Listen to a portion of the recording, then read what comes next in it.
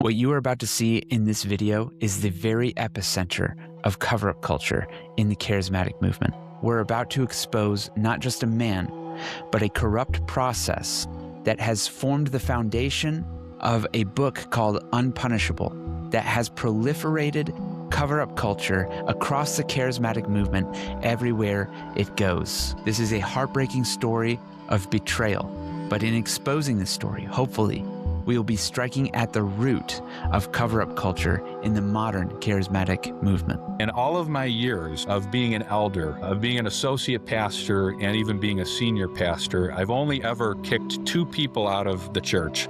Both were Jonathan Welton. This is Jonathan Welton, a self-proclaimed seer, prophet, and apostle within the charismatic movement. He is also a self-proclaimed wolf in sheep's clothing. I was a wolf.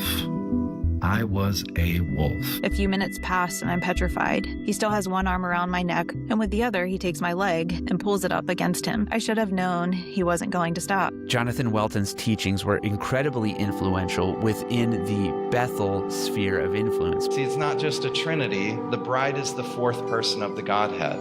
Bethel being the most influential charismatic church in the world.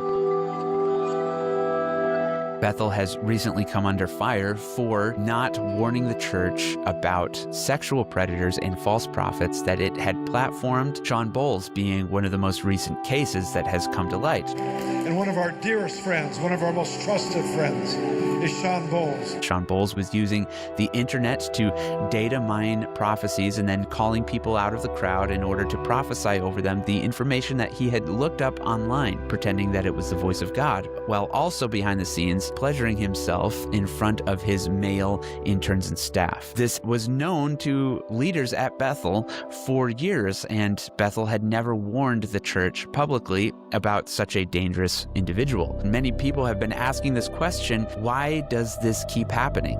One of the people who was warned was this man, Danny Silk. Danny Silk wrote the book called Unpunishable, and the foreword was written by Sean Bowles. It's theology, but it's a different, it's not something I learned from a book or a teacher as much as I learned from trying to help people that messed up their life. Now, Danny Silk, one of Bethel's senior leaders, knew about the allegations against Sean Bowles before publishing the book, and yet he kept Sean Bowles' foreword anyway.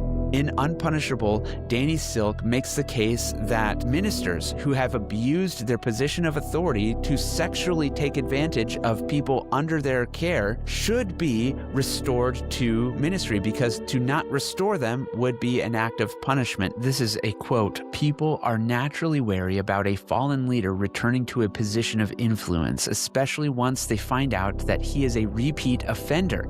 However, often this wariness is an expression of the punishment paradigm."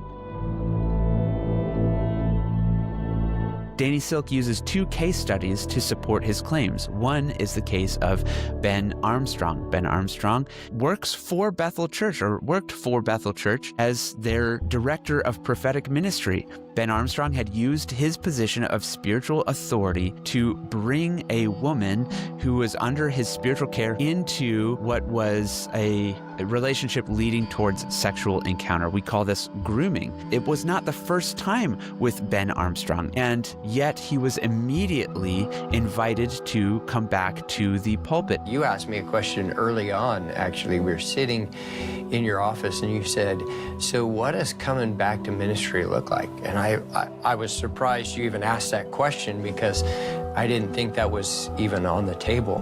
I was always sometimes questioning in the back of my mind. As I mentioned, Danny just wrote a book about what we're talking about, the culture of honor. I had just written Culture of Honor the year before, I think. So I thought maybe they were keeping Ben along because they were testing out if the book really worked. We're just propping this book up. Yeah.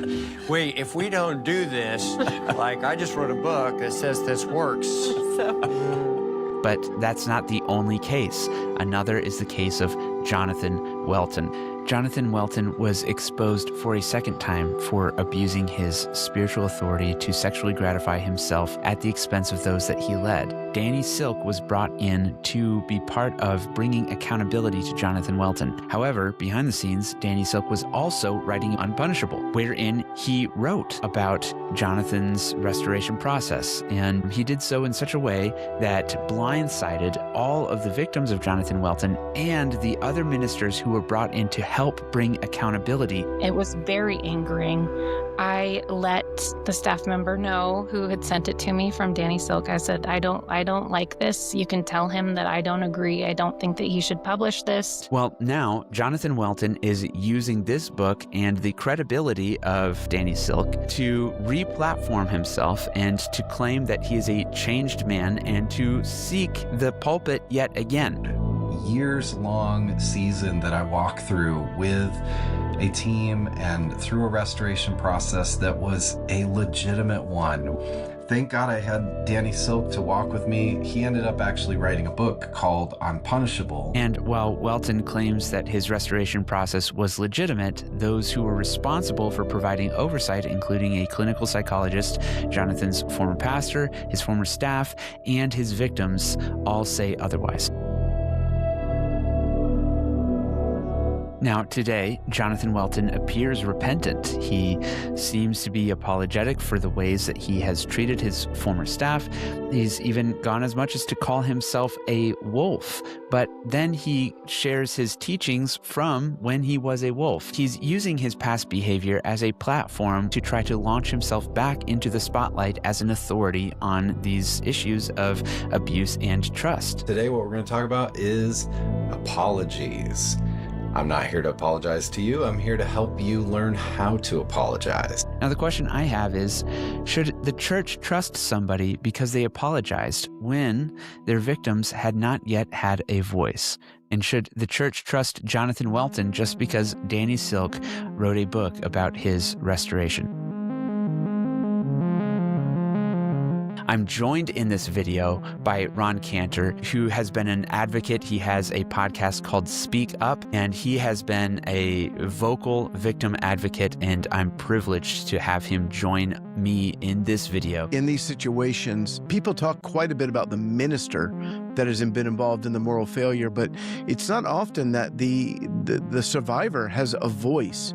And one of the things that we wanted to do in these series of videos is to hear from those people, what did they go through in their soul? What type of emotional trauma did they go through when they were groomed? Grooming is the leveraging of trust that a person has developed, sometimes over weeks, months, even years, for the purpose of maneuvering someone into a sexual relationship.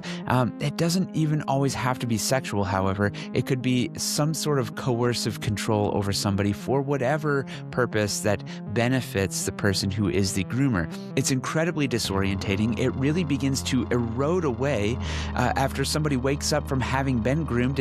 It's unbelievably damaging because you wonder, who can I trust? You begin to question reality on some level. My goal in doing this video is to debunk Unpunishable and expose how its primary case studies were faulty.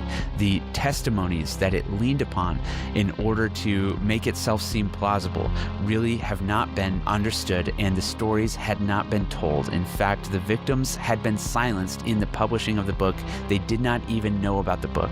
Even board members, people that were part of the accountability team, they were kind of shocked that this book came out celebrating Jonathan Welton because that was not their experience. So it was done without their permission, and quite honestly, a lot of them felt blindsided by this book. We're going to spend a lot of time talking about Jonathan Welton, and it really doesn't shine a positive light on him, but we are the Church of Jesus. We have mercy for sinners, as we all are. We have come into the grace of God because of the love and mercy of God. We're not looking to hurt Jonathan. We are believing God for his restoration, his full restoration. But when we use the word restoration, we don't necessarily mean that means in the pulpit. If he is genuinely repentant, we want to see him flourish in his relationship with Jesus. But we do not believe that someone who has multiple cases of clergy sexual abuse, and we're not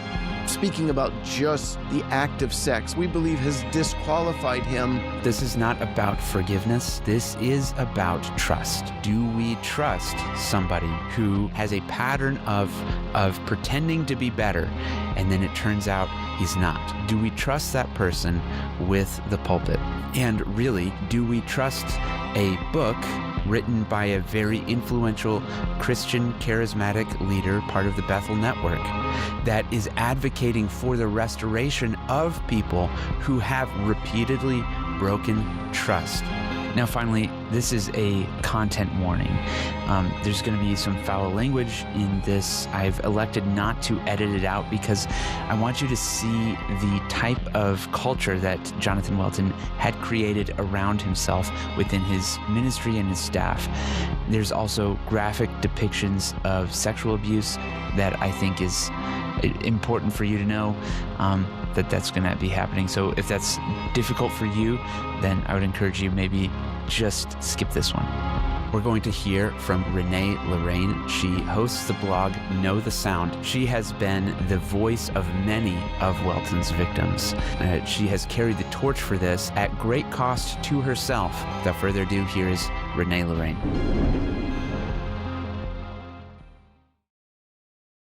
This didn't start with Welton Academy. So it's quite interesting because when Welton Academy as a school was in process, there was a lot of stuff that Jonathan would share with us behind the scenes to kind of make us feel like we really knew him, really understood his story. And so although he had spoken openly about an affair that he had, in which he does talk about, and he would bring it up from time to time behind the scenes. And, we would say what happened at Global Awakening? He was like, Randy Clark and I just didn't see eye to eye. And we really believed him that he and Randy didn't talk and there was no correlation between Welton Academy and Randy because of this disagreement.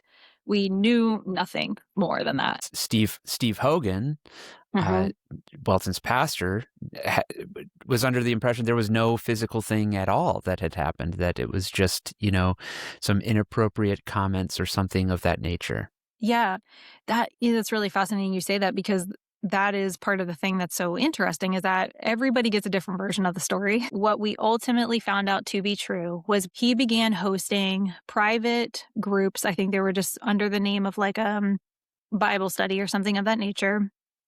And he was hosting these groups, and they were sort of secretive, and they were women only. And one of the things that he would do with them is really express this narrative that he was their spiritual father and they were his spiritual daughters. And in that, fathers and daughters are to be affectionate with one another. And he used that narrative with them over the course of time, including things like having them sit on his lap, and he would, stroke their back or touch them inappropriately.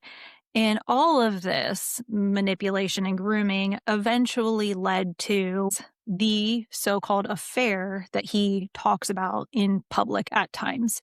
So if you hear of that, that is the context for that scenario. So there's a secret group of women that he has, he cultivates this spiritual father relationship with, even though he's like their age, and he's younger than you and tried to do the same thing with you, right? So, and so he's like, I'm your spiritual father. Why don't you sit on my lap? And why don't you let me touch you inappropriately? And the reason that this is important to point out is because when you recognize that this had happened, maybe as however many years previous to when this comes out again, you can understand that this is a pattern and it is goal-oriented. It is going towards a specific purpose. So you cannot just brush off like it was just hand-holding or it was just a hug, or because this is the pattern. It has been proven out before and it is repeating itself. And so that's why I thank you for pointing that out. I wanted to really hammer that home. Yeah. Let me just jump in and say that this is a pattern that we've heard from many witnesses over many years, that when he gets into a ministry, he will form a small secretive group. So, you know, we heard from Steve Hogan that in his church, he formed a men's group, and then after a certain amount of time, they had to commit to confidentiality. Yeah. So you've got this secret women's group, and I think at one point he had a Facebook group for just a select group of women, and in all these things, it's secretive. You people under, what's that? He had multiple Facebook groups with women, and it's because you people understand me, and we are going to have, you know, I'm your spiritual father, and as far as I understand, these are cult-like tendencies, where you know right now he is a cult leader without a cult, in my opinion. But given the opportunity, he seems to always revert to gathering a small group, and you tell me things, as we heard in testimony, you know, tell me all the things that you would want to do with your future husband. Now, we all know that that is whack, that is crazy, but when you have been, you know, groomed constantly, I am your spiritual dad, you don't get someone to open up about that overnight. It is a method. And then we know in the men's group, you know, he wanted them to tell them, give a report. I know it just sounds so crazy. Give them a report about what they did with their wives sexually, all under the guise of this is healthy, spiritual stuff that we're doing together. That is what happened in those days. That is why there was multiple accounts of confusing versions as to why there was absolutely no contact with Randy Clark, and that's kind of important to know, because when he is working with us as a staff at Welton Academy, and he's, you know, enrolling us into this belief system, into his story, into his narrative, he needs us to believe that there's no reason to ever communicate with the people from the past. So that's part of the whole thing. And again, we can see that pattern repeated. We'll get there in the story, but the new people he's with do not communicate to us. So it's the whole thing. Like, he does it in sections, and then he creates a story so you don't look back and communicate with the old people. After the school closed, we had people who from that era and that were on the restoration board or connected to it reach out to those of us who were involved in, let's say, you know, the closure of the school and the Jonathan's process, to say, basically come to us prostrate, saying, we have failed you guys and everyone in the future, like everyone from here, because we didn't take it seriously enough. He went back in the public because we did not do it right.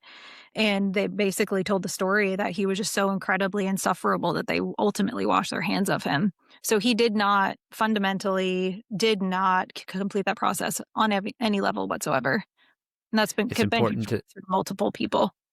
Yeah, it's important to note that's why we're doing this video. Yes. Is because I think that pattern just repeated itself again, and now he's trying to relaunch in a ministry, and it is time to say no. Yeah. So it didn't start at Welton Academy. It started long before that, and then I believe that all got warped into, all of that happened because he had an addiction to pornography. He is very open about that in Eyes of Honor. There are videos out there of him expressing that in different interviews. He went on Sid Roth famously expressing how he had an absolute biblical level transformation. In an instant, he went from seeing women as prey to seeing them as something he must protect. And I can point you to the exact... Yeah, he called it a Saul to Paul transformation, which is what he says about himself yet again. So he went from a Saul to Paul to whatever's after that, you know. So like it's always this magical transformation that keeps happening to him that he can use as evidence for you to trust him. My guest, international author, international speaker, minister with a secret sin. You couldn't tell he had this sin because it was an internal sin. He had a sin of sexual lust. He's a man of God. What does he do about it? I can tell you that over 10 years, he went to the best courses available for Christians and could not get free. But then he had a revelation from on high, and he's a free man today. This revelation is so powerful that it will allow you to walk in every promise that you've read about in the Bible, and it will allow you to be empowered over secret sins and public sins. What did you try to get free? Well, we thought we were happily married, and obviously had some issues in the background too. And so for over the course of about 10 years in my life, tried reading all the popular books, went to all the seminars, tried 12-step groups, tried kind of everything that's out there at the moment, and was not finding freedom, was finding behavior modification, where you might have the willpower to say no for a while as you're involved with one of the programs, or bouncing your eyes, as some of the books say, or some of the other strategies, but not real freedom inside. How long did it take you to get real freedom? I would say it was like a Saul to Paul kind of transformation, where obviously you have to walk it out, but there was a transformation in a matter of days. And you know what? Did you hear that? Days. In a matter of days. It took 10 years and had the best that Christianity had to offer, and it could not make him free. What does your wife think about the new man? Well, the first few days she was skeptical, but she could tell the Lord was doing something. And it was within a matter of weeks that she began to recognize that I was walking as a new person, that there was a transparency, a vulnerability that she had desired in our relationship for years, realizing that this cancer had been really taken out from me. This cancer of pornography and lust and sexual sin had been removed from our relationship, and she began to see the health, the transparency. Okay, compare what he just said on Sid Roth in the Eyes of Honor era to what he says 2 years ago to Funk Roberts. You'll notice a few of these elements are there. 1, I tried everything, nothing was working. 2, I have the magic solution that solved all of my problems. 3, my wife has noticed the transformation, and she is now evidence that I am completely changed and trustworthy. He is not honest with Sid about what was really going on. He says it was a pornography issue. And the same is true with the Bulletproof Husband and Funk Roberts. He's not telling the truth about what his issue really was. He's saying, I just wasn't a good guy. I had all these issues, but the reality is that there are several women that he has groomed and manipulated into some sort of a sexualized relationship. My journey is, I'm one of those testimonials. Andre created the program, and I walked through the program, and I had tried all kinds of other stuff before. We did marriage counseling weekly for 2 years. I had gone and gotten a counselor to work on one-on-one 5 days a week for months at a time. I had gone to intensives and seminars and retreats and all kinds of stuff, and it wasn't working. I mean, I was so buried in a deficit of trust. My wife did not feel safe, did not feel heard, did not feel like I empathized or understood how she was experiencing me. And I didn't. It wasn't clicking. And so Bulletproof Husband was kind of a last-ditch effort for me. It was it was kind of this, well, I don't know much about him, but I've been watching Andre in his short videos, because he was sending out these 3-minute videos at the time. And after about a month of that, I was like, well, this guy seems to know what he's talking about. And there was enough confidence there to say, I'm gonna try this. I'm gonna try this crazy Facebook group and see what happens. And I was blown away. I mean, within a couple of weeks, my wife was saying to our marriage counselor, this is what I've been waiting for the last 2 years. It's finally showing up. He begins his school. I believe that he wrote Eyes of Honor as sort of the stamp he was going to put out into the world so that people from the past would not try to stop him, it absolutely worked. What I can say is that people that did come forward to talk to us from the Randy Clark era said, we saw the book, we read it, and really thought that he had transformed. It did. Eyes of Honor served its purpose. And then he went on, that book, I want to say it was released in 2013, 2014, somewhere in that era when he was doing a lot of itinerant ministry. And then it was in the fall of 2013 that he opened Supernatural Bible School, which later goes on to be turned into Welton Academy. We'll kind of use those terms interchangeably. So SBS, Welton Academy, starts September 2013. And the rest is kind of history. I got involved in Welton Academy because Jonathan was doing itinerant speaking for the first couple of years that the school was in session. And so I would say around 6 months before SBS started, he was at my home church and was a guest speaker. I heard him speak. I was absolutely blown away at his ability to teach. I'd never met anyone like him. It was also kind of inspiring because he seemed about my age. And so I found him on Facebook that day and sent him a private message and just said, hey, I'd love to connect. I was really moved by your teaching, blah, blah, blah. And he was like, great. And so anyway, there was no like heavy pursuit from him towards me at that stage. And then, so as a result, I follow him on Facebook. And then within weeks, I start seeing him advertising about the school that he is starting. And I was like, holy smokes, I'm joining it. I joined the day the enrollment opened.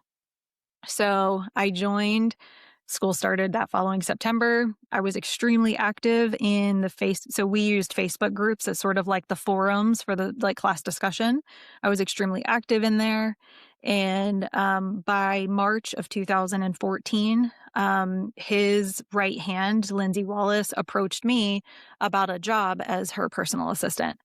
And so that's how I got involved in actually working on staff. I think by the next school year, I was in like a director position because the school was so big. That type of work comes very natural to me. I mean, to this day, I make my living as an executive personal assistant. So it's extremely easy for me.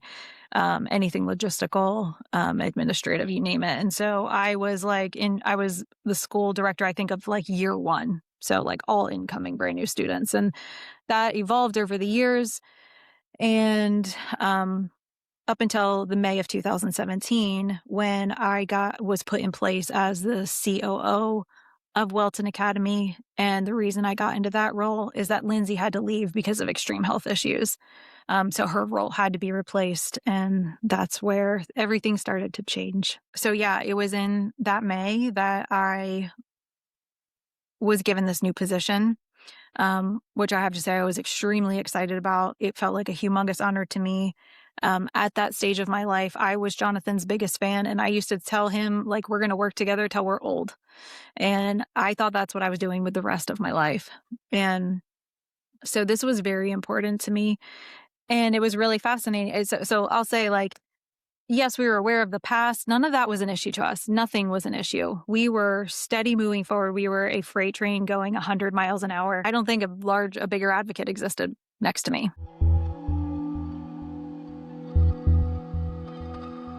Within 3 days of me taking on this role, I had this dream that rattled me to my core.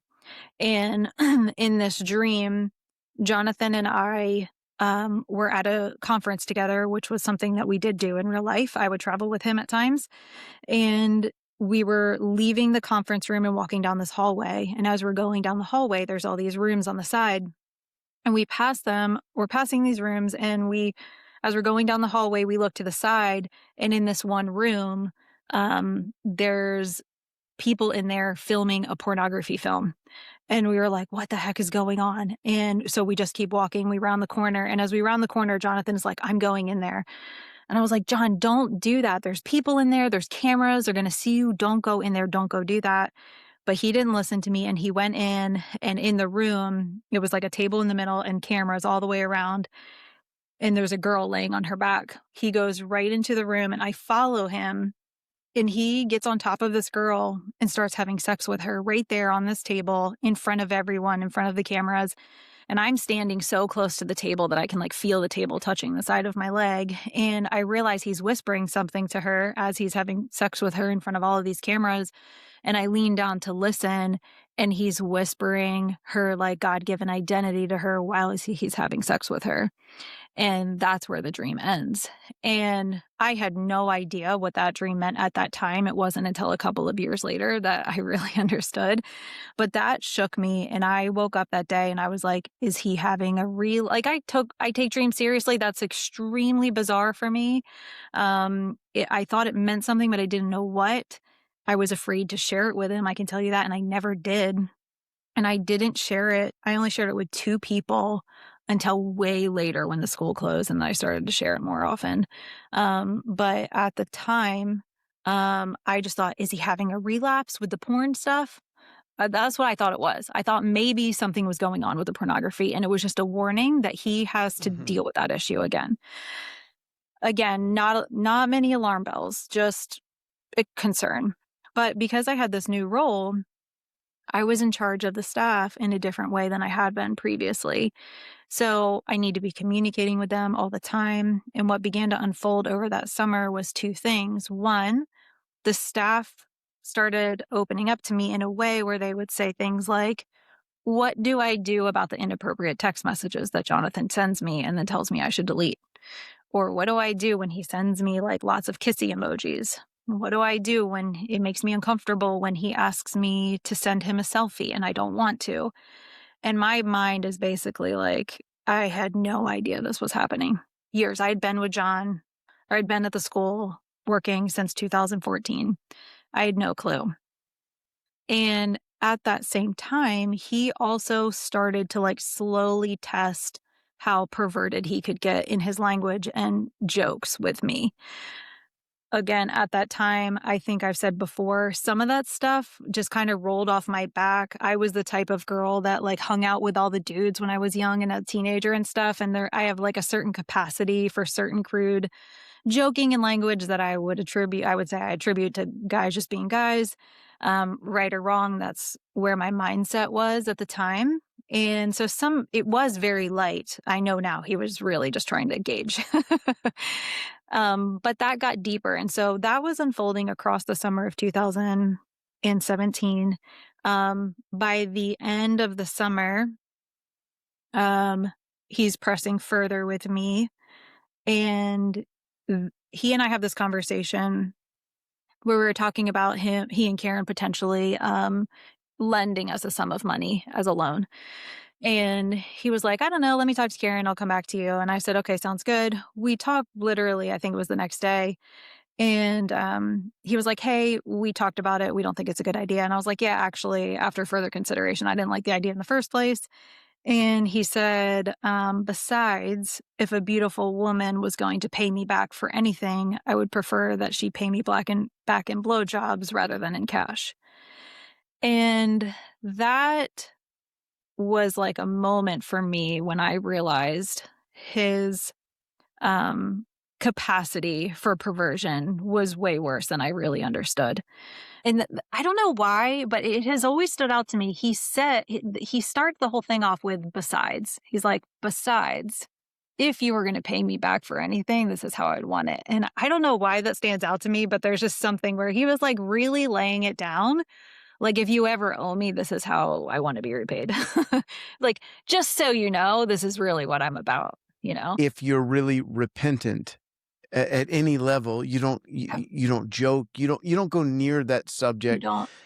You don't do that no matter what. But even if that were on any level acceptable speech for someone who has struggled with that, you don't say it. The first thing that Eric Gregson confronts Jonathan Welton on is that they went to BJ's Pizza, and he kept on joking, I love BJ's and this pizza. Like, this is an obsession. This is something he keeps bringing up. There was one time when he specifically asked me, how much do you like doing that? Do you like doing that to your husband? How often do you? And I was just like, I'm not answering this. This is so disgusting. He was very blatant about it. And he got and I'm not the only one. I mean, he asked that of everybody. If he felt like he had the room, he would find out. He would ask a woman how much she enjoys that. And he would joke about it all the time. There were so many memes. It's like you lost track of how many memes he would send about that topic. It was his obsession. So after that encounter happens, I say to him, hey, like, you can't be talking like this. Imagine if this was all via text. I said, imagine I took a screenshot of this and posted it on the Facebook forum and all of your students could see. And he just laughed and said, I'd get away with it. I don't think anybody would believe it was real. And that's just a testament to how flippant he had gotten, how brave and bold and crass that he really had become at this stage of the game. Again, I didn't understand at the time that that's what it equaled fully. I was definitely disturbed that he didn't seem to have a care in the world. But I know now it was just like the escalation of, what would cause things to explode. So, yeah, that's maybe September-ish of 2017. I'm very uncomfortable at this stage with him, with the things that I know about the other girls. And I'm still in this phase of, mind you, post-dream. So I'm in my dream job, my dream role, the spot I believe I'm going to serve for the rest of my life. And I'm immediately confronted what I'll now say God gave me this dream to just be like, hey, there's stuff going on here, and bummer. What is that going to do? The girls are sharing all this information. He's pressing more with me. I'm trying to figure out, how do I handle this? This is not anything I've ever been through before. And there's really nobody in charge beyond Jonathan. And I knew him well enough to know that you can't confront him, because if you do, he'll deflect and probably cry. He has an on-off switch for the tears. So I knew that I had to treat it with care. I felt very serious about it, especially for the other women, you name it. So I'm moving slowly on my side. Then, so that's about September. October, we are up in Rochester for the 2017 annual summit. Through that weekend, a couple of different things happened that really pushed me over the edge. The main one being, one evening after one of the meetings, we were all back at his house like we often did. And here's one of the most bizarre things about all this stuff that adds to the confusion is that Karen was around so much of the time. So he jokes crassly in front of her to us. He touches inappropriately around her. And so you go, is this wrong? She's right here. She's not saying anything. Does she care? Is this abnormal? Is it me? The confusion is like endless. And so again, he didn't do that with me too much up until this point. And so we're hanging out and we're sitting on the couch and she's right there and he reaches, like, with her on one arm, he reaches around and puts his arm behind me and starts like rubbing me on the back of my neck. And I froze because all I could think about was, how the heck does he do this and Karen's right there? There's no way she's not furious. Except that's part of the groom. It's part of it. And you realize later that she, in my personal opinion, was totally groomed to believe all of that was completely normal. He needed it, etc. I had no idea at the time that, like, she wasn't a viable gauge. And so anyway, and you become afraid because it's like, I'm of like sound mind, I believe. And so of course you're thinking of the wife that's right there. But you freeze. It's like a body response. You can't hardly help. And I eventually pull myself up off of the couch. And I believe that I left the building. I left the house and I went home and I called Linsey Wallace right away. And I basically was like, I have a bunch of stuff I have to tell you. I need you to give me perspective, because Linsey had been Jonathan's right hand for years and years and years and years. And I was now in her role. I take over her role. I'm immediately introduced to all this sexual activity behind the scenes. And so I call her, and mind you, she and I were very close friends, and she had never said a word to me for years. And I was like, I have all of this stuff. I need you to tell me, was this happening when you were here? And that opens up the can of worms where she basically says yes. And it was happening to her. and to the other girls. So I call Linsey and I'm just like, what's going on? And she basically spends the next, half hour to an hour just downloading to me everything that had actually happened with her that I never knew about. And she never told me in all those years, which again, if you know her, if you've ever met her, you would be absolutely shocked. I was shocked. And so that proceeded to me going, we have to do something about this. For sure. I knew definitively at this point. So over the next couple of weeks, I try to gather people together that I felt like understood and could hear it enough that they would join in me having a conversation with John, which I can say at the time, because of the way he taught us about his story, I really thought it was just connected to like he had relapsed into a pornography issue. That's what I thought it was connected to. And so myself and Linsey and if I remember correctly, 3 other people. It was 2 other staff members. And one of the men on Jonathan, he had this apostolic board. It was like the main leaders who were teaching all of the apostolic tracks in the school. And one of the guys agreed to be on this meeting with us. It was kind of like the highest level of authority we felt like could maybe bring a little bit of weight to the conversation with John.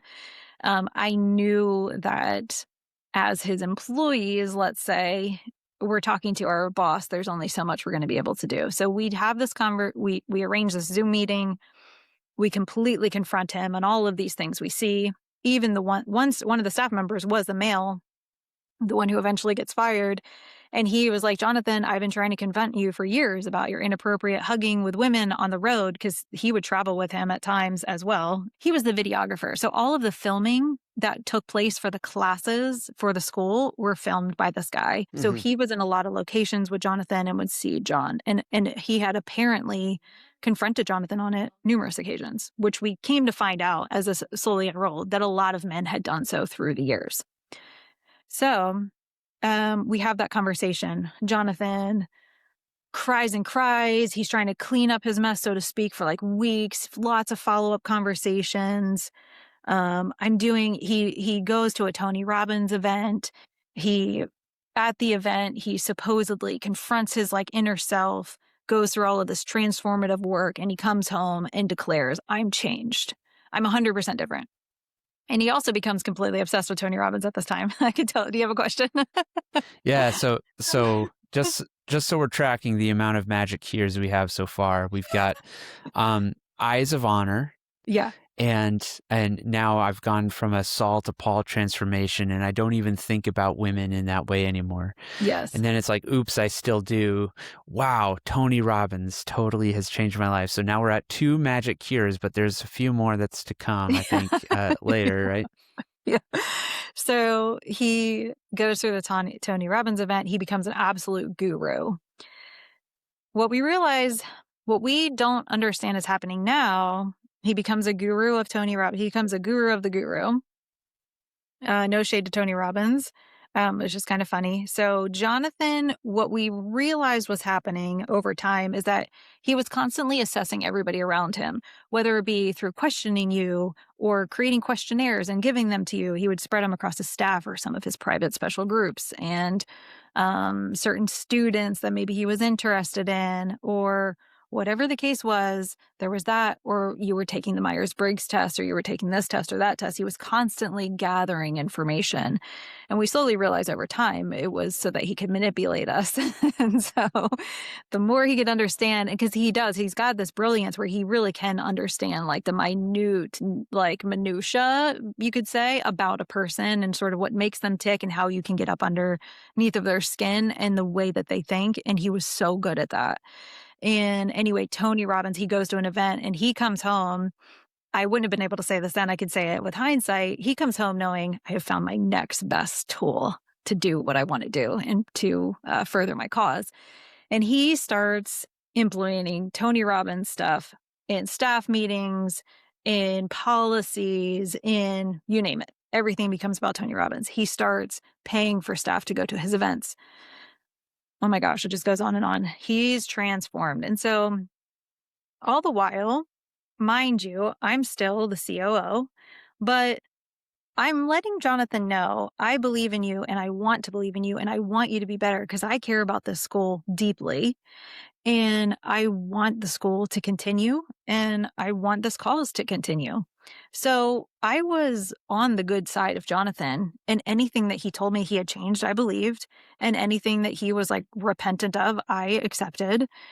He asked me to forgive him a few times. I always did. I mean, there's emails that span time, through these like ending years of the school where he wrote me and said, will you please forgive me? And I absolutely did.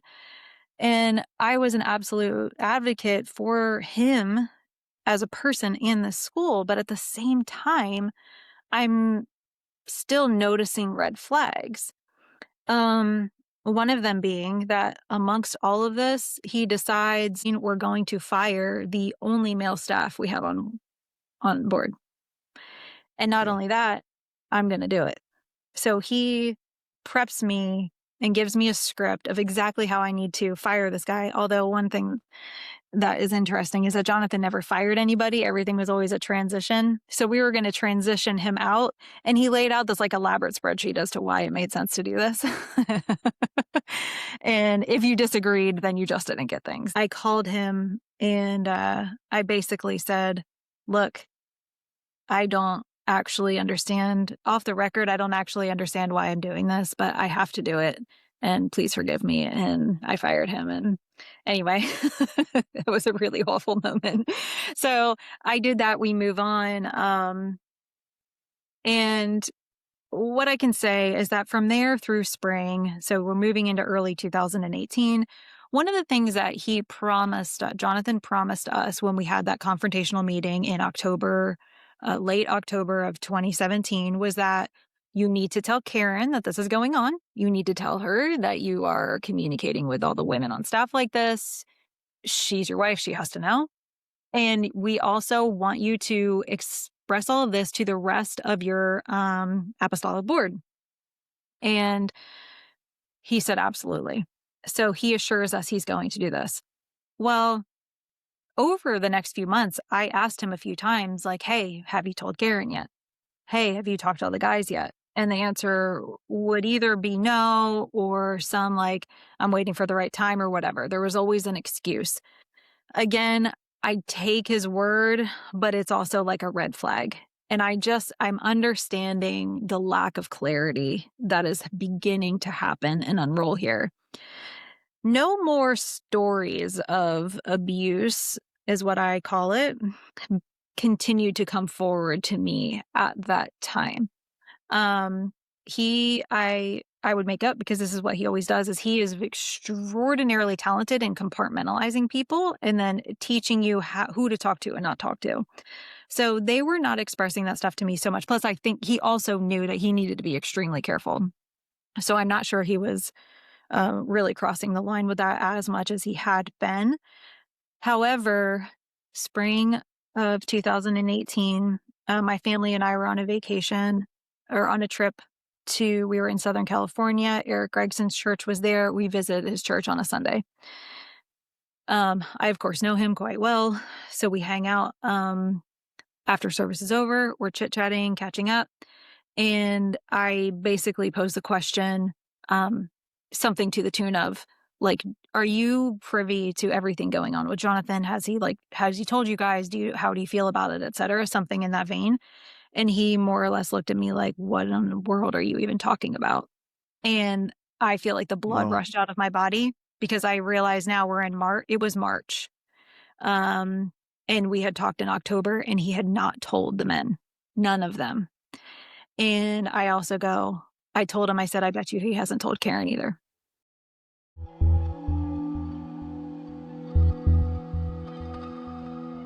Now you're about to hear from Eric Gregson, who is one of the teachers at Welton Academy and was instrumental in confronting him.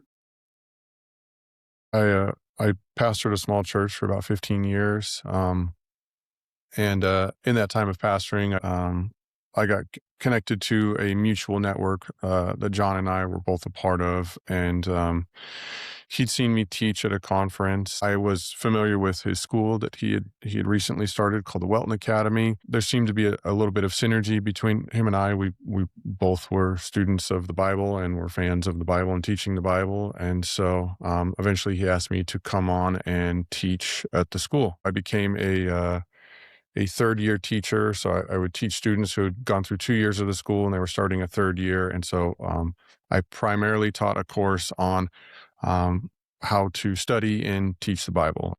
One of the things that I experienced about John, he used a lot of inappropriate humor behind the scenes, primarily with his female staff. And so one of the first times I went to dinner with him and some female staff members, he started making some inappropriate jokes. We'd gone to the restaurant BJ's Pizza, and so he kept making this joke over and over while we're there between him and one of the female staff that he said, "I love BJ's and this pizza." And he just kept using that over and over. And so it was something I actually addressed with him because I thought it was highly inappropriate. Someone who pastored a church and I had women who worked alongside of me. That was just something that I would personally never do. That seemed very out of line for me. And so it was something I addressed with him, and we had a long conversation, and he basically assured me that it was just a joke and that him and his wife joked this way also with the female staff, and that the way he would put it is he was so entrenched in the depths and ugliness of ministry that sometimes you make crass jokes because it just helps to relieve the pressure. I let that go, and I didn't personally hear him make those type of jokes in front of me really ever again. But that was one of the first incidences I had with him. Within probably about 6 months to a year, there was something else that had come to my attention that I addressed with him, which is we were speaking at a conference together, and the conference was basically over. We were sitting in the green room, and I saw him. He sat down next to one of the female staff members, and the way he was touching her and holding her hands, I thought was highly, highly inappropriate. So inappropriate that I actually called him the next day and confronted him on it because I just thought it was very out of line. And it was in this conversation that Jonathan, how would I say it, started, I thought was like his first manipulation tactic, in which he, I experienced him using the Bible, using theology to, I would say, groom me as a character witness.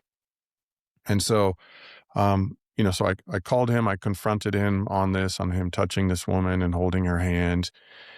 And he starts sharing with me about an incident that had happened years ago when he was at Randy Clark's ministry, which if you've seen any of the stuff that's come out about John, this is something that gets referenced, but also he wrote a book about it called Eyes of Honor. And so for anyone who was a part of the school, especially the first 2 years, Eyes of Honor was required reading. And so I was familiar with the book.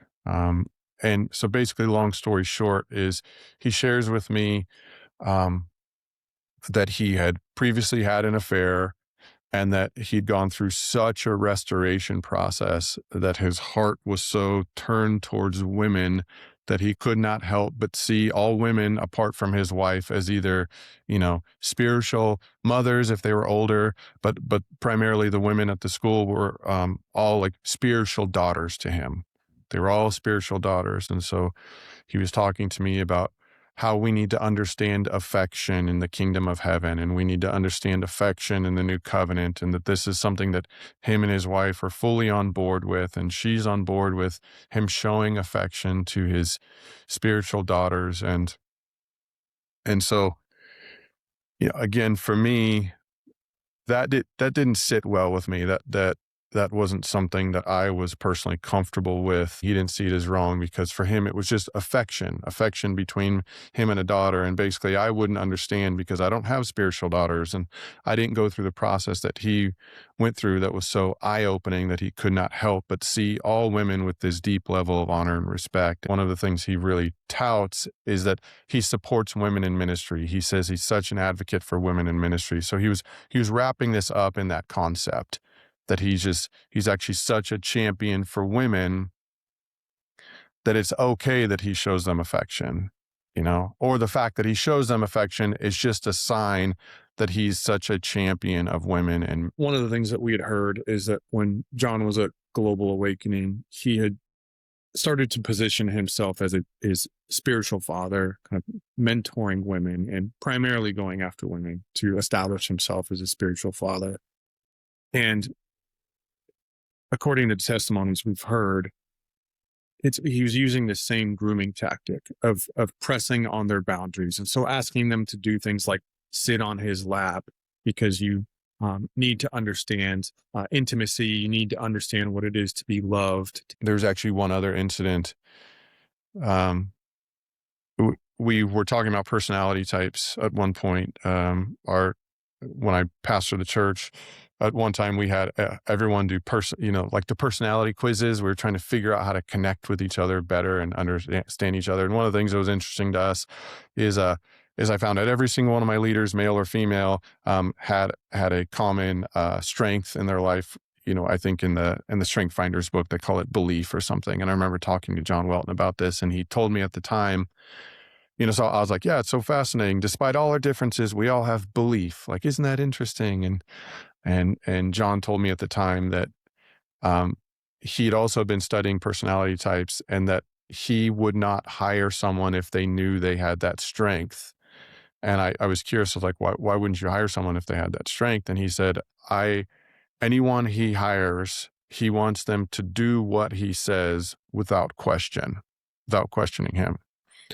So he's looking for specific personality types that will not question what he says. And so by the time we get to March of, I believe it's March of 2018, yeah.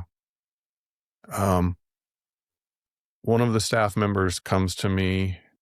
She asked me if John had shared with us another issue that had come up. She let me know that for months and months, a few of the female staff and I believe one of the male teachers had been confronting John because John had shared with one of the female staff members. She had, long story short, she had asked him for an advance or a loan on one of her pay stubs or something, and he said he wasn't sure if he could do it because he wouldn't want her to pay him back in cash. He would want her to pay him back in blowjobs. And yep, highly, highly inappropriate. And so she had brought it to him. She had brought it to another female staff member, brought it to one of the other teachers, one of the male teachers, and they had been confronting John on this for quite a while. And one of the things that he told her is that he was going to tell the rest of the fivefold council. And so if you can imagine, this conversation happens between her because she's finding out there's some issues. She has her own issues, but she's being told that Jonathan is informing us that he had made this very inappropriate response to her request to her, which we found out, no, he'd not. He'd never said that to us ever. So this, for me personally, is extremely alarming and eye-opening. Being a parent myself, there are things I would never say to my children. I would never touch my children inappropriately. I would never make sexual gestures to my children. And John was such an advocate for quote unquote women in ministry, but how he saw them as daughters. I mean, he would stand up in front of us and cry, and weep in these heavy tears on how passionate he is about his spiritual daughters coming into their calling. And it was so significant to them. And yet there's this pattern happening underneath all of it, which is these sexual advances. And then knowing that was something that had happened in the past. So I began calling some of the other female staff members and asking if they had experienced anything similar. And the ones who would talk to me start sharing stories. And I found out that this type of behavior isn't just with this one staff member, it's happening with a lot of them. And so I confront John.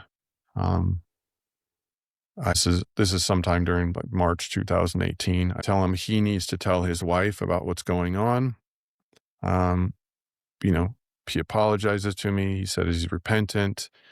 He said he's going to talk with his wife about it.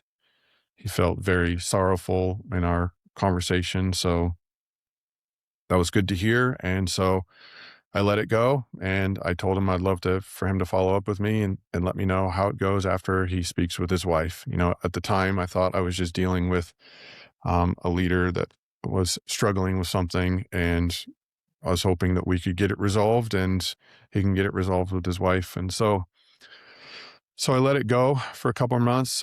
He was traveling at the time. He was out of the country doing different things. And so it was hard to get a hold of him. But after a couple months, him and I followed up, and I asked him if he'd spoken with his wife and shared with her what had been going on. He assured me that he did. And so I asked him if he'd tell me what his wife's response was. And when I asked him that question, it was like a deer in the headlights. It was very much she was upset. And I sat there for a moment. I was like, well, yeah, of course she's upset, but like, what did she say? Oh, she was, she was upset. And as he's rambling for a moment, it just hit me. It's like, you didn't tell your wife, did you? And so I confronted him on this. I said, you didn't tell your wife, did you? Like, she said specific things. If you would have told her, you did not tell your wife. And after arguing for a little bit, it came out that he didn't tell his wife. But in this confrontation with me was also this other eye-opening moment where John had threatened me in the call. He accused me of being I'll just say the word, and obviously you can bleep it out in the interview, but he called me an asshole, told me he was going to fire me from the school, told me he's going to tell everybody that I'm such an asshole. And, so it went from this repentant John to, as I confront him on the fact that he hasn't told his wife, he immediately turns on me, threatens me that he's going to fire me, threatens me that he's going to smear my name to everyone. But I was really heated. So I just said, go ahead, man, because I'm going to tell everyone what you've been doing. I said, when we hang up the phone, I'm going to call your wife. And he immediately goes from, this angry, threatening guy to, he just starts crying. I'm so sorry. I'm so broken. Please forgive me. But as human beings, we're wired for empathy, right? And so when we see someone cry, when we hear someone cry, that moves us, and it should move us. At this point, though, I had this reoccurring experiences with John, not only watching him on stage, watching with other people and how he had responded to me, that I started to get this idea that, like, is this fake? Like, can he just turn on tears? Which I'll jump ahead a little bit in the story, which we'll come around to later, is our interactions with John got so severe that as he began to get exposed, we actually had two psychologists involved. One of them did a full panel on John. He did a full psychological evaluation, and we found out not only does he have narcissistic personality disorder, he's also diagnosed as a sociopath. And the one person that did the full review on him said it's the worst case she's seen in her 30 years of practice. I'm having this encounter with this guy who can just turn tears on, and something feels off on him. Like, what feels off? And so to later learn, it's like, oh, he has antisocial personality disorder. He's a sociopath. And if anyone can go on Google and read, like, can sociopaths cry? Can they cry in command? Yeah, it's part of their tools. So I'm experiencing this now. Things are getting even more severe for me, because not only does this guy, am I seeing this pattern of grooming towards sexual encounter and lying and manipulation. He'll also try and lie and manipulate me, and he's very good at it. He can just turn on the tears. He can turn on the sorry. he'll threaten me one moment, and if I don't back down to his threats, he'll jump right into tears in the next. And so this puts me into fight mode. So I am seeing this pattern here, and not only has he not addressed it and not told his wife, it's becoming really clear and obvious that he's doing whatever he can to minimize it and cover it. And so I start going to some of the other staff members. I start speaking with some of the women. I start collecting more stories. I start finding out how grievous his actions are, how far back his grooming goes. And then it's extensive. He has, apart from the female teachers, he has a primarily female staff, and he has a whole cohort of women that he is moving towards what he calls his apostolic track. So he's building this group of women that are students in what he's calling spiritual daughters, and he's spending a lot of time with them.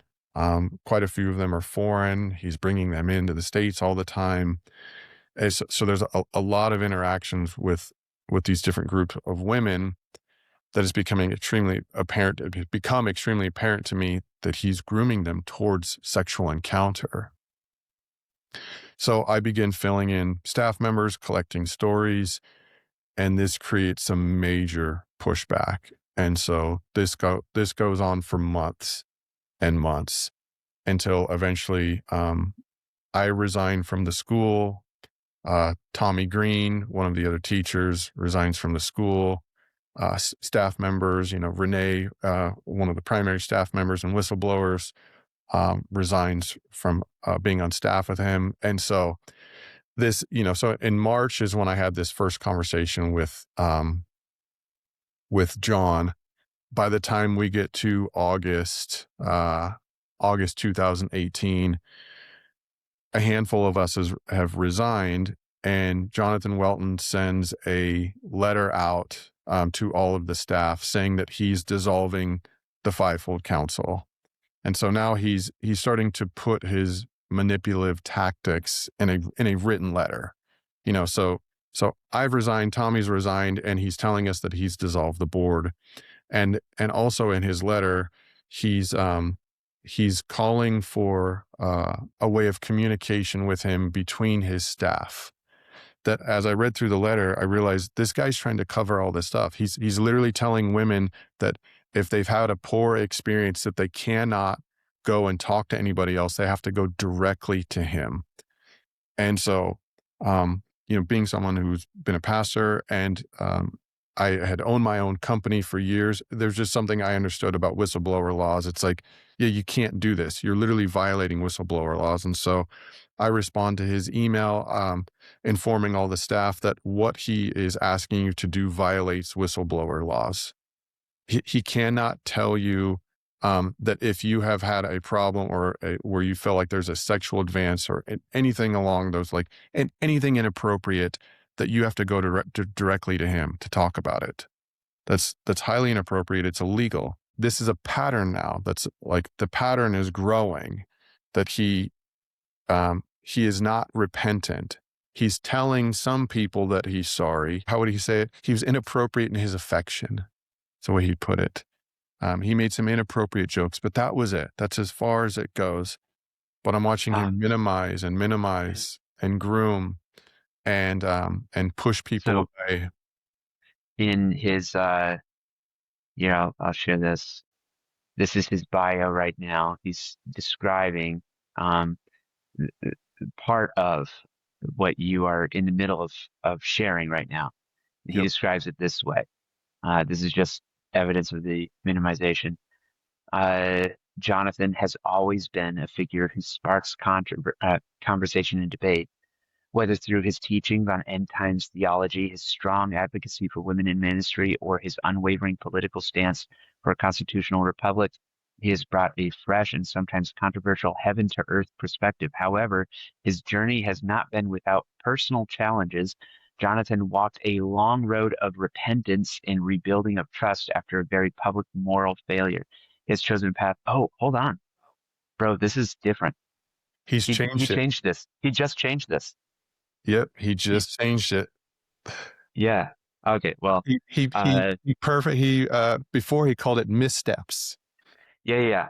So he just changed this. It used to be, in preparing for this interview, it Catching him used to live, be, changing the narrative. yeah, personal. Uh, he says he has faced public scrutiny over personal missteps. Yeah. That's what he had to say about his actions. Yeah, and then he Anyway. calls some of them exaggerated.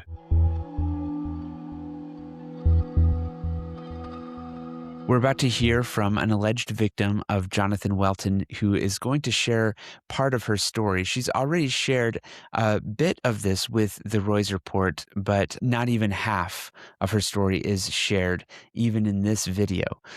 There's so much more than has been shared, and there is a lot more about Welton's past that has been shared with us than we are even putting in this video. So without further ado, here is Renee Lorraine reading this victim's testimony. This story is entitled From Spiritual Father to Abuser, My Story with Jonathan Welton. If you are reading this, it is very likely that you already know me. In case you don't, I want to introduce myself. My name is, and I'm going to tell you a true story that happened to me and the methods my abuser used to harass me, silence me, and blame his victims, because sadly, I wasn't the only one. It's also necessary to clarify that this blog contains adult language and graphic information. Next, I'm going to relate some of the episodes that took place between my abuser and me throughout those 4 years, as well as episodes that occurred with his parents. The story begins with a hug that is too long and ends with premeditated sexual abuse. At the end of 2014, I was a middle-class, young Argentine woman who was taking her first steps in the faith, and this is when life crossed with my abuser, Jonathan Welton. Back when I was a young Christian who was eager to learn more about the supernatural, Jonathan's only book published in Spanish back then was School of the Prophets. In English, that's School of the Seers. It came to my hands and I read it in a few days. I immediately wanted to know more about the author, and so I found a Facebook group dedicated to the book. There I found out that Jonathan had an online school, Welton Academy, and I quickly signed up as someone I didn't know offered to pay for my tuition for the school. I felt that the supernatural way I became a Welton Academy student was proof that God wanted me there. Therefore, one of the first things I did was start translating one of his books into Spanish just to be able to apply and teach the contents in the local church that I was a part of. Thus, from 2014 to 2017, my freelance work for Welton Academy began. I started translating books and blogs into Spanish and creating content for the Academy's social media in Spanish. In 2017, Jonathan included me on the official staff of Welton Academy, my position being first-year director. In early 2015, I was part of Welton Academy's first mission trip, and it was there that I finally met Jonathan Welton in person. The year is 2015, and I am in Mexico. This is my first time ever going on a mission trip. It's the first time I leave Argentina, the first time I've traveled by plane. It's the first time that I've been part of a ministry. I just met Jonathan Welton for the first time 2 hours ago. We are in the lobby of the hotel and heading to our rooms. I'm nervous. There's something about Jonathan that makes me feel uncomfortable, and I don't really know what it is. I attribute my feelings to my natural shyness and embarrassment and speaking broken English in a group of Americans for the first time in my whole life. I'm about to enter my room when Jonathan, a stranger to me until 2 hours ago, takes me by the elbows and says, "You don't have to be nervous. I already consider you my friend, and I want you to see me as a friend too." I answer nervously that it's okay, that everything is fine, and that I'm just a little tired. Jonathan hugs me, and it is not a normal hug. This hug, and the ones that followed through my relationship with him, last several minutes and include stroking my back and inappropriate kisses on the cheeks. What the hell? I think when I realize this hug is too long. This doesn't feel right. This is wrong. He's a married man. I'm a single woman. And besides, I just met him. I think again. One of Jonathan's hands is now very slowly stroking my lower back. What the fuck? I just want to disappear into that hotel corridor in which we are absolutely alone. At the same time, I think he's a man of God. He wouldn't hurt me. I'm a bad person for thinking bad of him. Something is wrong with me for thinking like that. Now Jonathan is holding my face with both hands and gazing into my eyes. I feel like he's about to kiss me. And he does. Only that he kisses both of my cheeks. I feel like running away. I don't understand what just happened. Finally, he lets me go and says, "I'm very affectionate. I hope it doesn't bother you, but I notice you're very nervous, and it has been proven that physical affection reduces stress, and I thought it could help you feel better."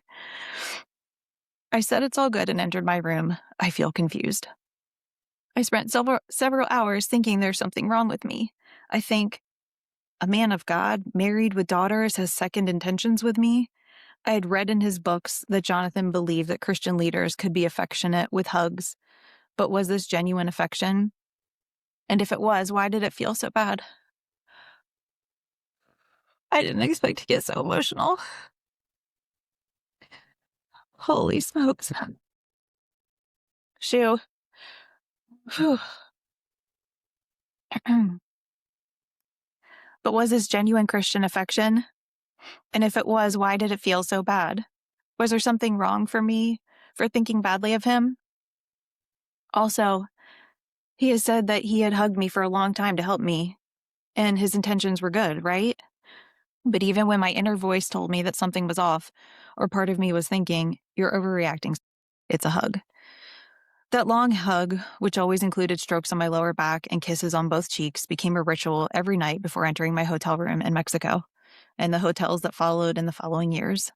I'm not a person that has a problem with physical affection at all. In fact, in Argentina and in all Latin America, I suppose, we tend to be more physically affectionate than the Americans. But this type of hug and the feeling that I experienced right after was totally different. One morning when the missionary group was free, Jonathan and I talked for a while. I shared with him some of the things from my past, and I also confessed that his hugs made me feel uncomfortable. He said that genuine affection, that is, his hugs, made me feel uncomfortable because of the things that had happened to me in my youth. Basically, he told me that it was my problem and not his, and that he could help me heal. I considered Jonathan, as some of you who are reading this still do, a man of God. He was a person who had written books and had a school. He was a world-renowned leader who was listening to me talk about my past. He was a husband and a father of a beautiful daughter. He was a man who had gained his popularity by being on Sid Roth's show, saying that he could see in the spirit, a skill that I now really doubt he ever had. While I was a young woman who had never been on a mission trip before or talked to someone who had written a book. So why would he lie to me? Why would he say something like that could hurt me? I immediately assumed that I was the one who was wrong for thinking badly of him. From that day on, I ignored my inner voice when Jonathan's hugs felt uncomfortable. Later, during that same trip, I witnessed Jonathan hugging other women on the mission team in the same way, affirming my misconception that Jonathan was expressing genuine affection and that I was the one misunderstanding him. That became his modus operandi. Jonathan pushed my limits and then turned it around and made it look like my problem. For example, if his hugs made me uncomfortable, I was traumatized by my past. If his obscene jokes bothered me, I was a religious person. If I didn't want to share something with him, then I wasn't being a good spiritual daughter. If I disagreed with him, I didn't understand him or his doctrine. All of his arguments to justify himself had a spiritual and intellectual tinge. Jonathan was very quick-minded to justify his actions and make them look like a problem of ignorance or spiritual nature. And if that was not enough, he would victimize himself and say that nobody understood him. Jonathan had created a culture of affection, which he used to carry out his abuse, in which if you were not affectionate like him, or if you told them that you didn't like his affection, you were wrong. Thus, he started pushing more and more the limits of his victims. It's May 2016, and we are now in Argentina. This time, the missionary trip is in my country, and along with Jonathan comes a group of 14 missionaries. I am his interpreter in all of the churches he visits, and for this reason, we spend a lot of time together. One day, at the end of a long teaching day, Jonathan and I get in the back of a car while we wait for the driver to take us back to the hotel. It is a cold and dark night, the car lights are off, and the car is not yet running. The driver is taking too long to come. Jonathan rests his head on my shoulder and puts a hand on my right thigh. Where he rests his hand, he strokes my leg in a circle with his thumb. My heart starts to race in dread. I've already normalized the hugs, but what about this? I freeze. I do not know what to do. Jonathan inhales and exhales deeply while making a sound of pleasure. His mouth is inches from mine. I'm afraid and I want to disappear. The avalanche of some sensation that I have in this moment is something like this. He wants to kiss me. If he moves a few inches, he will totally kiss me. But no, he's a man of God. He's a family man. He loves me genuinely. He won't do anything to hurt me. I have a suspicious mind. This is something wrong with me. God, forgive me for thinking wrongly. God, I feel uncomfortable. Does he want to kiss me? Does he do this with the other women of his team? What should I do? I'm fully aware that if the driver arrives at this moment, he will think we are kissing or having some kind of intimacy. I feel dirty, impure, disgusted, sick in my stomach, and guilty. At the same time, I'm certain that if I show him the slightest interest or reciprocity, he will kiss me. He's just waiting for me to respond. Finally, Jonathan returns to his seat, and I move even more against the window on my side. The driver finally arrives, and he and Jonathan strike up a conversation. I feel like throwing up. When I entered my apartment, I cried. On one hand, I was repulsed at the idea of having experienced a situation of intimacy with someone who did not appeal to me, and furthermore, who was married and a leader whom I admired. He was giving me the privilege, that's what I believed at the time, of being his interpreter. On the other hand, I feel guilty for not having done anything to get him off of my body, and for having allowed him to do something with me that I would not have allowed with anyone else. Sitting in my apartment crying, I thought it would not have cost me anything at all to push him off of my body because what he did made me feel gross. But it wasn't just anyone, it was Jonathan Welton, whom I considered my spiritual father, and at the same time, I knew I couldn't tell anyone else because they wouldn't understand. Because even when I felt that what had happened was wrong, I did not want it to happen again. I still had the urgent and sick need to take care of Jonathan and protect his reputation, even though it was me who he was harassing. I felt extremely confused.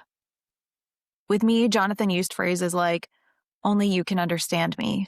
With you, I can truly be me." He shared with me his marriage problems. He even made sarcastic comments about his wife at times.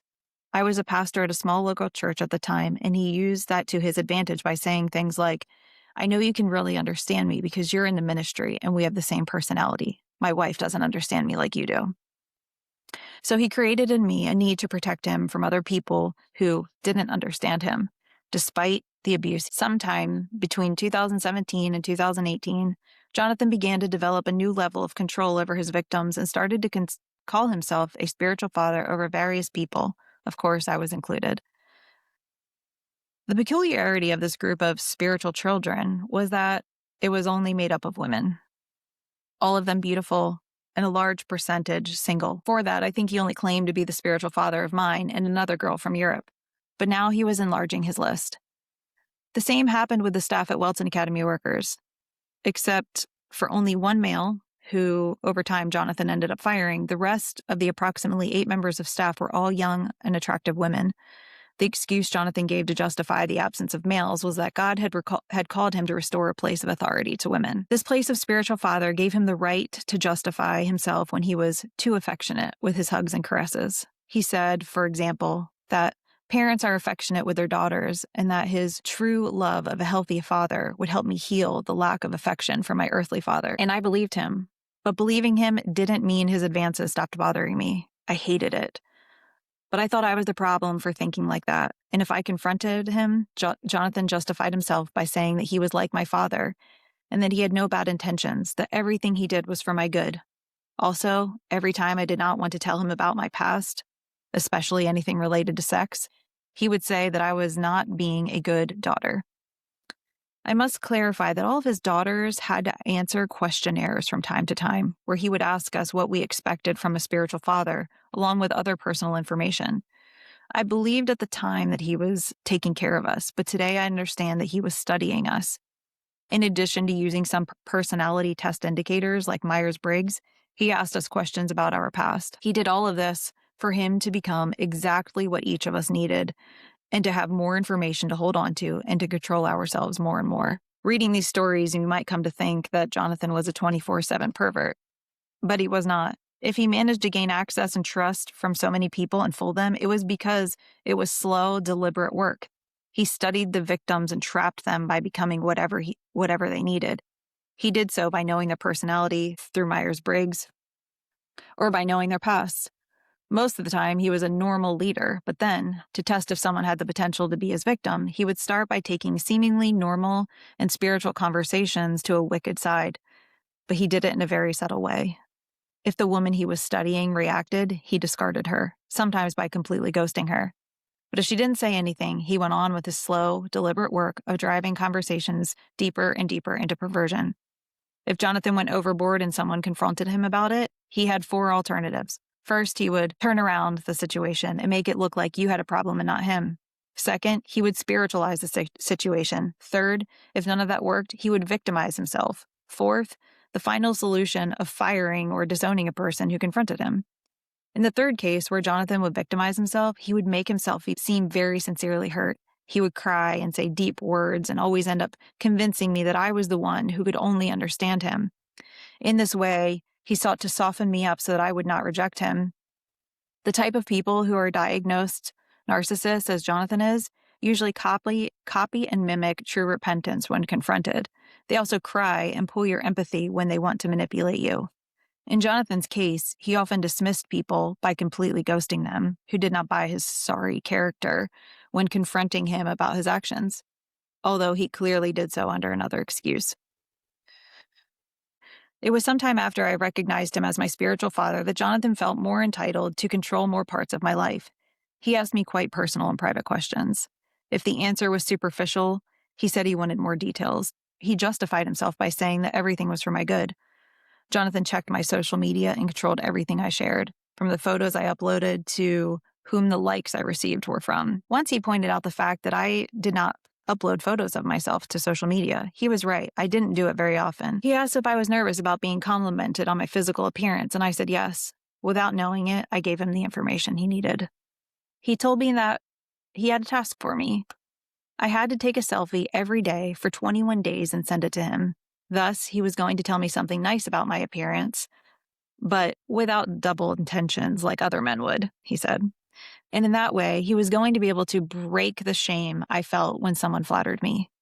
Embarrassed, I accepted. The first comments I received from him were the type of, "You are beautiful," or "You look good," which bothered me but didn't seem out of place either. Later, he started adding requests to the selfies I sent him. I had to put on a top that showed more skin. I had to show my clavicles more. He was particularly obsessed with that. I had to put on more makeup. I had to emulate a sexy pose of a model that he sent me in a photo. And the list went on. "You look so fucking sexy," he told me when I sent him a photo wearing an off-the-shoulder shirt. "I like when you're sexy," he added. I only responded with a ha-ha because I felt uncomfortable confronting him. I went to clarify that my photos were normal selfies. I never sent him a nude or anything like that. Again, the avalanche of thoughts and sensations. He's my spiritual father. He loves me. He has no double intentions with me. If someone else told me what he just told me, what would I do? I would say something, I'm sure. But he's not just anyone. He's Jonathan. He doesn't have bad intentions, does he? But what if he has bad intentions and asks me for selfies to use for his benefit? What if he's touching himself with my photos? Just thinking that Jonathan was jerking off to my photos made my stomach sick. My inner voice was telling me that something was off, but who was I going to tell? I believed that no one would understand me, that they were going to blame me, and I also felt the need to defend Jonathan, as stupid as it sounds. That day, I didn't reply to any more messages, and I went to sleep with a knot in my stomach. I hate this part of the story. Okay. After finishing the 21 days of challenge of selfies posed by Jonathan, I posted a selfie on my Instagram account that I did not send him first. Jonathan was offended, and from then on, he was always offended if I uploaded a photo to my social media and did not send it to him privately before uploading it. He also used to take screenshots of my Instagram stories, which are automatically deleted after 24 hours, and he would tell me things like, "I'm going to save this photo for myself." Once the challenge of 21 days of selfies was finished, he convinced me that now my self-esteem was healthier and that I should make a live video in the Spiritual Daughters Facebook group. Although today I have improved a lot, my spoken English is not perfect, and if I am nervous, my accent is stronger, and so not everything I say is understood. I think Jonathan knew that because before going live, he told me, "I want you to tell them what the challenge was about and how your self-esteem is better now." So, in that video, I expressed myself as best as I could, and I repeated what he told me to say. I now understand that he was using me to get the other women in the group to do the selfie challenge with him as well. In late 2017, I'm in Washington, D.C. Jonathan invited me to be a part of a prophetic group at a massive event where thousands of people prayed for the United States in indoor tents representing each state. At night, he invited me to his hotel room to see a movie. I don't see anything strange about the invitation. When we were in Mexico and Buenos Aires, he invited me and other members of the group to watch movies in his room. I also know that when he traveled with other people on missionary trips, he usually invited them to his room. And sometimes he and that other person were alone. He always left the door open. I want to say no because I had a long flight and I'm tired, but I feel an obligation to say yes. The movie starts. Fortunately, he doesn't quite turn off the lights and leaves a bedside lamp on. He sits on a smaller sofa and I'm on a larger one. After a few minutes, he changes place and sits next to me. My heart races because I already know what's next, and I'm scared. He puts an arm around the back of my neck and tells me to lay my head on his chest. I feel like disappearing. I tell him that I'm fine the way that I am. So for a few minutes, he stops insisting. I'm petrified, and again, the avalanche of sensation hits me. Now, from a distance, I see that sometimes me refusing to do things that he asked created a challenge for him rather than a deterrent. Almost like me refusing him made him even more interested. Sometimes I would confront him about what he was doing, but he would turn it around and he would end up ministering to me. The confusing tactics were endless. A few minutes pass and I'm petrified. He still has one arm around my neck, and with the other, he takes my leg and pulls it up against him, telling me to turn on my side. I should have known he wasn't going to stop. I ended up with my head semi-resting on his chest. A part of my shirt uncovers one of my shoulders, and he caresses me and says, your skin is so soft. I feel sick to my stomach, and there's an inner voice that tells me to run, but that voice is silenced by the other voices that tell me he's your spiritual father. He will not harm you. He is a man of God. He has no double intentions. There is something wrong with you. I'm petrified. It disgusts me to think that he is aroused at this very moment, but I am fully aware that it is a possibility. I feel nauseous. At the same time, I feel guilty for thinking that way about him. What would his wife think if she sees us right now? I think. And I add, what would the people of your congregation think if they see their pastor in such a situation? My stomach is upset. I feel sick. The movie ends and I immediately get up from my place. I must get out of here. Jonathan says goodbye to me with one of his typical hugs. I go in my room and cry silently, trying not to wake up the other girl that's been invited by Jonathan to the event. I feel guilty, disgusted, and dirty. I feel like a joke, double-sided, a hypocrite. But at the same time, Jonathan was constantly making it clear that this was genuine love, that it had no double intentions, that his display of affection was healthy, and that those who saw something bad were legalistic and religious. Or worse, that I was a bad daughter for rejecting him. At the same time, I loved him and I didn't want to hurt him. After all, he believed in me by letting me go to conferences with him and asking for me to represent him in Latin America. I believed him more than my own inner voice, because when your abuser is your spiritual father, it is not that you stop having that alarm that tells you that you're in danger, but you begin to doubt it. You doubt yourself, what you feel, and what you believe is true. Like I shared before, one of the things Jonathan began to tell me that he felt from God is that I had a calling to be an apostle. That year, he had been anointed as an apostle, and he became obsessed with the subject. Welton Academy had been transformed into a school of ministry. There were 5 different tracks that you could take. People could choose according to their calling: pastor, prophet, evangelist, teacher, and apostle. This last track was different from the others because it was dictated by Jonathan personally. The others were dictated by other people and could only be accessed by Jonathan, who he considered to have an apostolic calling, aka people he thought he could control 100%. As you can imagine, at this point in the story, only a selective group of women qualified. There was a total of 4 of us, and every week we had a group call with Jonathan where he gave us homework and we talked about different topics. At the time, Jonathan was very into Tony Robbins' teachings, and the tasks basically consisted of watching videos of him doing the exercises that Tony said in his teachings. Thus, he started collecting information about our pasts, our limiting beliefs, our thoughts. He was studying us, and we didn't realize it. One of the themes that Jonathan put a lot of emphasis on with the teachings of the apostolic section was about feminine energy. Despite being one of the least masculine men I have ever met in my life, he puts himself as an example of masculine energy and taught us that, on contrary, feminine energy was slow, soft, and had to do with the here and now, with enjoyment, etc., which is true, but he used that concept for his own benefit, since one of the characteristics, according to him, of the feminine energy is that it's an energy of submission. Masculine women are tough. They live on the defensive. Feminine women are delicate and submissive. What he wanted with that was that we accept what he told us without questioning it. To be part of the apostolic track and to continue to belong to it, Jonathan had to know your past in detail. He was giving us a platform by being the first apostles at Welton Academy, but in return, we had to be 100% controlled by him. Thus, he managed to extract sensitive information from our past by each of the women who were part of the apostolic track. Each of us exposed our hearts by telling him our fears and showing him our most vulnerable side. We did this because we believed that we were in a safe place, that our abuser would make us apostles. Now, every time I confronted him about something, Jonathan had the perfect excuse. So you're operating from a masculine energy. And if that was not enough, he would tell me again that I had things from my past that I needed to sort out. Something that Jonathan also taught us was a concept by Tony Robbins, which consisted in saying that human beings have 6 basic needs: significance, certainty, variety, love, connection, growth, and contribution.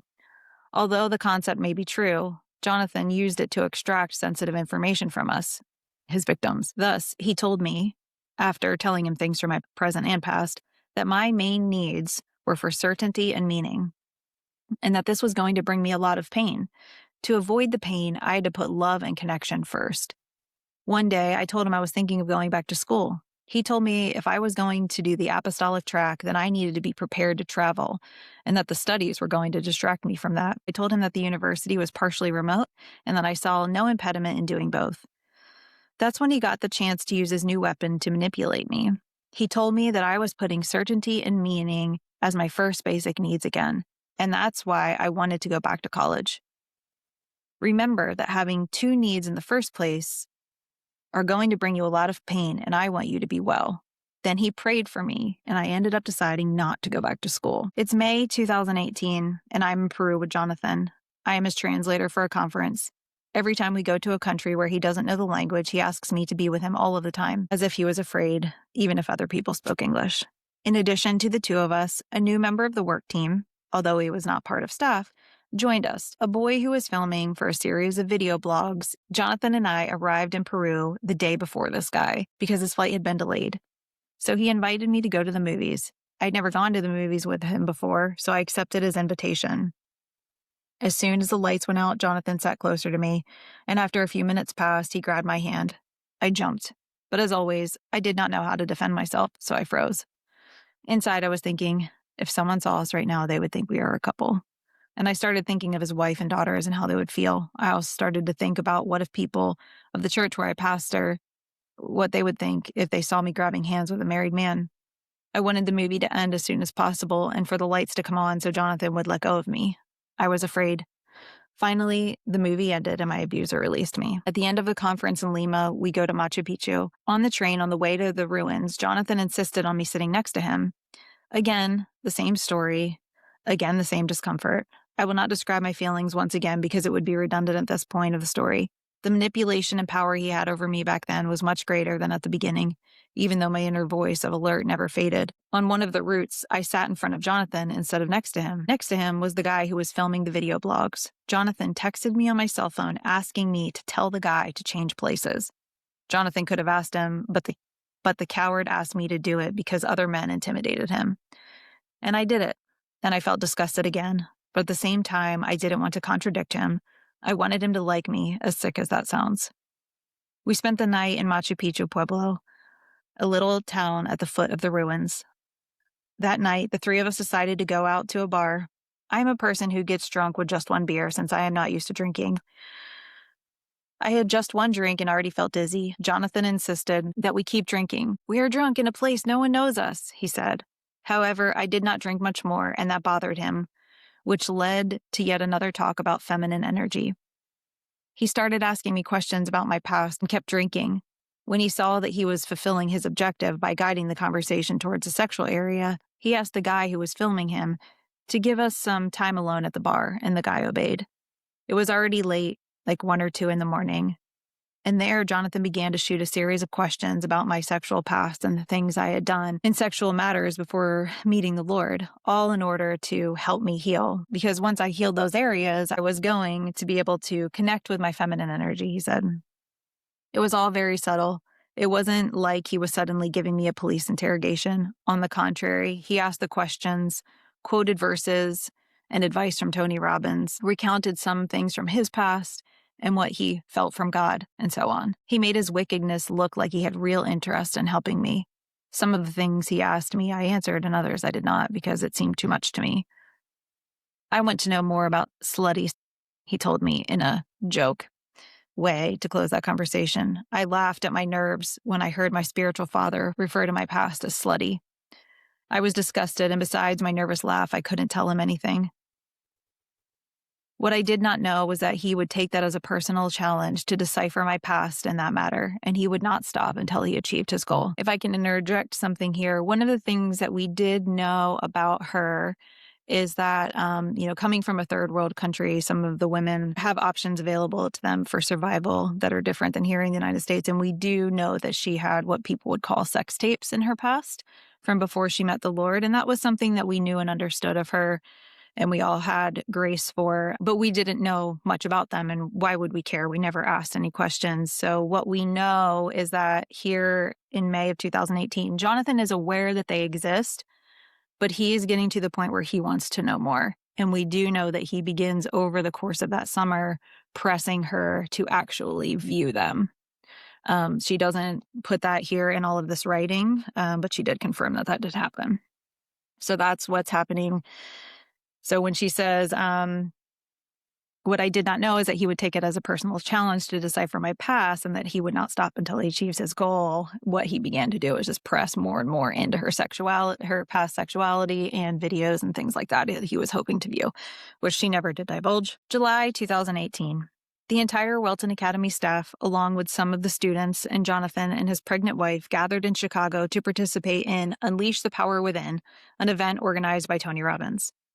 What I didn't know is that Jonathan Welton was going to try to sexually abuse me on that trip. The lure was an offer that I couldn't refuse. Tickets to a Taylor Swift concert. I've been a fan of hers since I was a teenager, and he knew it. He told me that after the conference in Chicago ended and the staff members went home, the three of us, Jonathan, the guy who filmed all the time for the video, for the video blogs, and me, would drive to Cleveland, Ohio, where her show would take place. There, we would spend the night in an Airbnb. The next day, we would go to the show, and the next morning, I would go back to Buenos Aires. One of the things that I also must clarify is that the payment method Jonathan had used to pay me was cash, since it was and still is very difficult to send money to Argentina from abroad due to the communist characteristics of my country. So, since I used to travel to the United States twice a year, he used to pay me 6 months at a time. On that trip, he was supposed to pay me for the first 6 months of that year, for the time I had already worked. I reminded him of that detail before the trip, then the first day of the conference, and then a third time as we drove to Ohio. He told me that he had everything under control. I didn't even have the money to take an Uber or buy a bottle of water. I'd come to Chicago without a single dollar. I remember two things while we were in Chicago. First, I saw him twice looking at my body. I discovered him looking at my breasts on one occasion, and on another, I saw him spying on my butt through a mirror. I'd never caught him looking at me in that way before, although it was very likely that he would have done so without me being aware of it. Second, I remember that he asked me a very weird question. I tried to spend more time with other staff members and not so much with him. He texted me before I went to sleep asking me if something was wrong with him or if I was angry with him because I wasn't paying attention to him. I thought that was ridiculous when his wife was there with us too. I didn't even reply to his message. On the way to Ohio, Jonathan drove, but he seemed nervous during the 5 to 6 hours of the trip. And to tell the truth, it was an uncomfortable road trip for everyone. We got to the Airbnb and we watched a bit of TV, and quickly all of us went to our rooms because we were tired. Midnight. I got a message on my cell phone. It was Jonathan asking me if I was awake. I answered that I was, and he invited me to his room for a while. I assumed he wanted to talk. At some point in our relationship, Jonathan had taken me as his confessional. He used to tell me everything that was happening with him, or so I thought. Now I know he told me what he wanted me to know. He used to say with me that he could be himself without fear of being judged. Since I had seen him nervous on the trip to Ohio, I thought he was feeling bad about something that happened to him. Not in 10,000 years would it have occurred to me that minutes later, Jonathan would try to sexually abuse me.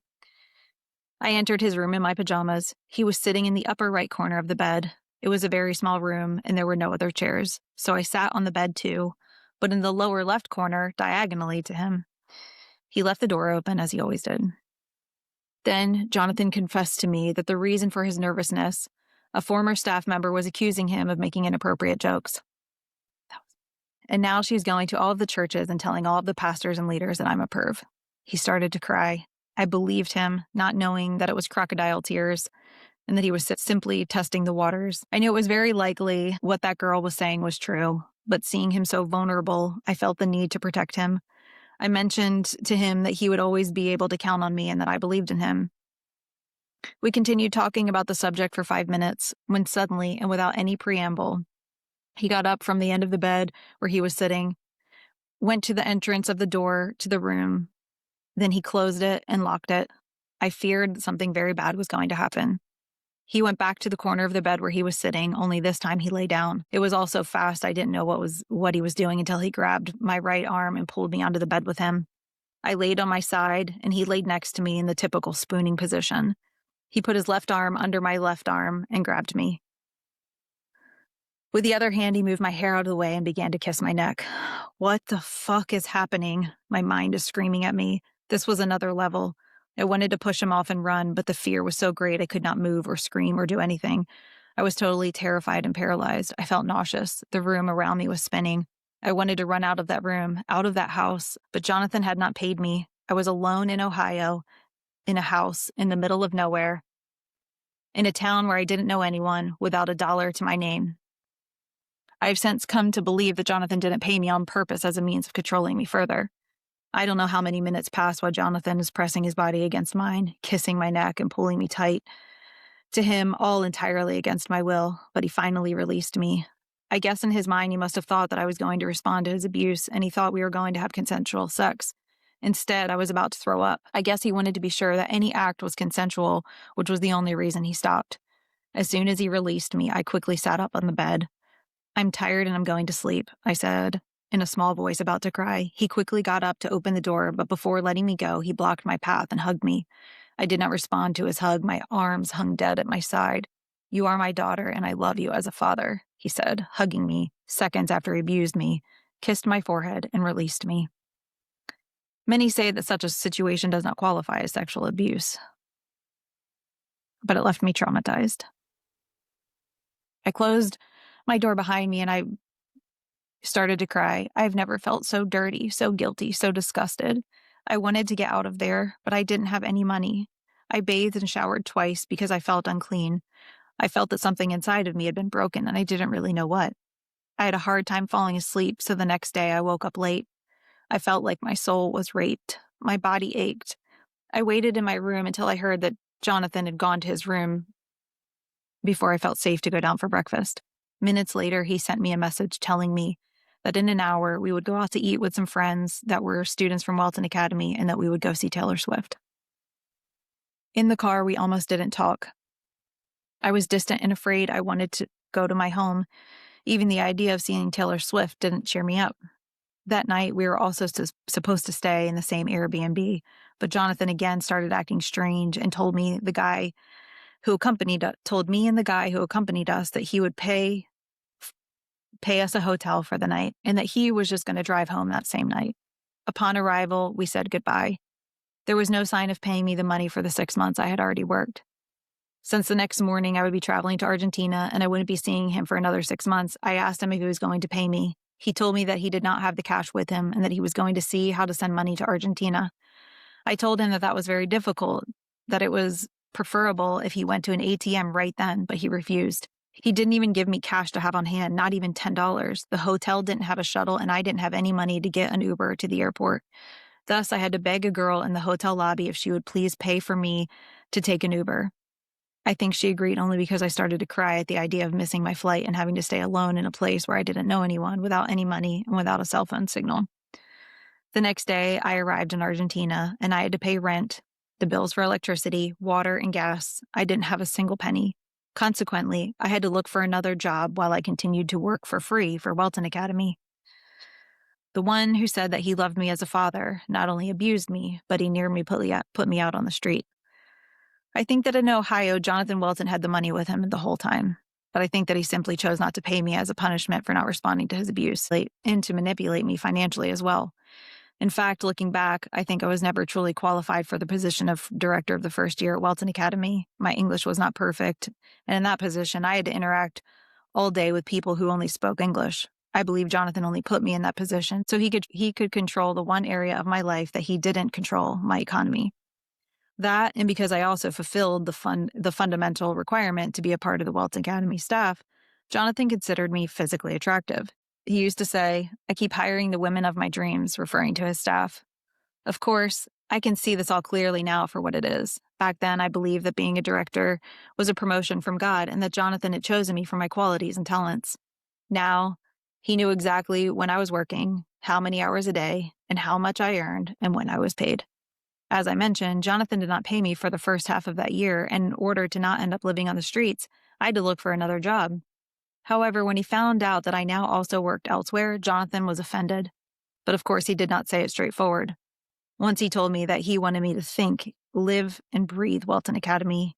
Even so, it took him almost 4 months to send me the money, and he was only able to send less than half. "I can't send you the money because of your shitty communist country," he justified himself.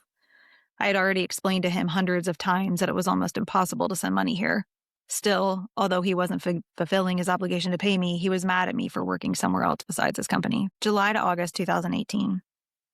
In the weeks after the abuse, I hardly spoke to Jonathan. I did not reply to his messages, or I did so with one-word answers. I felt like I had passed a limit that was already beyond a hug that was too long.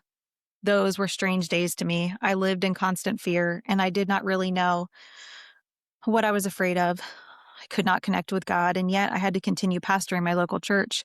I couldn't sleep well, and yet I was asked about how the trip had gone. I always answered that it had gone very well, because I still felt the need to defend Jonathan. I felt that no one was going to understand what happened. In fact, I didn't even understand it very well. I felt dirty, fake, guilty. I felt like I was carrying a 1,000-pound stone on my back. I started having anxiety and panic attacks, but since I lived alone and was alone most of the day, I didn't tell anyone, and no one ever found out or suspected. I knew perfectly well that in order for no one to suspect, I had to act like I was happy, even if it was at least for a few hours that I saw people in the week. And it worked. On social media, I portrayed myself as very happy, but inside I was slowly dying. After the abuse, I started working out in the gym for hours every day. Sometimes I would take 2 CrossFit classes in a row, exercising until it hurt, until I was out of breath, until I was exhausted physically and mentally. In the strange way, I was punishing my body. Of course, I didn't understand it like that back then. I think there are some things that are more clearly seen from a distance. During those times, I also became obsessed with my diet because my body began to develop all kinds of allergies. There were foods that gave me endless stomach aches, migraines, caused vomiting, and other gastrointestinal issues. Everything that went into my stomach made me sick. I was pale, skinny, muscular. Everyone told me that I looked so pretty. Not a single person could see behind the mask I was hiding my pain. Jonathan kept trying to get my attention by texting me that he missed talking to me or sending me memes, all sexually related and the vast majority related to oral sex. He was obsessed with that topic. The only connection we had back then were video calls from the staff and the apostolic track. Other than that, I didn't feel in a position to interact with him. Now I had good excuses to avoid it. If I wasn't working for Welton Academy, I was working at my new job. On one hand, my mind told me that I had to protect him, that no one else understood Jonathan, that although he had a strange way of showing affection, he loved me like a father. On the other hand, my mind kept telling me that Jonathan had hurt something very deep in me and that I was in imminent danger. I couldn't stop torturing myself thinking about what his wife and daughters would think if they saw us in that bed and what my church would think about seeing their pastor in that situation. I knew that I hadn't done anything, but I hadn't been able to react either because my body froze and I felt anger and guilt for that. It was hard for me to identify the sexual abuse because part of me could not see Jonathan as a predator. Yet, it was what he had done. My mind was torn between denial and undeniable reality. Even when it all came to light, even months after Welton Academy closed, even until many months of talking therapy, I couldn't say sexual abuse to refer to what Jonathan had done to me by locking me in that room in Ohio. Jonathan screwed up my mind and judgment to such an extent that I had a hard time accepting the facts as they were, even when the victim was me. Finally, one day I confronted Jonathan about it. As I explained, I refused to talk to him outside of strictly necessary video calls, so he used to ask me for selfies because he missed my face. One day, over a month after the abuse in Ohio, I texted him, "I don't know what the fuck happened in Ohio, but I don't want it to happen again." He told me that he felt sorry, that he was under a lot of stress, and that when he felt like that, he did a lot of stupid things. He promised me it would never happen again. He told me that he loved me and that I was his daughter, that he only had good intentions for me. He told me that since he had followed Tony Robbins' teachings that he had changed. And I believed him. It's funny how Tony Robbins saved him, but not Jesus. As I mentioned earlier, Jonathan wanted to know more about my past. And he called my old self slutty or alpha whore. Since I started to stop answering messages when he asked me questions that were too out of place, he began to instead give a spiritual tinge to his interest in knowing more about my past. It was after a meeting at the Apostolic Track in which we were to talk about our past that Jonathan began with his not-so-new mission that I tell him everything I had ever done in sexual matters. Obviously, it was very subtle. He started by texting me, telling me that he saw, after what I had shared in the meeting, that there were things from my past that had not been healed. He told me that in order to help me overcome the traumas, that, according to him, I needed to tell him what I had done. "You are single, and I want to make sure that in your future marriage, there's no trauma when you and your future husband go to bed," was one of the phrases he used. I told him that I was not going to tell him that part of me. He kept insisting for days using the following phrases. "Married men watch porn because their wives won't do certain things. Women watch Disney and get married, expecting a prince charming. Men watch porn getting married, expecting their wife to do what they see in XXX movies. And in the end, they both end up dissatisfied. The biggest cause of divorce and adultery is sexual dissatisfaction. If your future husband traveled for work or ministry, would you send him videos or would you let him film you while you were having sex?" Some things I answered and others not. When I told him that it made me feel uncomfortable talking about such things with him, he told me that there was just a sign that I had not healed from my stuff in the past. Remember, I'm asking you this as your spiritual father. I have no other interest than to help you be the best version of yourself. Finally, he gave me a new task. "I want you to make a list of everything you can do in bed," he said. I told him no. He told me that the only purpose of his interest was to know if my future marriage would be healthy because men were only happy if they were sexually satisfied. According to him, his interest was based on a feeling from God, which told him that I had areas that needed healing when it came to sex. One day, he prayed for me and for my healing. As he prayed, he mentioned facts from my past that he knew would make me cry because they were very painful. After praying, he said, "See, that's why I ask you all of these things, to make you feel uncomfortable, because I want you to find healing." Immediately afterwards, I accomplished the task he assigned me. I sent him the list. I again fell into his lies. I believe that Jonathan really wanted my healing and freedom. I thought he had changed since that episode in Ohio, but in truth, he just wanted to get to know an intimate part of myself to satisfy his own sexual needs. After sharing that information, I felt naked.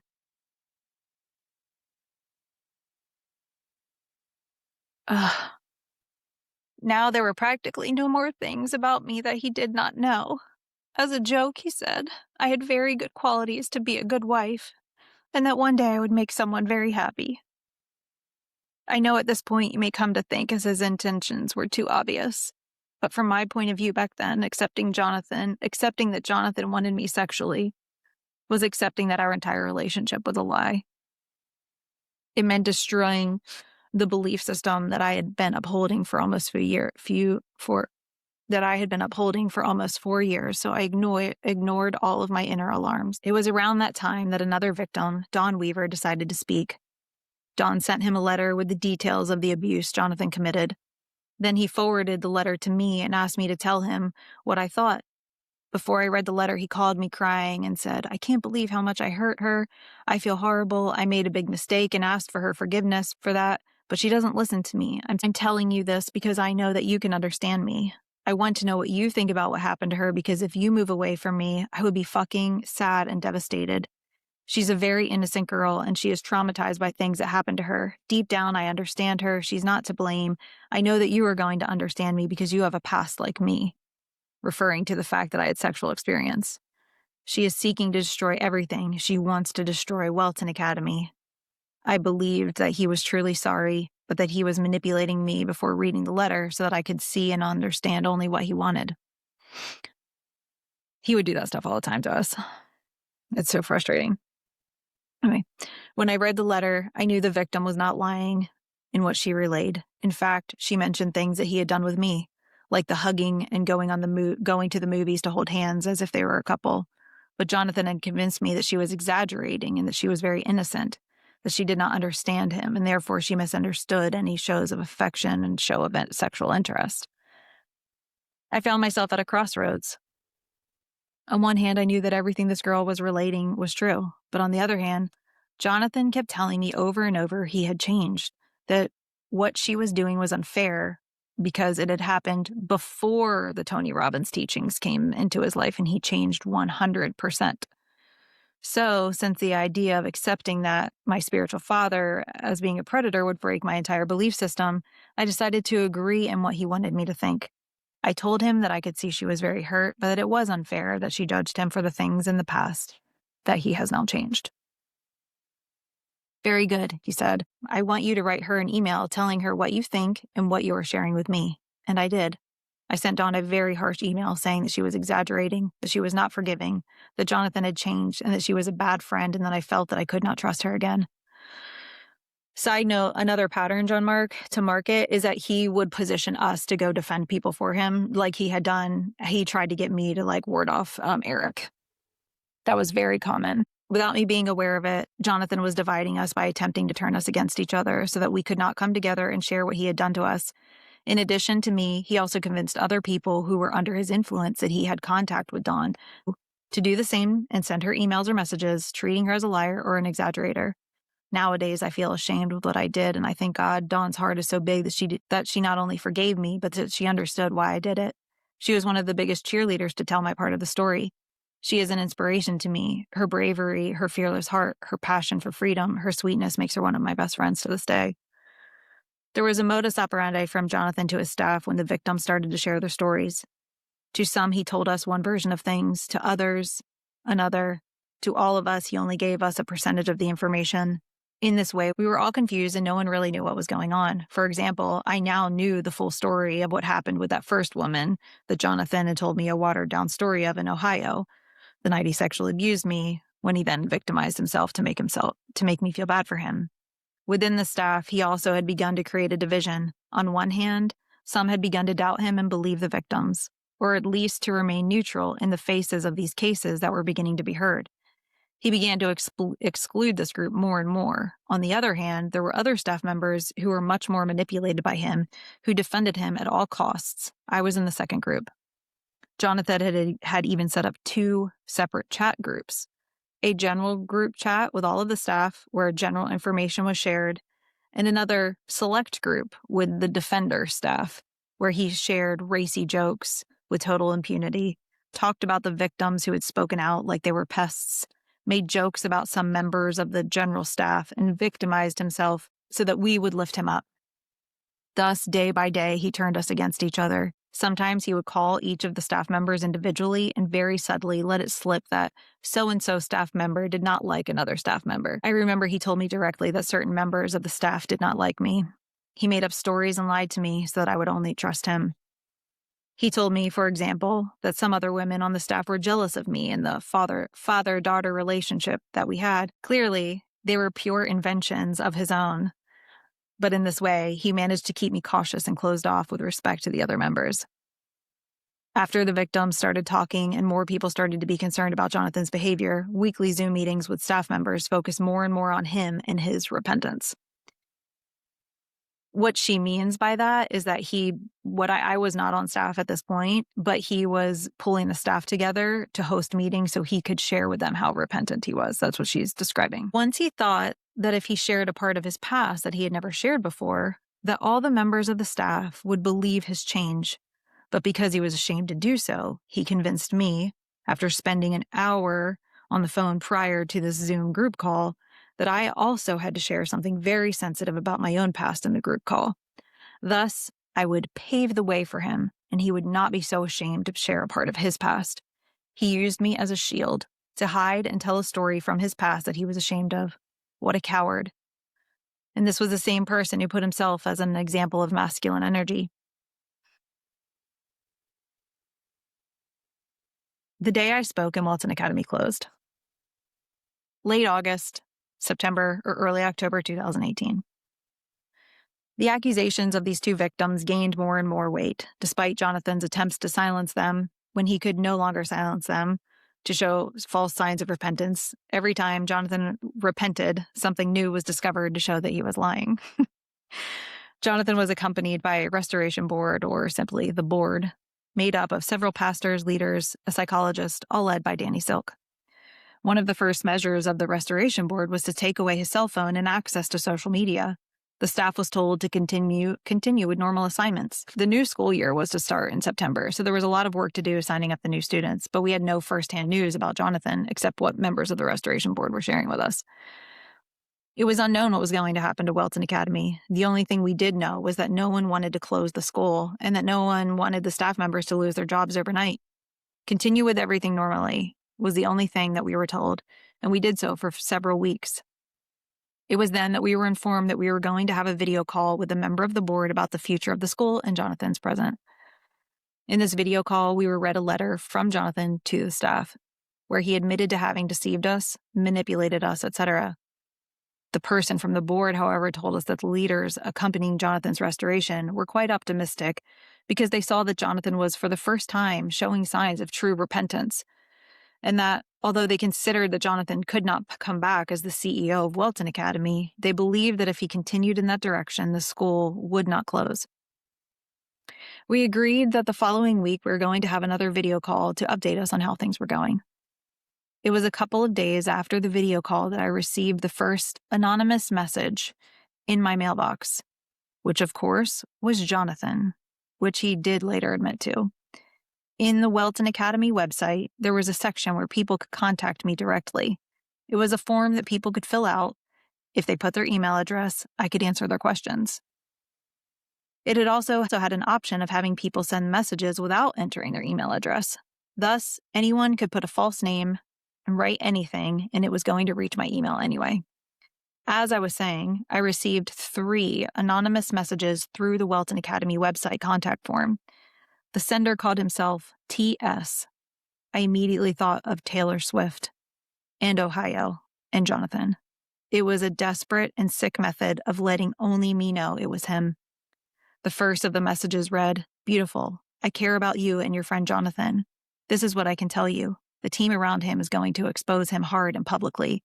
The best thing you can do for him and for you is to erase all the text messages between you and him and anything else that can endanger him. Technically, he can't reply to the messages that come to him, but he can see them. And since he can't communicate, once you've deleted everything that could make him or you look bad, post 2 heart emojis in the staff group chat." It was a simple act of reading that message that finally made me understood that my spiritual father was a total sociopath. The inner voice that made me doubt fell silent. The inner voices that made me doubt fell silent. On one hand, he had sent us a repentance letter to the staff, but on the other, he was sending me anonymous messages asking me to erase all the written evidence where he admitted about what had happened in Ohio, and in which he told me everything in my story that others didn't know yet. My world was coming off its axis, and I was blind with anger, so I played along. I did not delete the messages. Rather, I ensured that they wouldn't get lost.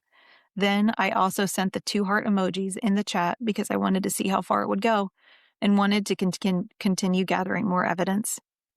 2 days before the second video call with the staff member of the Restoration Board, I received another message from Anonymous Swiftie. For those of you who don't know, Swiftie is the name by which Taylor Swift fans call themselves. Again, Jonathan wanted me to know it was him. The message read, "The next staff meeting is going to be a bloodbath. I suggest you make an excuse at the last minute and you don't participate. You can send them a message and ask them to record the meeting for you." The last message I received was a day before the video call, and it said, "Your friend Jonathan is going to be exposed, but you don't have to take the fall for him. If they ask you about the night in D.C., say you went to the lobby and talked, but don't say you were alone in his hotel room because that would be inappropriate." He was referring to the night we saw a movie in D.C. and that I had previously related. He cared more about the night in D.C. and not in Ohio, although in Ohio he sexually abused me, only because he knew that in D.C. there was a witness who knew I had gone to his room with him. On one hand, I had an urgent need to tell everyone what Jonathan was doing to me because now, to protect himself, he was trying to engage me in his lies and asking me to lie for him. On the other hand, I knew that if I spoke, it would mean the end of Welton Academy, of my work, of my ministry, of everything I had invested time and energy in for the last few years. I did not participate in the video call, and not because of Jonathan's request, but because I had no longer cared what they said about him. I already knew that Jonathan was a sociopath. I just needed time to gather enough energy to contact the restoration team and show them the messages Jonathan had sent me from anonymity. And I finally did it. I got tired of hiding information and that he believed he had me on his side, and I told everything, not only the messages he sent me, but also what happened in Ohio, in D.C., the hugs, the comments, the jealousy, everything. With this latest information from the anonymous messages, Jonathan was fully exposed. The last of the anonymous messages had been sent hours after he had just been crying in front of the Restoration Board showing repentance. So the decision was made to close the school for the good of all, and Danny Silk sent a letter that I guess everyone read, communicating the closure of Welton Academy. Jonathan did not show any signs of repentance, and to this day, he still doesn't. It took a weight off my shoulders, but I was left with nothing except for the satisfaction of knowing that I did the right thing. Not only my spiritual father wanted to have sex with me, our entire relationship had been a lie. The person I had opened my heart to and allowed to have the most influence in my spiritual life was a predator. Taking the weight off my shoulders also meant destroying the last 5 years of my life in which I was genuinely believed I was serving a ministry that was changing the world. Jonathan, for 5 years, made me believe that he was freeing me, when in reality, he was putting me in a smaller and smaller cage. At the same time, I blamed myself for everything that happened, for not having stood up for the girls who spoke, for not realizing such obvious truths. And I blame my body and my beauty for the attempted sexual abuse that Jonathan committed against me. Jonathan always liked my long dark hair, so when everything came to light and I could finally see the monster that I had for a spiritual father, I wanted to be ugly. So I cut my hair very short in a cut that was not flattering. I blamed my looks for everything that had happened, especially in Ohio. I also couldn't bear to see my hair color that Jonathan liked so much, so I later bleached it blonde. If I had already hid everything that had happened to me through sports, now I was doing it much more. I trained like crazy. I lost too much weight to the point of losing my curves, and food allergies intensified much more. The last Welton Academy Summit was held in October of 2018. I traveled to the United States not wanting to return to Rochester, but with the sole reason that they pay me. Remember, I was paid in cash every 6 months. At the summit, many members of the Restoration Board prayed for me, as well as many students. But when I was back in Argentina, no one else contacted me. One of the Restoration Board members called me only a few days after the summit so I could recount the Ohio episode of abuse. He actually wanted to know if Jonathan and I had sex. I explained no, but I told him everything again in detail. He didn't ask me how I was doing. He just used me to get the information he wanted from me. That was the last time I had direct contact with a member of the board until today, June 15th, 2021, when she wrote this down. The abuser got all the attention and the victims were left alone to drift. The Restoration Board was just for him. I was almost 6,000 miles away, alone, without work, with no one to talk to, and with a local church that rejected me and kicked me out through text message when I told what happened with Jonathan. It has been over 3 years since the first victim spoke. I received psychological help that literally saved my life, for which I will always be grateful. I am convinced that it is the first time that the former members of the board know my whole story, and not because I was not willing to tell, simply because no one cared to ask. To this day, there is still an odd silence around what Jonathan did to his victims that is insulting. Nobody knows anything about what happened or what Jonathan did to his victims, and that is why I decided to speak. He speaks on it himself, but as many words as he uses, he really doesn't say anything of substance. Danny Silk, currently the sole member in charge of Jonathan's restoration, put out a book months after Welton Academy closed telling part of Jonathan's story, and therefore mine. He started making money off the story of Jonathan's victims without even asking us once about it. Danny Silk thus gave Jonathan Welton a pedestal where, as we all knew it would happen, Jonathan got on to declare himself restored. I never spoke to Danny Silk except at the last summit of 2018. He never called me, never heard my story firsthand, and yet he considers himself authoritative enough to declare someone restored and to speak on behalf of victims.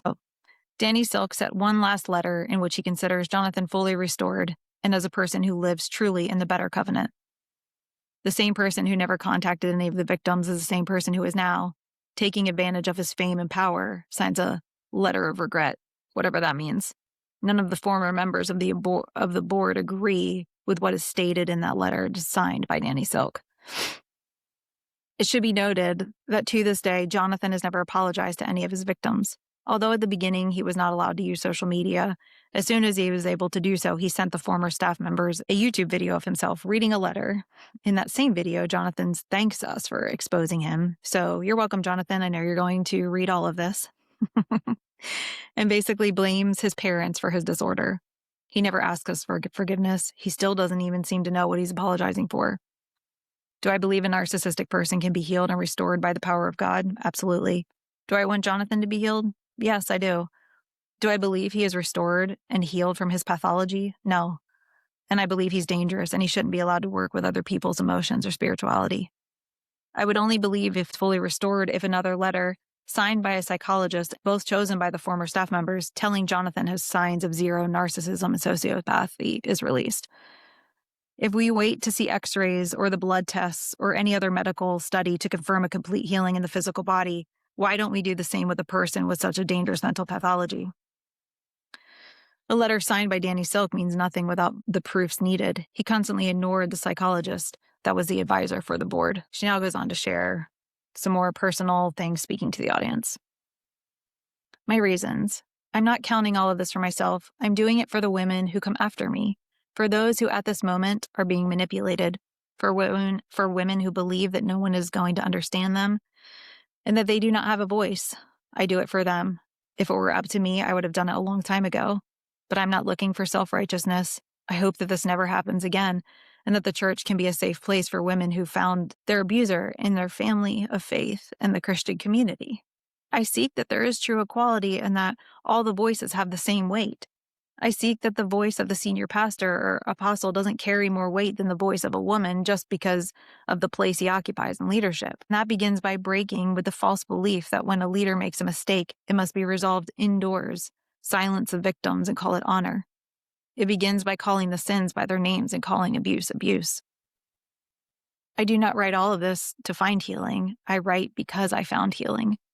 I have no personal problem with Jonathan Welton or any other leader mentioned directly or indirectly in this blog.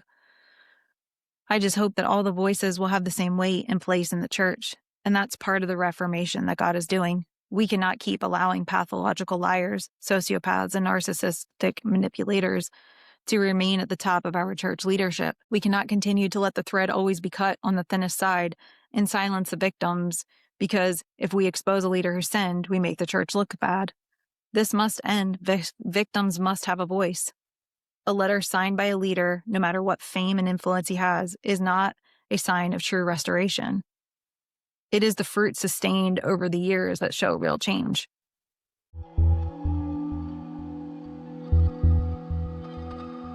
This is johnwelton.com. He wrote this article in response to the Roy's Report, who did a whole story on Jonathan Welton, interviewing many witnesses.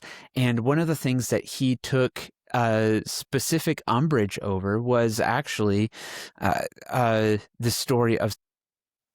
And there are several points here that we could bring out. And Ron, I don't know if there's some things that you would like to highlight first. Yes. There's about halfway through. So, one of the reasons that Jonathan is telling this story is because of the Roy's Report article that went out and it gave the testimony of many, many witnesses against him. And this is a defense. Like, I'm not as bad as they said I was. And he says, only recently in the spring of 2023, as I made an announcement that I will be making my old school teaching videos available again, some of my former staff members have been stirred up. Remember that word, stirred up, to make good on a threat that they made years ago. They had threatened that if I ever tried to go back into ministry, they would paint me as a serial sexual predator and make sure I can never restore my reputation. Right. What we know is that at least from, I think it was 2009, there is a history of about a decade of predation, of using his role as a spiritual father to manipulate women to do things, whether it was sending selfies of themselves to him for approval, and the language he's used, to joking about oral sex with staff members and women. So yes, they are trying to get people to understand that this man is dangerous, but it's not we want to get even. That's not what I'm sensing from any of these people. It is we don't want people to be taken advantage of like we were taken advantage of. He says, over the last 5 years, I have been slandered, maligned, and written about by my extended family, my former staff, and my former friends. My response has been to own everything I can and acknowledge the pain I caused as well as express my regret. This is the first time that I will be explaining and rebutting what is being said about me. Back to Jane Doe's story. She claims that I trapped her in an Airbnb room, pulled her close to him on the bed, and kissed her neck as he pressed his body against her. When she resisted, she says Welton told her, "You are my daughter and I love you as a father," before he let her leave. Doe said he never pressed charges against Welton because her immigration status was uncertain at the time, but within 6 weeks she left the ministry and moved several states away. You, Renee, told TRR that Doe's life was really torn apart by Jonathan. Doe said Welton has never owned or apologized for what he did. The problem with this account is it's 100% bullshit. The only part that is true is that I haven't owned it or apologized. I haven't because it's not true. Notice who the victim is here. Like over the past 5 years, I have been slandered, maligned, and written about by my extended family. Does this sound like a really repentant guy to you? But then he calls account 100% bullshit. Let's read Welton's account of it, right? It says, when I read this account, I finally understood why Weaver and Gregson have been so adamant about resisting my return to ministry. They have been lied to and manipulated by my former staff member. Thankfully, I have the receipts to prove it, which I will share with you in a moment. But first, here is what actually happened that night. I wrote up this account for my wife and Danny 5 years ago. Oh, this is why Danny said it was a he said, she said thing. Yeah. Well, let's read his account and see how different it actually is. I was in my room down the hallway from Jane Doe's room. I was unpacking my bag and I invited her in to chit chat. She came in and sat in the armchair and we talked for a bit. Then I hugged her good night and she left. Maybe one of those 6-minute hugs. I don't know. About an hour later, we texted about both being up and not able to fall asleep. So let's hang out. I was sitting up on the left side of the bed against the pillows. She came in and closed the door behind her. She closed the door behind her. And came and sat on the middle right side of the bed where we talked for a bit. She laid down next to me, and we were in a spooning position for about 10 minutes. They tripped. He just tripped and fell, and they just happened to be in a spooning position for about 10 minutes.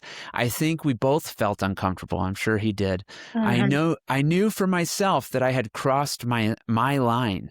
Then I said we should say goodnight, and we both got up and walked her over to the door. I gave her a hug and let go And she kept squeezing. So I hugged her again and let go a second time, at which point she let go and headed out.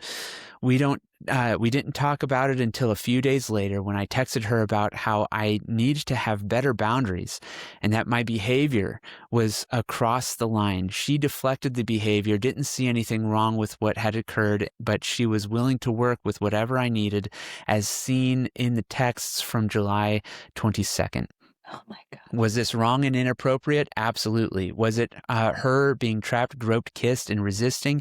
Not at all. I want to go back to what you said, Renee, about Danny Silk saying it's a he said, she said. Let me just say this, and I want to be as respectful as I can to Danny.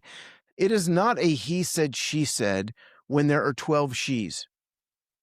So if part of being a good groomer, a good predator, is that you leave no witnesses. You have somebody who has sort of gone through a restoration, but not really, left that before it was over, allegedly, as far as I understand. You've got all these other women, so you don't give him the benefit of the doubt.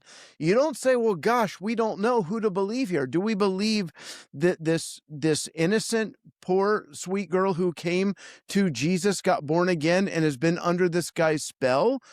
Or do we believe the guy who is possibly a pathological liar? It doesn't, you don't give him the benefit of the doubt at that point. So that's the first thing that jumps out at me. Yeah, well, not only that, just read the account. How different is it from account?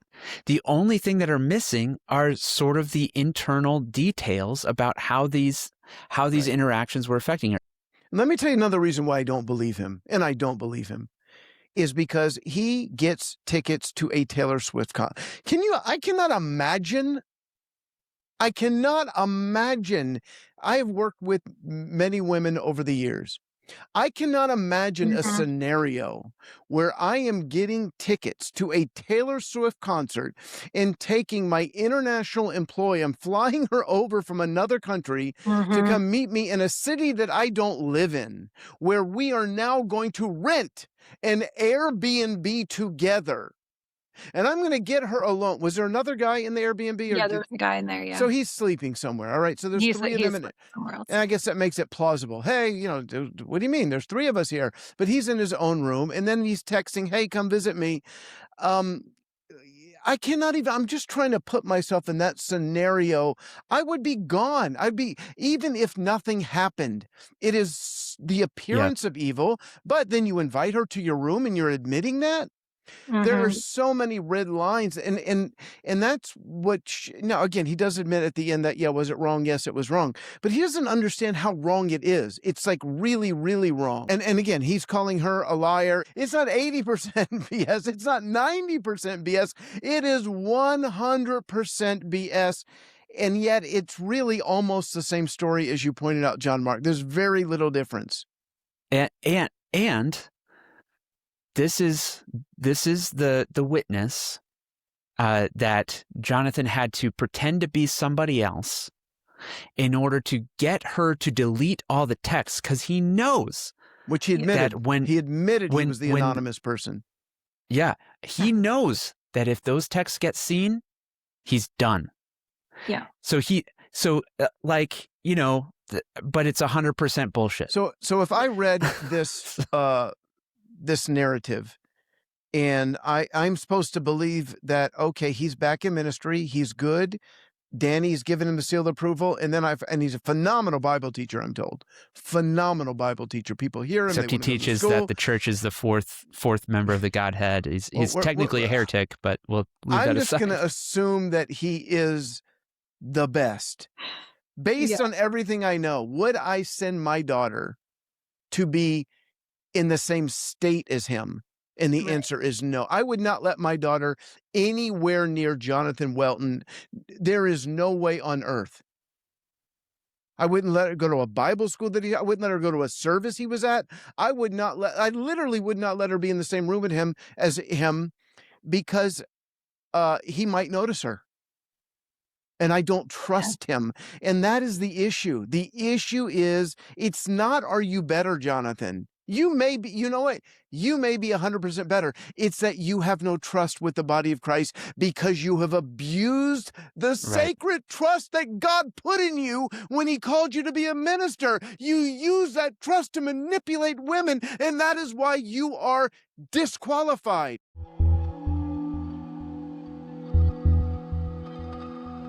Now, further in Welton's own defense, he goes on to say that, was this wrong and inappropriate? Absolutely.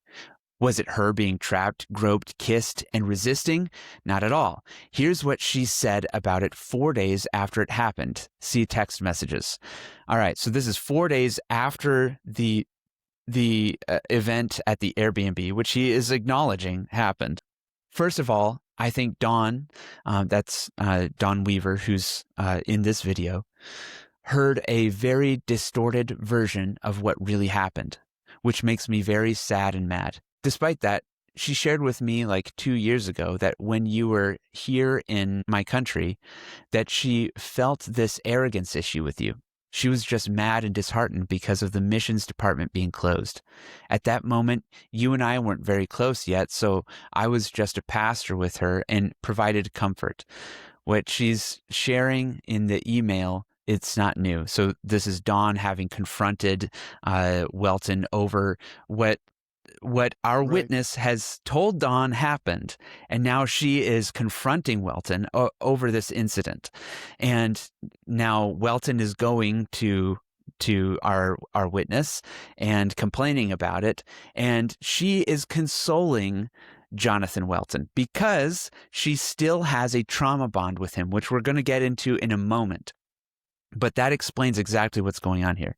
What she's sharing in the email, it's not new. She's been carrying that pain for a long time. Second, I agree with her that in the past you wouldn't have received any confrontation, but I do see you're now taking all this with great humility. In this very... in this very article that he's posting this, he calls it 100% bullshit. And that's not exactly what I would call great humility. But I do see you're now taking this with great humility. In the past, if someone would point something to you, you may twist it. I know because I was the same. Shame is a B word. Third, I'm proud of you. You're admitting your mistakes and cleaning the mess. I feel this really shows how you're now valuing love and connection over significance. But like I told you a few days ago, it's also time to set new boundaries and have a better communication with the Fivefold Council and with the people you trust enough to share your heart with. Lastly, reading what you said about self-medicate with your female friends, I'm thinking of our own relationship as somehow a way of emotional leaning or escape or something. In that case, I'm okay if you want to set some kind of boundary. I personally don't think in our relationship in that way. So she's saying, I don't think of our relationship in that sort of romantic way that you are self-medicating with a romantic relationship outside of the relationship you have with your wife. This is my opinion, adding so she's making it clear. She's saying, I don't need a boundary. You might need a boundary, but I don't need a boundary. Mm-hmm. Yeah. She says, I personally don't think in our relationship in that way, but since you're addressing that as an issue you want to clean, I'm okay with any decision you want to take. I love you and I want the best for you. I don't care about being affectionate myself or you being affectionate with me. And those are important terms because these are terms that Jonathan has through his grooming, through teaching from the pulpit about affection, which we are going to get into later in this video. He has created this it becomes a gospel issue with him, that if you're not comfortable with affection the way that he wants you to be comfortable with affection, then you're defective. And so now she's saying, well, I'm not one of those defective people that has problems with affection. I don't have that problem. So I don't have a problem with you being affectionate with me. I trust you. I've been treated as an object so many times by incontables, that's uncountable dudes, countless dudes that treated me like the S word, that now I know the difference. I've learned how to say no in the same moment I feel uncomfortable. The questions I have now are these. What have you learned about all this? what decisions will you take? And 2, how your relationships with female friends will be in the future after all of this. So, Ron, you have had experience advocating for people who have been victims of grooming. Does this appear out of the norm from your perspective? Not at all. In fact, I did an interview with Deborah Perkins and Tammy Woods, who were both survivors of Mike Bickle. And I did this because of our good friend, podcaster Heather Schott, who convinced those of us who were advocating for Sarah Monk in the Dr. Michael Brown issue as convincing her she was a victim. And so one of the things I asked Tammy and Deborah is that, is it normal to go a long time and not realize that you've been victimized? Of course, I knew the answer because I'd read their testimony.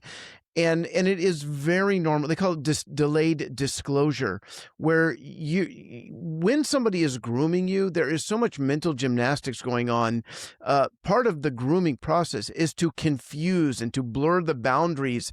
And keep in mind, oftentimes, like with Tammy Woods, when her and Mike stopped being physical, she's still probably in her later teen years, she said, I determined to take this secret to my grave so that she could protect Mike and he could go on to fulfill this awesome call of God in his life. Like, in her mind, she was believing, well, I'm going to say convinced, but from her perspective, she believed that it was her duty to God to protect Mike because of the call in his life. I believe that he clearly manipulated her into thinking that was her duty. She may or may not remember that, but that is what a skilled groomer does. It is very normal what Jane Doe is going through here, where she is still confused. And what she sees in her mind Jonathan taking accountability.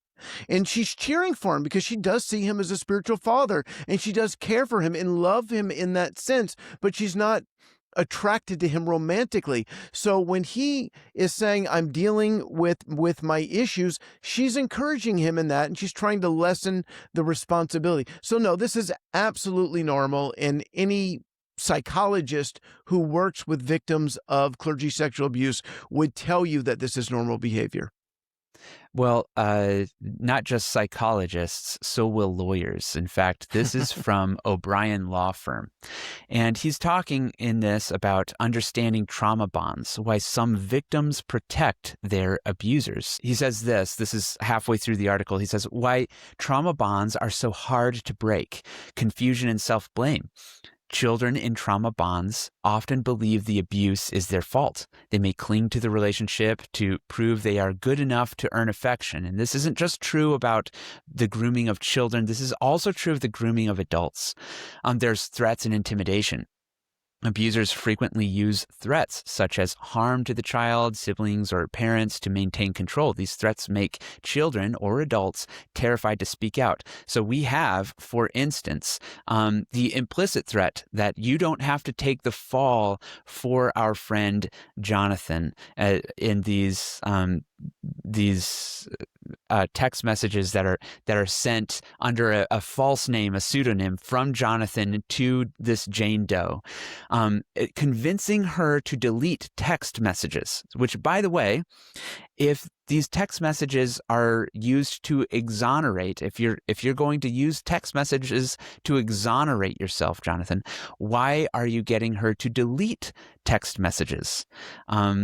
If all these text messages are, just paint you as being totally innocent of everything, and she was totally fine with how you were treating her, why are you getting her to delete text messages? There's hope for change. And you see that in this message between Jane Doe and Jonathan. There's this hope for change. The moments of kindness offered by abusers create hope that the abuse will stop. And this hope makes children or adults more likely to stay loyal. And that's absolutely true. In fact, what you have is the sunk cost fallacy. So put yourself for a minute in our Jane Doe's position. Her whole life is now devoted to the Welton movement. She is an ambassador for the Better Covenant and for Welton Academy in Latin America. From Jane Doe's perspective, her relationship to Welton is so integrally tied to her calling, to her destiny. I mean, he begins to do this immediately through these prophecies, and like, I can begin to open the doors for you, and you're my spiritual daughter, and my job and my role is to help you become who God has called you to be. And so you begin to think of yourself as part of this narrative. This is what God has called me to. And Jonathan, if he's not who he says he is, my life is a lie. And this sunk cost fallacy, it begins like my whole world falls apart if Jonathan isn't who he says he is. And so that creates this hope for change. Like you're clinging on for dear life to that hope that something would be different. Now we look at this, the impact of trauma bonds on survivors. Delayed disclosure. Many survivors do not disclose abuse until years later, often well into adulthood. Trauma bonds can prevent children or adults from recognizing their experiences as abuse. There's guilt. And Ron, you mentioned this already, right? Yeah, it's very normal for a victim of sexual abuse, whether adult or teen, for it to take time to sink in that they were not a willing participant. And in the case of, so many of the people that we've talked to, the penny drops years later and they realize that they're manipulated. Right. Then there's guilt and shame. It says survivors may feel ashamed for defending or protecting their abuser. This guilt can persist into adulthood, complicating healing. We saw this from every single woman that we have interviewed. Yeah, and so many of the groomers and abusers that we've come across, they're very intelligent people and they're very gifted, at defending themselves. And the victim is oftenly not as skilled in, rhetoric, and it's very easy to confuse them and to make them blame themselves. In one of the situations that has come to light, one of the defenses of the groomer was, but she emailed me later. She sent me pictures of her kids. That is normal. Don't go by what you think is normal. Go and talk to experts. Read the books written by the experts, the people who have interviewed dozens and dozens of victims, and they will tell you that the way that Jane Doe reacted to Jonathan is completely consistent with the way victims of sexual abuse respond. Yeah. Now, I want to go back and look at Jane Doe's response to the text messages and how she viewed them later. And she can speak for herself. Finally, one day I confronted Jonathan about it, the incident in the Airbnb. As I explained, I refused to talk to him outside of strictly necessary video calls. One day, weeks after the abuse in Ohio, I texted him. So this is weeks later. He's giving text messages from 4 days later. Now, weeks later, she's coming back, revisiting the thing, and she says, I don't know what the F happened in Ohio, but I don't want it to happen again. He told me that he felt sorry, that he was under a lot of stress, and that when he felt like that, he did a lot of stupid things. He promised me that it would never happen again. He told me that he loved me, that I was his daughter, that he only had good intentions for me. He told me that since he had followed Tony Robbins' teachings, he had changed, and I believed him. It was easier for me to believe that Jonathan was repentant than to accept that my spiritual father was a predator. I decided then to pretend that the sexual abuse had never happened. I buried it deep in my mind.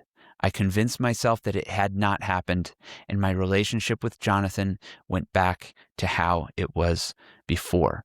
But then later, this is still the amount of control that Welton still had over Jane Doe.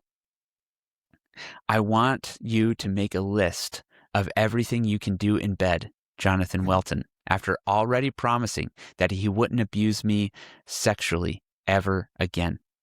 As I mentioned earlier, Jonathan wanted to know more about my past, and he called my old self slutty blank, or the alpha whore. In speaking with Don Weaver and Renee Lorraine, they both said that this particular Jane Doe was the last one to have the scales fall from her eyes, and she was the one who was the worst treated that they know of. It was not until she received this email from an anonymous source that she finally understood exactly what was going on. I'm going to go back and read this from Jane Doe's account.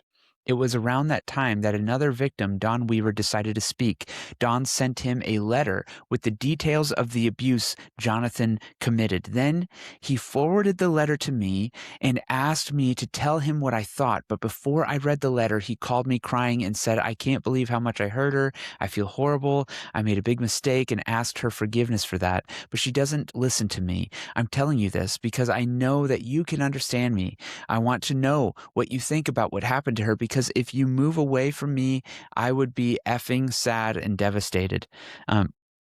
This is more of the grooming that's happening in the middle of this. And then she says this about her own mental state. "I believed that he was truly sorry, but he was just manipulating me before reading the letter so that I could see and understand only what he wanted.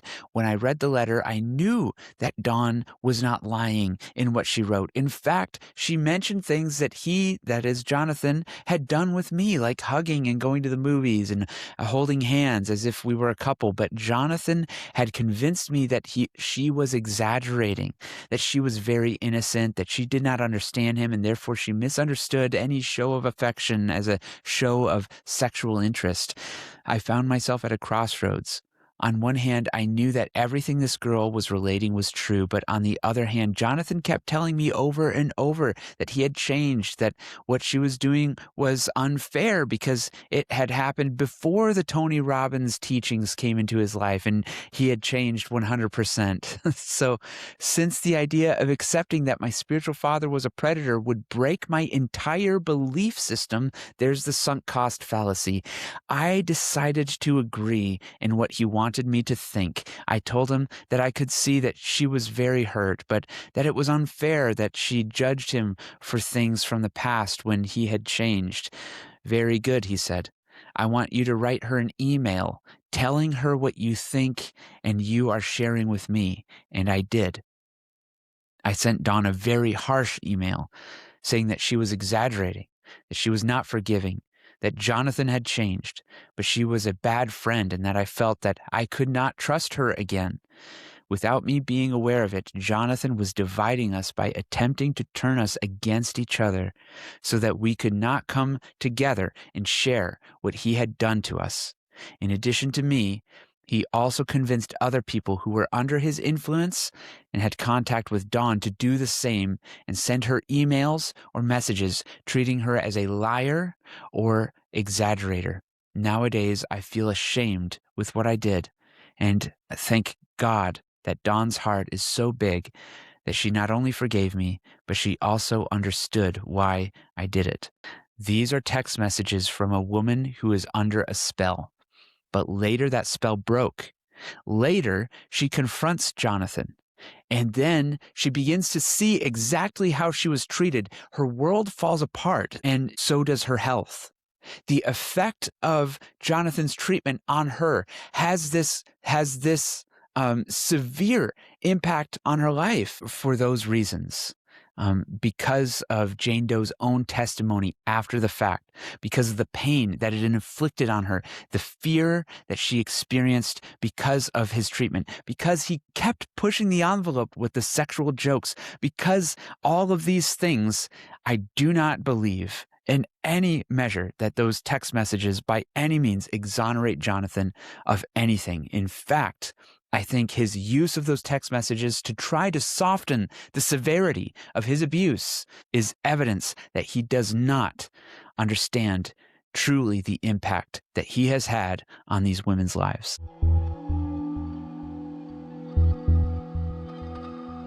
You're now about to hear from Linsey Wallace, who led worship for Jonathan Welton and also served as Chief Operations Officer. She was also a victim of Jonathan Welton.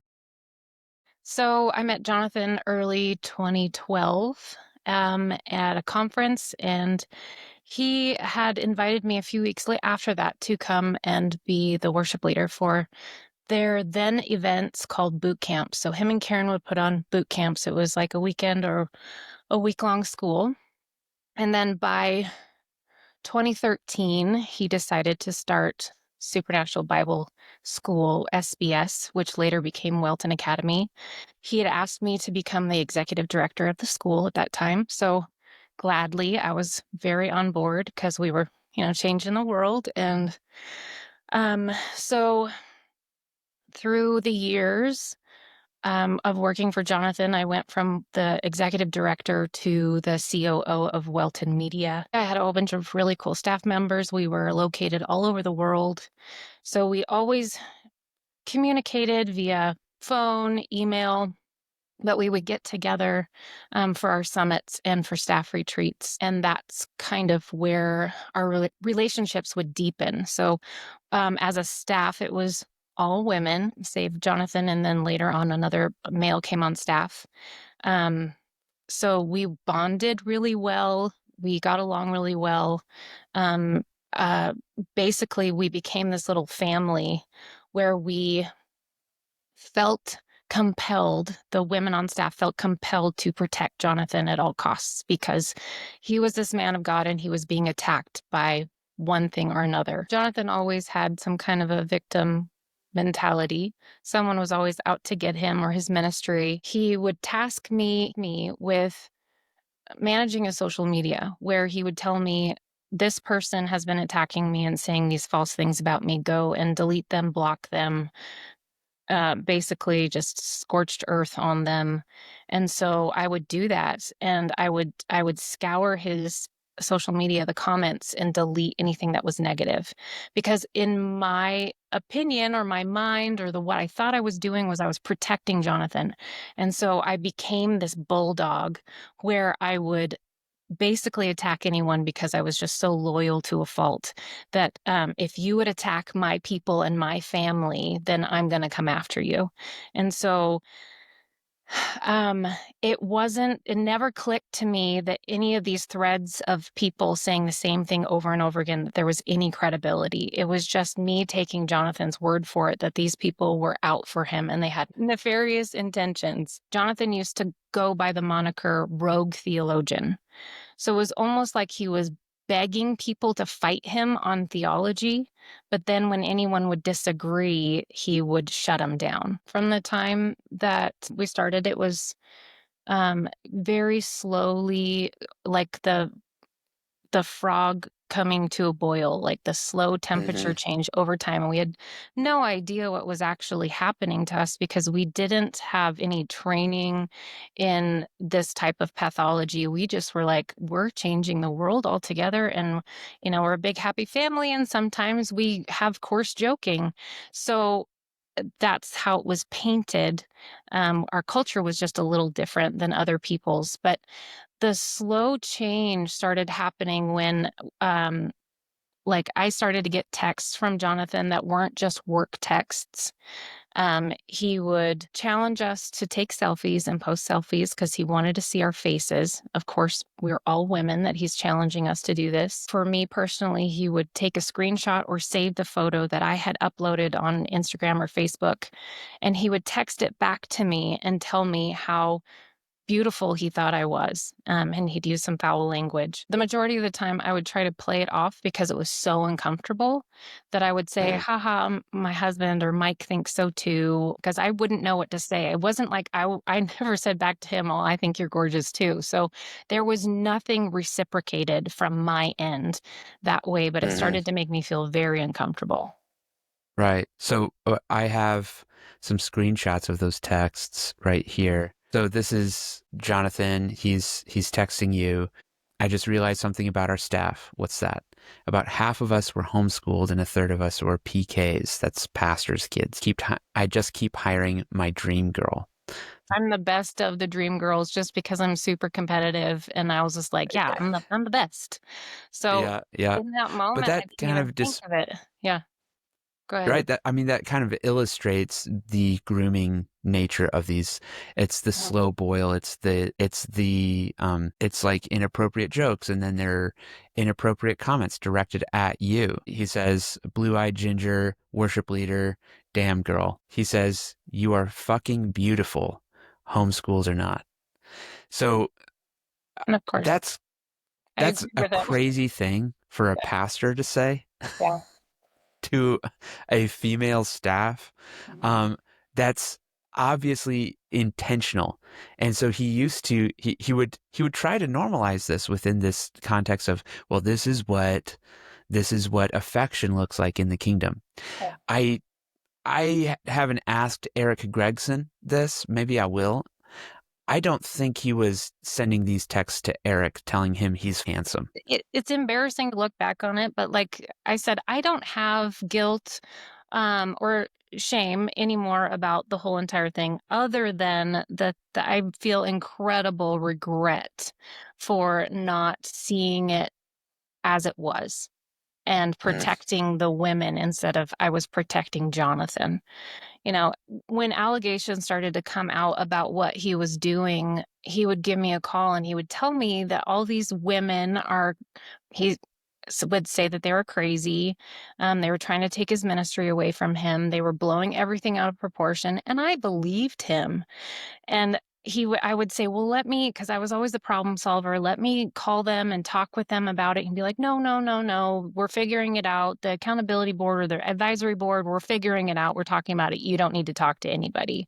And I would believe him. My life was busy. I had 4 kids and, it was busy. And so I didn't, that's a huge regret of mine, was not contacting these women that he was accusing of lying about this stuff or being crazy. I didn't ask them what their side of the story was. I totally believe Jonathan. So, when did that shift for you? And bear in mind, like, you had already had some of your own experiences with Jonathan. Yeah. So right? I had, it was,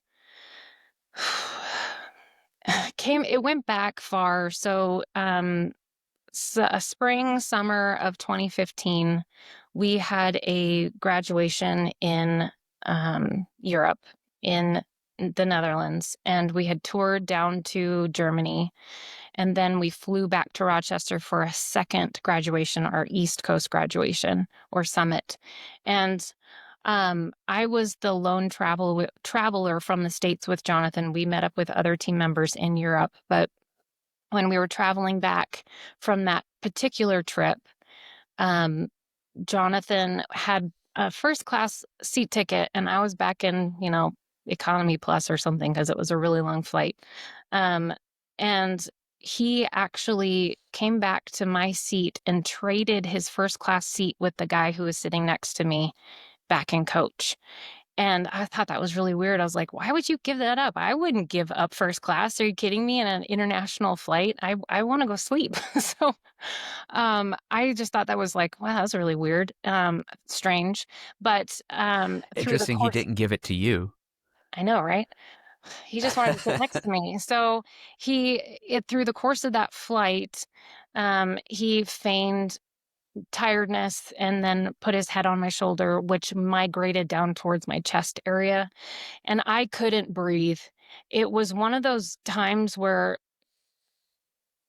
I couldn't move. I didn't know what to do. My heart was pounding out of my chest. I thought I was going to have a panic attack. I knew there was like high anxiety. I just didn't know what to do because this wasn't something that I was on board with ever, with anyone other than my own husband. So it was one of those things where I'm like, well, I mean, he does call me his best friend literally every day. Maybe he just needed to rest. He's asleep. So I kind of like tried to shove him off me or shrug him off me, but it would just continue to come back. And I think that triggered something in me because that was the first time I really remember him crossing a line physically with me, other than the really long hugs and the kisses on the cheeks. which was also something he normalized within Welton Academy and the staff. And so that was the first time that I really remember. And right after we got done with that East Coast graduation, I got incredibly sick, like death sick. I almost died like 3 times. I was hospitalized for 3 weeks. And I came out, by the grace of God, I survived what had happened to me. And it was an acute attack on my immune system. It was nothing that I had previously diagnosed. I had nothing else like this before in my life, and just a sudden attack where my body tried to kill me. And Did you have any family history of this? 0 family history. So no family history, no personal history. Suddenly this guy lays his head on your chest, and it's the next day? No, it's like the next week, because within that next week I'd gotten really, really sick. Or I guess probably within the next few days, I started to show signs of being really, really sick. I was like lying on the floor crying because I couldn't move during the middle of this conference that we were at. So it was very shortly after. So it's an autoimmune disorder that you developed, and you almost died. Yeah, it was inflammatory bowel disease. So I developed ulcerative colitis, acute ulcerative colitis with a toxic megacolon within like a week, which means that my whole entire large intestine dilated up and was just hemorrhaging basically, but it dilated up to 10 centimeters, and I had to have emergency surgery to remove my entire large intestine. So it took a year and a half of a ton of reconstructive surgeries, and my life still is not the same. My life was forever changed physically because of that. And then also there was a lot of mental stuff that goes along with medical trauma. So yeah. I wasn't there. And that was one of the reasons why I resigned from Welton Academy, was because I just didn't feel like I could function mentally as well anymore. Yeah. So, we just learned about the story of Madison Deary, who was under Jeremiah Johnson's ministry. She was Jeremiah Johnson's worship leader, and she had some autoimmune stuff before, but when she started working under Jeremiah, it turned up to 11, and it just exacerbated to the point where she's having multiple micro seizures in the middle of the night. She's having these demonic things appearing to her, all the stuff, and it's just absolutely terrible. When she leaves Jeremiah's ministry, it stops. It's not as though she's like perfectly healthy or anything like that, but it stopped. Yeah. Was it something similar like that with you? My body stopped fighting me. However, I was put on some really crazy medication that I had a lot of side effects from. So I don't really know. However, I haven't had a flare up in over 6 years. So I'm not on any kind of medications anymore. And roughly about the time that you're no longer dealing with Jonathan, is the time when these things stop. Yeah, actually, it's kind of funny because we kind of hinted at this a little bit, but I'm a recording artist, so I wrote a whole entire album basically about my journey and my struggle and beginning again after all this, and I released it in 2020, and that was pretty much the last time, and I had felt it was a release of me saying I'm done. So I think it was a prophetic act of myself, and just saying I'm going to send out this simple album just to be like, I'm done with this. As you're moving forward, some of these women start raising their voice, and you are defending Jonathan. When did things shift for you when you stopped being his defender? Fast forward a few years, We were again in Rochester, New York, doing a summit. It was the fall of 2017. I was pregnant with our fourth, and I remember vividly because after the meetings, generally as a staff, we would go to a movie or go do something like laser tag. This particular time, we went to a movie. Jonathan had mentioned to Renee when we got to the theater, hey, make sure Linsey sits by me, which was really kind of strange to me. I'm like, who cares? We're all together. So he sits next to me in the theater and we're watching a movie. And Jonathan reaches over and grabs my hand and laces his fingers through my fingers. And this just totally took me by surprise. He had never done anything like this before. It scared me. Again, I had this panic, like, I don't know what to do with myself. In my brain, I'm thinking he literally just got done with a marriage counseling session with Danny and Sherry Silk at like an hour or two before he came to this, because Danny was speaking at our conference. And so I was like, is there something wrong? Does he just need a friend? So it was just kind of like I squeezed his hand back and then made an excuse to get up to go to the bathroom. I had a great excuse because I was pregnant. So I was just like, I gotta go to the bathroom. So I was able to break away, but all the while I'm in the bathroom like, what the heck just happened? I don't understand why he's showing this towards me when this is not something I have ever indicated that I'm okay with. I mean, we playfully with the text back and forth kind of a thing. I'm trying to brush it off, but I've never reciprocated any romantic affection back to him. So I get back to my seat. I'm scooting over as far as I possibly can to Renee's on my other side, as far away as I can to her. But then Jonathan comes over and again leans his head on my chest. And that was the second time. And so I'm like, somebody's got to see what's going on. Renee actually had no idea. It was dark in the theater. The seats were big. And it was just one of those things where I'm like, I don't know what to do. So as soon as the movie was out, I first called my husband. I was like, Mike, you won't believe what just happened. I don't really know what to do. What do I do? And so he's just like, well, maybe try to figure out. My husband's precious. I love my husband, how he approaches these things. He's like, well, maybe find out what he's struggling with and why this might be happening. But then I didn't want to approach Jonathan. I was too ashamed and too scared to confront him.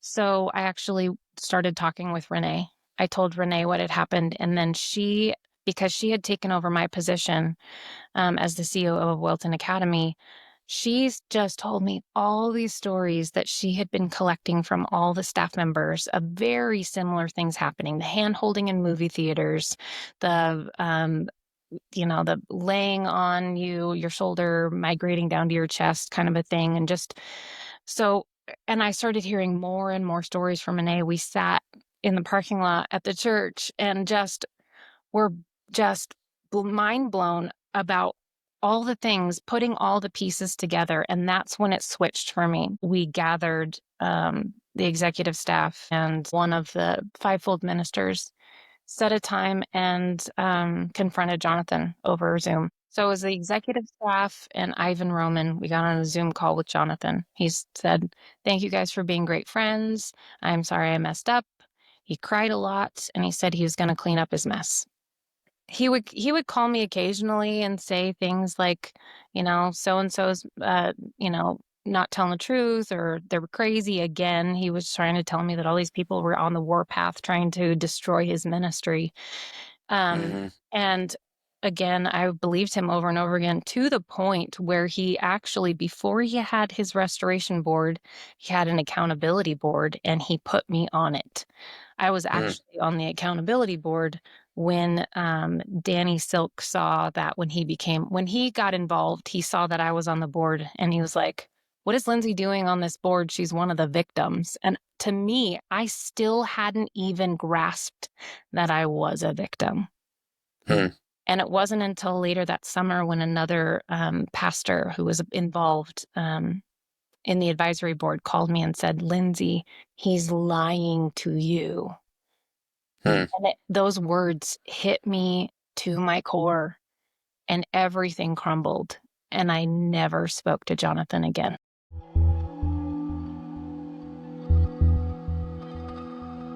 You're now about to hear from Dawn Weaver, Ashley McCreary, and Eilina Corona.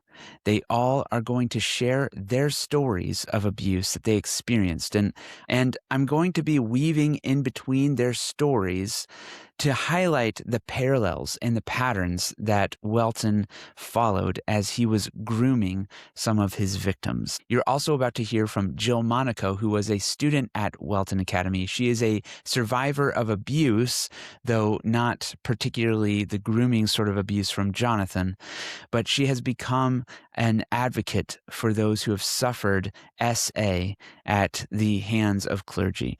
And her input is also very valuable. And I want to thank all of these women for their participation in this video. Thank you guys so much. So I grew up in Montana and had a really wonderful upbringing, wonderful parents. Knew Jesus from the time I was 5 years old. That's when I gave my heart to Jesus, and it was real. So I've walked my entire 37 years with Jesus as my best friend. So at the time that I met Jonathan, I think I would have been either 23 or 24. I think his current hot book at the time was School of the Seers, and I think he may have just written Raptureless.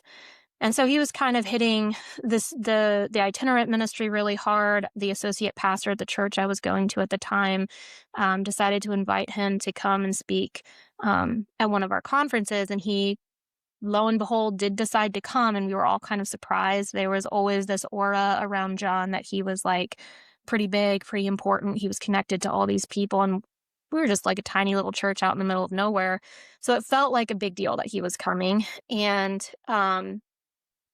when he got there, his teaching was so impressive and to me definitely led me into what I would consider as my theology now. The way it was presented was very much as if he was the one who had come up with, and he was the holder of the knowledge, but at the time he came across as very persuasive, very charismatic, very charming, and extremely humble, very almost shy, I guess, or socially awkward. And the reason I'm bringing all of that up is because I think it's important to remember that he seems now to be extremely trustworthy and sincere and humble and all these things that he also seemed then. And so this is where it gets tricky with someone like John. How do they convince you that they've changed when they always seemed so sincere? They always seemed so honest. They always seemed so humble.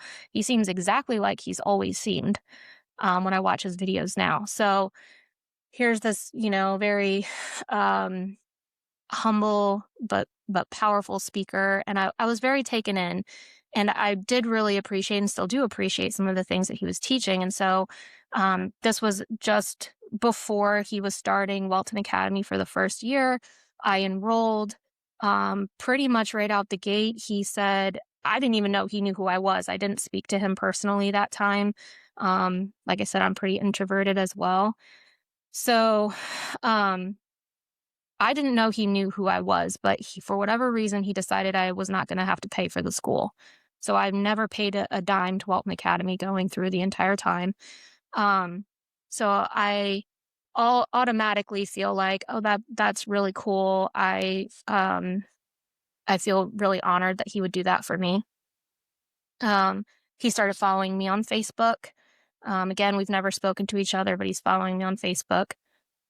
He came back the following year to speak again, same conference, same time of year. And at this one, first night, I'm sitting in the front row. Just to be clear about something, back then, I don't think he followed you on Facebook. He probably friended you, right? So you would have to respond. Right. That's true. My only point is that it's a very strange thing when a minister is reaching out to a single female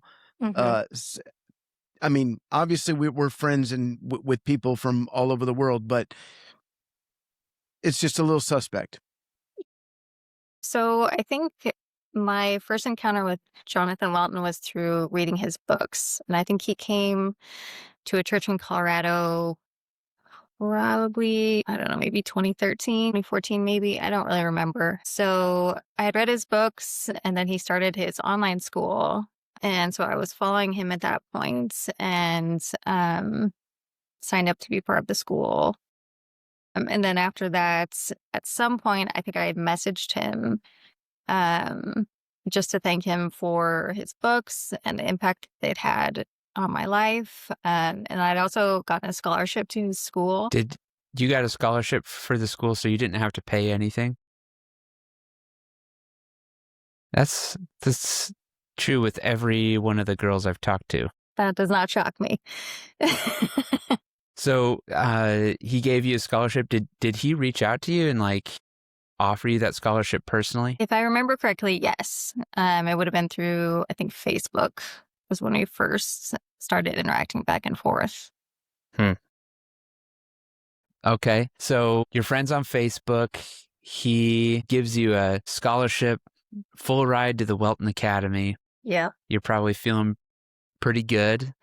Oh, and yeah. I was totally psyched. And then I think at some point, probably within 6 months, he reached out to me again, asking if I wanted to be on his staff as Renee's personal assistant, which of course I said yes, because, one, it felt good, to be personally asked by Jonathan Welton to be on staff. And just what I'd seen of the staff, they were always very nice. And I just thought they were really cool from the little interactions that I'd had with them. And eventually, John gave me more responsibilities until eventually I was, director of the third year program. I grew up in the charismatic movement. I was 4 years old speaking in tongues. Like all of that was just very, that's all I ever known. I was homeschooled. So like literally my entire life was the church. My parents were elders and kind of just grew up in that. When I turned, I was always doing worship stuff. So like leading worship in youth group, even speaking at youth group. And that kind of was what I felt for me was my calling for my entire life, was to become a worship leader and a pastor. And that was it. One of the big things that I started noticing early on was how difficult it was for women to have a voice within the church. And so going into adulthood and really then at that point making strides in becoming a worship pastor and becoming a speaking pastor. And around that time, I think I was probably like 19 or 20. And that I was part of this women's group where we had like a spiritual mentor, and she invited Jonathan Welton over to speak to us. And that was really early on in his ministry career. I don't even know if he had written one book at that point. He might have, but it was very, very early on. And his whole message to us was just like this women empowerment and how, God wants to use our voices, and, talking about all the women around Christ that were commissioned to go and spread the gospel of Jesus. And it was such an empowering and powerful message. And for me, it was like the first time I heard a man who had, leadership, recognizing what was in us and what we had to bring and what God was calling us to do. And so since then, we built this friendship with Jonathan, and I live in California, so he would come and visit. And that was for 10 years before I started working closely with him. And so I knew him really well. I also was going most of my life. I had experienced, as young as 9, I had experienced abuse within the church, sexual abuse within the church by multiple different people at different stages of my life. And obviously trauma from that. And a lot of it was hidden for me because the amount of shame that I felt as a victim, as if it was my fault. And even like the first time it happened to me, I was 9 years old. And at 9, I felt like it was my fault.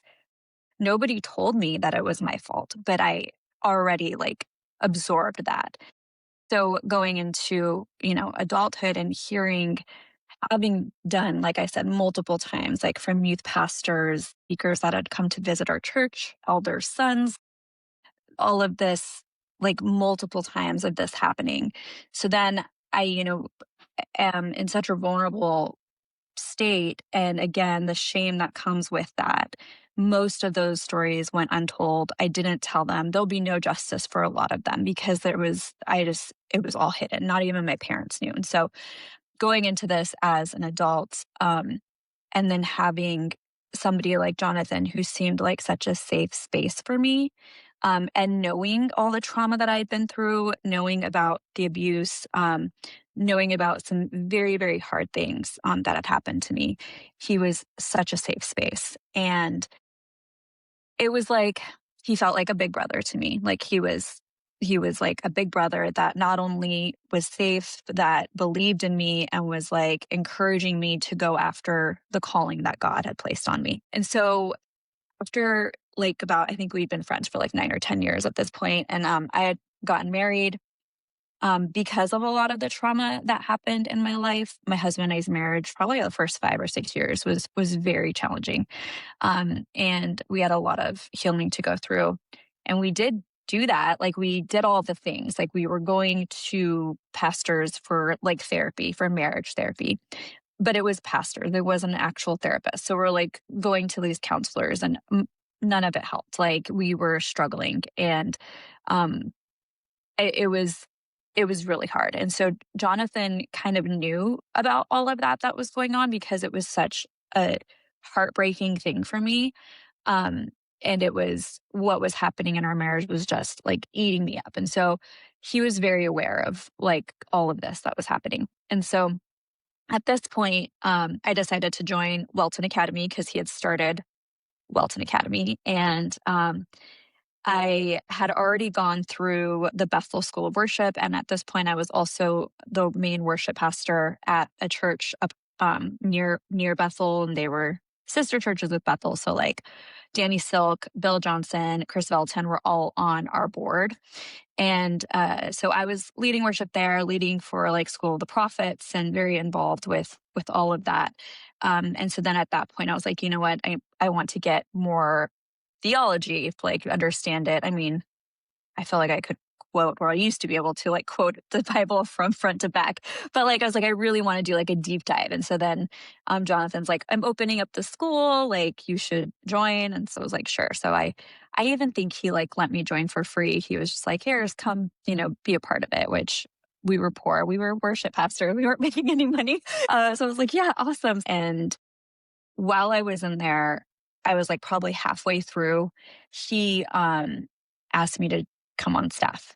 And I was like, absolutely. And up until this point, I had been doing all the marketing for our church anyways. So I'd like handled all the marketing for their school of worship, for events, for everything. So he was like, I need you to help me with marketing. I'm like, sure, I'm on board. Like, tell me what to do. So I jumped in right away, started helping him.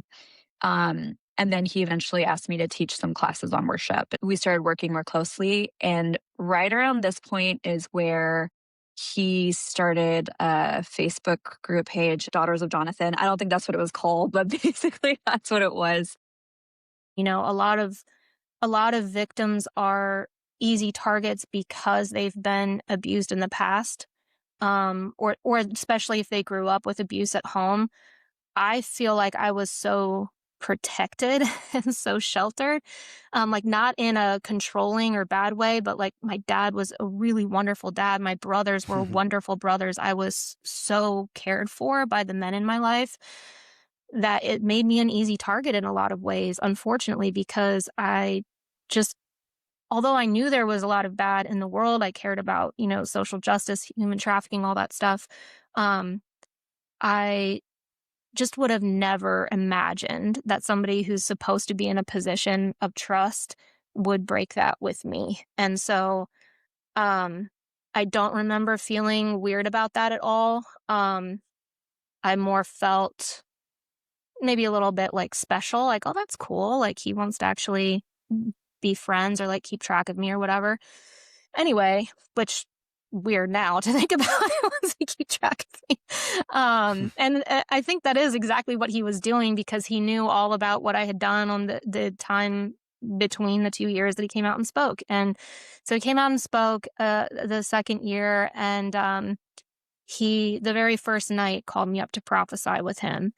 And I remember knowing he was going to do that. I was sitting there in the front row, and he said, tonight I'm going to do something a little different. We're going to start out by prophesying. I'm going to ask a couple people to come up and do it with me. And as soon as he said that, I was like, I'm one of them. And I was one of the 2 people. Had a great time, loved doing that. And he then, after he sought me out, we sat down, had a conversation. He asked me what I felt like my calling was. He just wanted to get a feel for me and what I wanted out of life is basically what he was asking. And he was putting it in Christian terms of, what do you think your calling is? What do you think God wants you to do with your life? And at that time, I really wanted to be involved in anti-trafficking work. And so that's what I told him. And he decided by the end of that weekend, he gave me his personal cell phone number. He asked me, please call me. I know people. I can get you connected. I can make sure that you are able to do what you feel like God wants you to do. Which, looking back, is so ludicrous. Like, God needed his help, And again, felt really flattered. I did think it was a little weird because I'd only talked to him very briefly. So for me, I was just like, I'm never calling you. Like, I don't barely call my best friends. Like, I'm not calling you. But I had his phone number, and I was still attending the school. I re-enrolled for the second year. At some point during that year, he decided he wanted to start a missions program within the school. And he was looking for a missions director. They sent out an email to all of the students basically saying, if this is something that interests you, please apply. I didn't see the email, so I didn't respond. I doubt I would have even if I had seen it, because I was not technically qualified for a missions director position. He contacted me somehow and asked me to give him a call because he wanted to talk to me about the open position. And he asked me personally to apply for it, which I did. I ended up getting hired, and I worked there. I think that was 2014, and I only did 2 years. At some point during those couple of years, I think John started to realize that I wasn't as easy of a target as what he initially thought I was going to be. I have a lot of inner strength and inner resilience and intelligence that I don't think he was banking on. And I started to get, even though there's a lot of confusion happening, there's a lot of cloudiness, there's desperation in a lot of ways. We were being gaslit like crazy. I started to, through all of that mental fog, realize that something wasn't feeling right. And my response was to start putting up like boundaries to him. Now, this is somebody who from the very beginning was sort of mandating an open-heartedness. He was mandating transparency and vulnerability. There was never this sense that he needed to earn that vulnerability to be close to us. It was just, this is part of our culture, and you will be vulnerable and open with me, or there's no place for you here. That was implied at the end of that. So, at some point in that second year of working for him, I really started to push back on some of that. And I didn't like him dictating certain things. And I didn't like the way he was responding to me, the way he was speaking to me when I did give him pushback. And so there was some tension with us. This made him want to do what he has done with everyone that's ever given him pushback, which is to slowly push them out of his life and to do it in a way that benefits him. I don't know how he did it, but somehow he managed to convince the rest of the executive staff that I wasn't the right person for the position, ultimately decided that he just wanted to close the department. And he was trying basically to push me out just far enough that I wouldn't have contact with anybody else who worked there. but he still wanted to have contact with me. So he was proposing all these other things that possibly I could do. I could be an ambassador for Welton Academy. I could this, I could that. And I ultimately ended up, the last missions trip that I led for him was to Buenos Aires. And in that, the very last night, I had a very, very clear, open vision in which God told me I was on a chessboard and God told me to kill the queen. And I looked at him and I was like, nobody kills their queen in chess. Why would you kill your own queen? And he said, well, who do you think the queen is? And I said, well, Welton Academy is the queen. So you got to kill the queen. And so I walked away from that knowing I needed to leave, to which I did. I resigned with go ahead. Question about that. Mm-hmm. Did you know about Jill Monaco's vision about the chessboard? No, I've never heard it. I know that she had one. I know she gave a word of warning, but I've never even heard it. Yeah. Why? Interesting. Okay. Well, I'll let you finish your story. Okay. I might put her vision into the video here, because that's she had a vision that was about the pawns coming, and it had everything to do with chess, and it was kind of crazy. Yeah. So. That is really cool. I'm very curious to hear about that. So in year 3, when you're on the prophetic track, one of the things we were assigned to do was the assignment was to pray and get a word for the movement at Welton Academy, which I find that word movement now is really highlighted so often.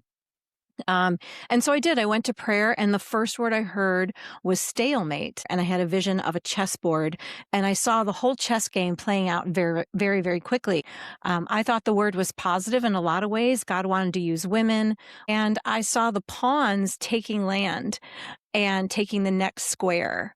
And the warning part of the word was that we can't show favoritism to people that we don't consider as good. Be careful of partnerships, because we think of the pawns as a throwaway piece, but actually the pawns are the ones that, if I remember correctly, have something to do with protecting the queen, and it can be a very powerful piece. And then also there was a warning in there that once someone is taken out of the game, it's called the end game. They're taken out forever, and there's no going back. They can't even scream from the sidelines because they're not part of the game anymore. So there was a warning, but I didn't know that it was going to hit so hard with Jonathan, because I didn't know it was about him. I just had this general word. Lots of details. It's still on my blog. But when it got back to them, I never heard anything back. I didn't hear what was the response. What did the staff and people think? What I found out much later from Renee, who was the COO at the time, is that she read the word and thought, oh, this has to do with these problems we're dealing with. And Jonathan, from what I was told, was very angry. And that's when he started a campaign against me behind the scenes. And this is all unbeknownst to me at the time, that he started slandering me, telling people to avoid me, like really the shunning, the whole strategy of starting to ostracize or create a scapegoat situation, completely unbeknownst to me. I did resign. I can't remember what the timeline was, but I resigned. And this is another example of how good he is at convincing people of stuff. I said the words, I resign. I no longer feel like I want to work for you. We're still friends, blah, blah, blah, but I'm resigning.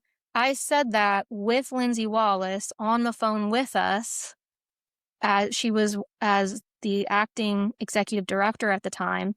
So she's on there as a witness. Years later, she and I are making amends and catching up again.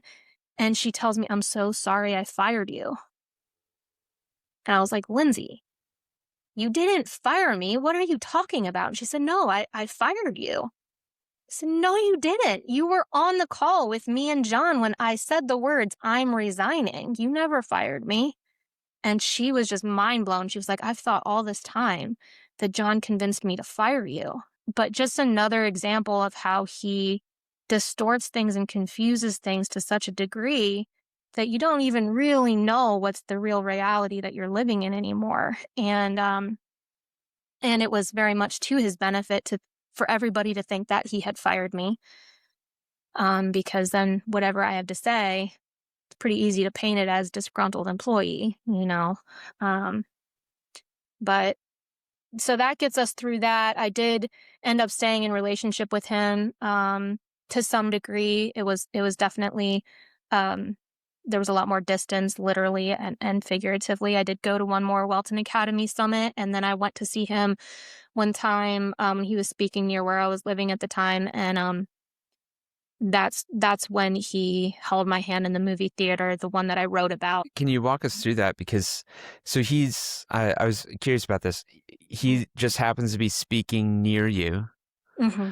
and then invites you to a movie with him. Mm-hmm. Yeah. And it's just the two of you alone. Yep.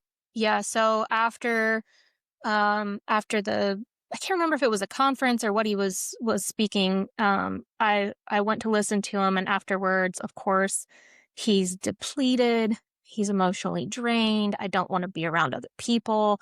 I trust you. I know that you will be safe for me to be with. And as the type of person that I am, that's like... it makes you feel good. It makes you feel important. Yeah. And it's literally like, I love to be that for people. Every one of my friends will tell you I'm the safest friend they have, you know? And so he's speaking my language, and he knew he was doing that. And so And he's married. He's correct? married. Yep, So he's married. Karen was not with him, but yeah. His wife isn't with him. He's coming up to a single woman. Keep in mind, I've traveled with him all over the world. He's tried to have me alone in his hotel rooms. I've always brought someone with me.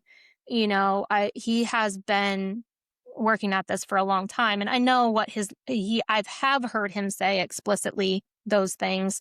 So it was implied and he did say, I'm depleted. I need to be just me and you because I'm depleted. I don't want to be around people.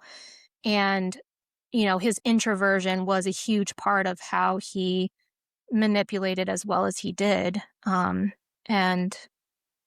there was always a pulling on he would identify the empaths and pull on the empathy, which I, fell prey to that many times. So, and I remember thinking of the first time he held my hand in the movie theaters, we were actually at a staff retreat, and all of the staff was with us, including, like, we were sitting in the middle of other people who worked with us for him. And I remember justifying it by the fact that, well, surely people are seeing and nobody's saying anything.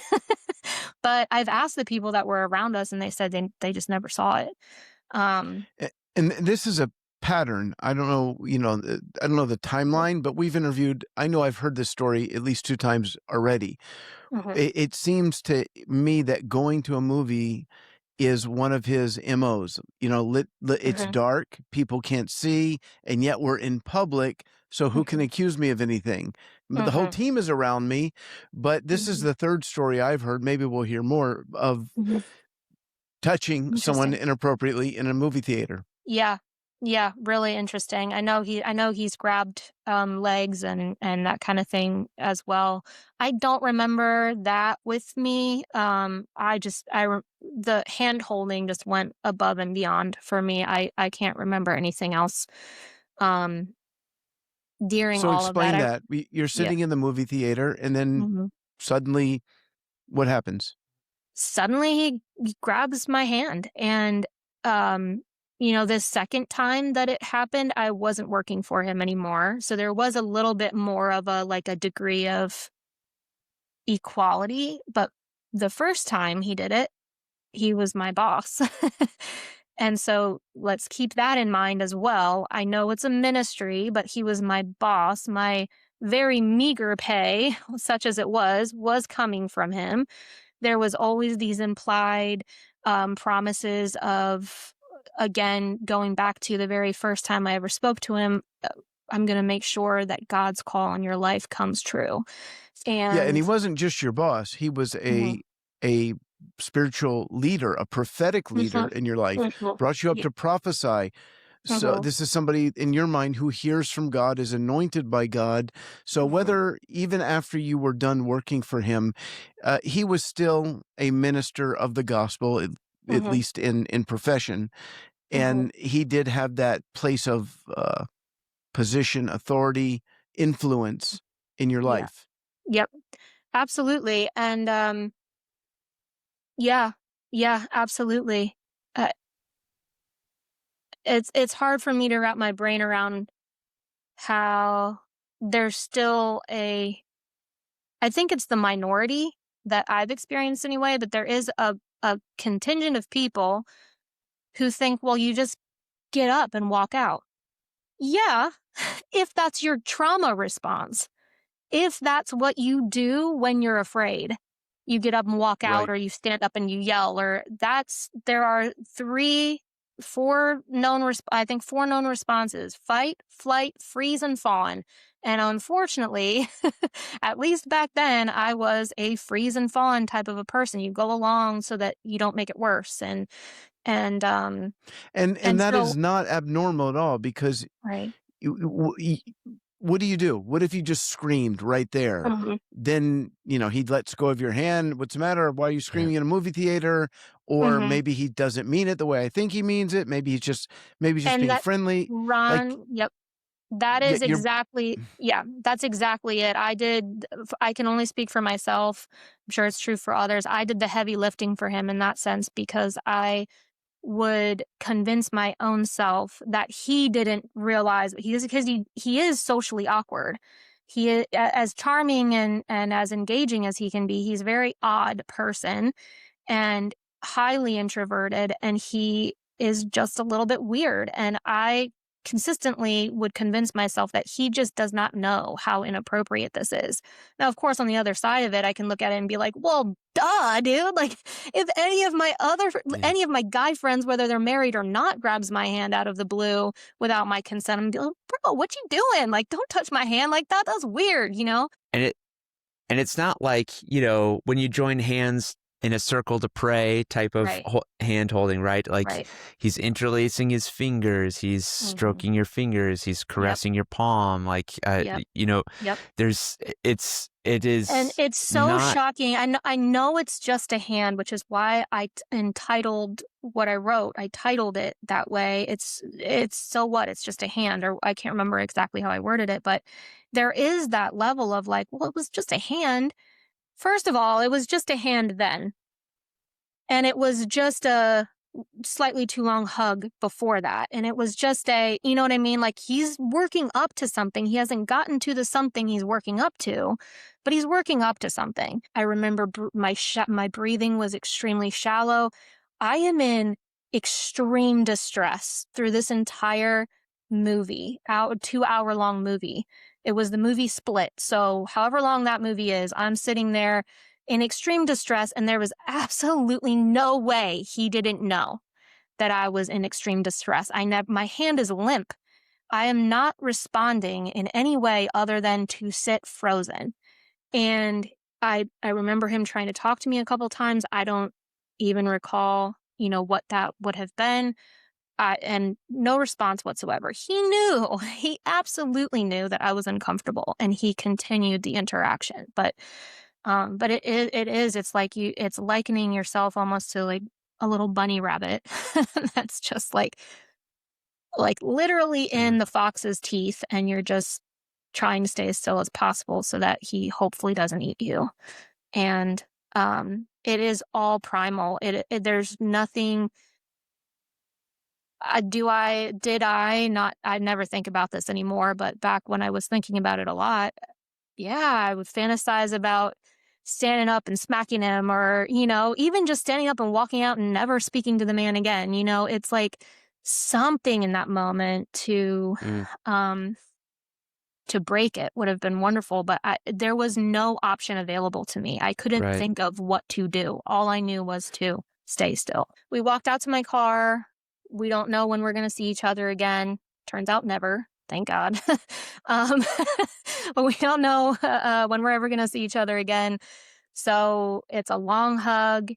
It's me. I have my car door open. It's a little Honda Civic. I have my car door open, and I'm kind of in between the car door and the car, and he's still hugging me. And I remember him pressing me back up against the car, and he kissed my one cheek, which was common.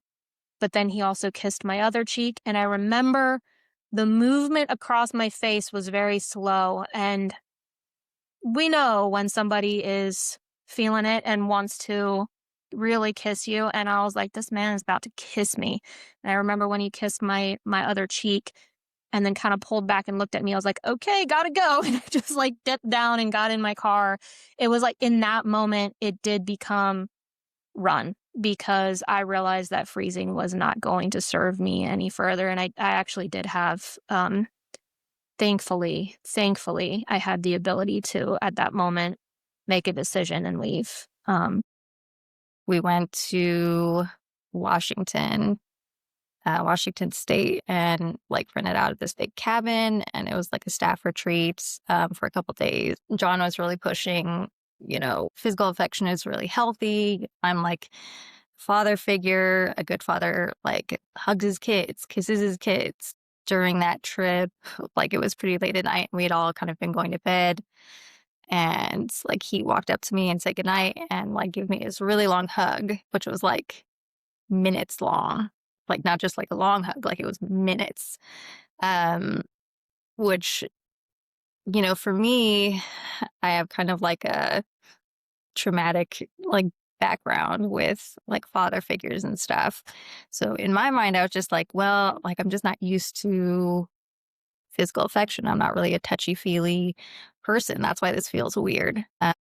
Because I wanted to trust him, and he put a lot of time, I feel like, getting to know me better. So I felt like he kind of understood me on some level. We went to a conference in New York, close to where he lives or lived. It was, I think, just about Welton Academy. And I remember on that trip, like there was at one point where we actually went to him and Karen's house. Me and another person and John were all in the same room, like the living room. And there was like super long, like awkward hugs, like longer than the ones like he'd given me before. And at that point, like that one did actually make me kind of be like, that was kind of weird. Like I was really fighting it because I was like, I don't want to believe that this man would ever have any bad intentions toward me. So I just kind of wrote it off. Like I was like, that was a little weird, but not all that uncommon. And then like, I felt like he, with that time specifically, was trying to get me and this other person that was there, like more connected, because she came on after I did. I just remember it feeling like very weird because it was just the three of us on the couch. And like Karen like was never in the room. And I was like, this is really odd. Like she could walk out here and this feels like odd. You would do like weekly one-on-ones with me, and then like we also would meet for work stuff.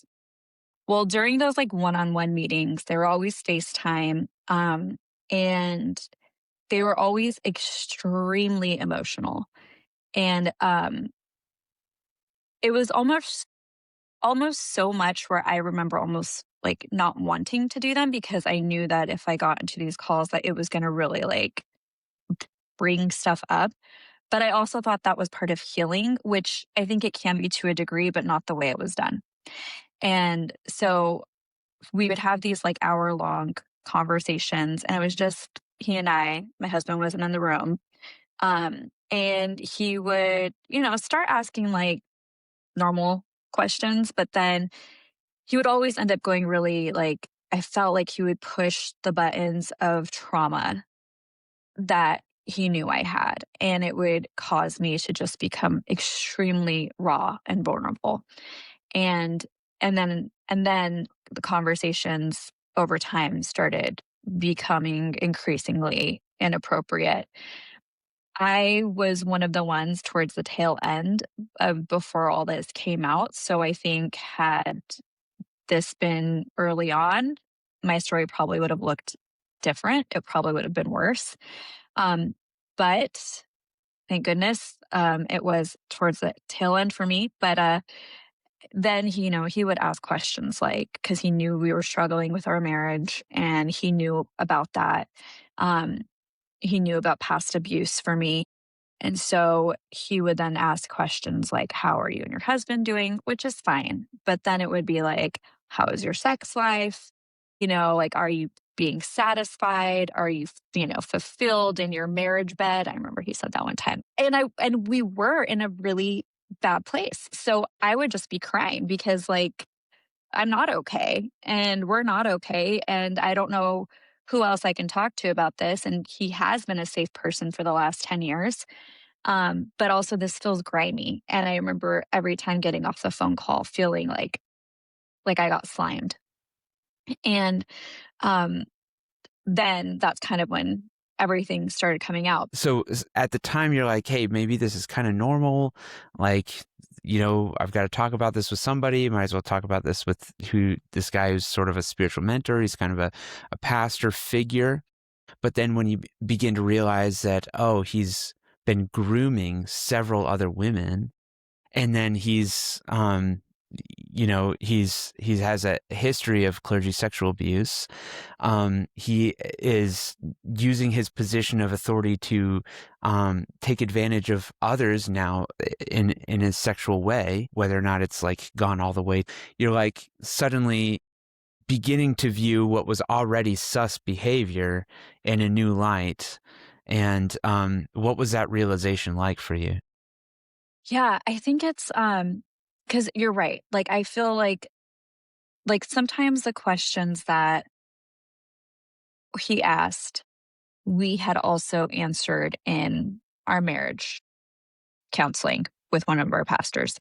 However, the difference was my husband was also in the room. And Right. that was, I think, a big defining moment for me, was realizing that all of these conversations happened with him not being in the room. And I think with being raised in the Christian church, you're taught to really trust your leaders. Like, that is you are taught to trust them. They have God's will in mind and all of that. And so I had my whole life been conditioned to answer questions that make me feel uncomfortable because God was doing work in me, and it was uncomfortable because God was bringing it out. So at this point, I had already shut down that. Mostly, I still had some of it, but shut down the notion within myself to say, ooh, this is uncomfortable. I shouldn't go here. This is not safe for me. And I had replaced it with, if it's uncomfortable, then it's God. And so when we're having these conversations, I'm uncomfortable, but it's probably because it's God. And that is where the biggest issue was, because he knew that. So it would be easy for him to get me where he wanted me to go. I think I wouldn't have broken down the same way if my husband was with me. It would have been very different. Right. So your husband was there. Also, the guy wasn't grooming, right. 10 other women. So. 10 other women. Yeah, exactly. Yeah, and then just hearing stories, finding out that you're not the only person that he was speaking to in that way, and asking, hearing those stories from other survivors being like, well, yeah, they, it was a copy and paste thing, So that was, again, it was just it was really weird. The way everyone talked about him in my life, he was I know that he came out with that book, Eyes of Honor or something. But it was more for me, because I didn't even read it, but it was more being oh, but he's everything that we should, try to be so I didn't know all of that. And if I did, I must have because you're you have rose-colored goggles on. Almost came out if you have a problem with this, it's your problem. Exactly. Maybe you need to check your heart. If you think you're the one being perverted, if you think this is perversion, you're the one that's being perverted. And I especially with his whole hugs thing that he would do, I have a friend that he would always give her such a hard time because she wouldn't give him like full frontal, like 60-second hugs. She always did like a side hug. And every single time he would just like make fun of her for not wanting to do that. And at the time, I'm a hugger, so it was never like an issue for me anyways. But like at the time I was like, why don't you want to hug him? That's kind of weird, like, are you sure it's not something with you? She had discernment and I just didn't see it. So when I was working for him, there was a few times where we kind of butt heads on graphics. Not a big deal, but like he looking back now, again, it's one of those things where I'm like, what? He wanted to use like Wonder Woman in one of his like ads or something because he was like super into Wonder Woman, which, fine, but like, let's not use it on an ad for ministry. And I the goddess pushed Diana. back. So I like pushed back on that, and I basically was like, this is like 1990s colors, like this is lame, that's kind of where I was coming from. And he didn't like that. And shortly after that, he sent me an email being like, you're fired, without like saying like very much like, I don't think this is going to work out, but like I still want to mentor you. And so I was like, okay, fine, whatever. It wasn't my main gig, so I was like, that's fine. I was doing it more of like as a friend to him. I don't even know if he was paying me. But I still kept that like relationship. But this was right at that like maybe a month or two out before, maybe even less than that, right before everything came out. And when it did, I was at my job and all of a sudden, and I was working in sales. So like I couldn't leave. Like I was at my desk and my phone started blowing up and he was just like calling my phone multiple times. I was like, this is super weird. Why is he calling me this many times? Like that he never does that. That's very weird. And before I had time to go back and call him, my best friend texted me and she just said, did you hear what happened with Jonathan? And I was like, no, but he's been calling me. Like, is he okay? Because I thought like something happened to him. And she was like, you haven't talked to him yet? I said, no. I was like, but he's been calling me. And she said, before you call him, call me. And so I called her. She gave me the full rundown. One of the biggest points of pain that came out from all of this, and I don't mean this to sound numb, but I've dealt with abuse my whole life. So that didn't really rock me as much as knowing that he didn't actually see God's calling on my life. What he saw was a woman he was attracted to and was trying to exploit and take advantage of, who was vulnerable. And for me, that was such a point of pain because I had never felt seen by any man in leadership that would trust me with the pulpit or trust me with leading worship by myself. Like, so this was a big deal. And that is probably for me what hurt the most because our relationship never got to an actual like straight up sexual abuse between he and I. It was definitely the grooming stages. But that idea of being like the one person that I thought saw the gifts that God had given me, the talents, and was actually like encouraging that and was giving me a platform to use this, it was for his own gain. And that was like what destroyed me. That really hurt a lot. And even to this day, it still hurts to think about that. And I've healed so much. I've been in therapy and like I heal so much, but like that, like one like piece of being like my entire life, nobody saw me, nobody knew what I had. And this one person did, but it wasn't real.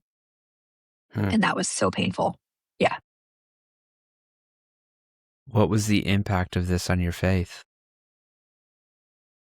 I think that for me, up until this point, my faith had already been unraveling for a lot of reasons. And now I am agnostic. I know that there's probably like a there could be a higher being, a higher energy or whatever. And if there is, great. But if there's not, also great. And now I live my life in pursuit of peace and connection and unity and fulfillment with my family, with my friends, with my community. I'm an activist for fighting for those that are, in need, of fighting for the underprivileged, and I volunteer and do all of that. And so with what happened with Jonathan, there was already an unraveling. But when that happened, that was the green light for me to let go 100%. And I remember telling my husband, because so many outside factors were already breaking that down. And so I remember, this is like one of those core memories. Like, we were driving in the car and I was crying about my faith unraveling. And I looked at him and I said, honestly, if it wasn't for Jonathan, I don't think I could do this anymore. And this was probably like 1 or 2 weeks before everything came out. And so when it did come out, and like I said, that feeling of knowing that nobody had ever seen me and I was just being used my whole life by men in ministry, like, that's my whole life was like that. And so it wasn't the sole reason, and I will not give that to him. It was not the sole reason for my deconstruction of faith, but it was the final straw where I was like, yep, this is my green light that I'm done. So I don't ever want to attribute my losing my faith to him, because he's not that powerful. But it was like a permission to be like, it's okay, you can let go now. And that's what happened. Would you, at this point, still consider yourself a Christian? No. Did that have to do with this? I mean, you already had doubts, right? But this, is this the thing that pushed you over the edge then? Yeah. Yeah, it was the thing that pushed me over the edge, just because, there was so much correlation between, John comparing himself to Father God. And, for me, having that connection was really helpful, because I was like, okay, this is actually what it feels like to be loved by a father figure, like to be cared for and loved and have someone root for you. So when it all ended, and there was no, repentance or real apology, it was just kind of, the nail in the coffin. I was just like, I'm done with church and like all of these people, because that's all, it's all just manipulative, yeah.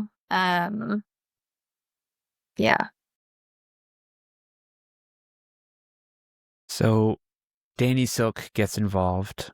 Eric, Gregson, Renee. There's some people that are attempting to bring some accountability. When Danny got involved, did Danny reach out to you? Did you have any support? I don't remember him reaching out to me specifically. I remember there being like letters sent out from Danny that were just kind of generally to us. I think when it all happened, we each got like 4 to 6 like therapy sessions paid for by Karen. I think that was because by Karen. Yeah. I think it was because Danny like enforced that, but I don't remember exactly. But there really wasn't any like direct like follow up. I think the only person that reached out to me was really just Renee to see how I was doing. I was really disappointed in the reaction by most of the community towards the Welton staff, and specifically towards the women who had been more severely abused by John. It was really disheartening to see so many people siding with him, and it was really discouraging to hear like Danny Silk be like, well, it's he said, she said, which is basically just, we don't really believe you. Like, it might have happened that way, but that could be just your interpretation of it. And I think it just really got swept under the rug. I don't feel like any of us really got an apology, not a real one, from John or, Danny Silk or anyone else that was involved. I feel like a lot of the women on the Welton Academy team deserve a better apology than they've gotten. Danny comes around in early September, and even though he's there, the girls aren't necessarily on board. I became like a trusted consultant to the board, and therefore slowly kind of became like, let's just say, like a liaison between the public and the board to the public, the girls and the board through September. And then I think into October. It wasn't until October that the girls on staff that were really tight with Jonathan. So this is one of the things that's so bizarre about it, is that although Jonathan is like showing up on these early meetings with the restoration board, like crying and being all repentant and all of this type of stuff, well, the girls are still under the spell. So what we know is that he was like still feeding them from the back end. He was still somehow getting to them.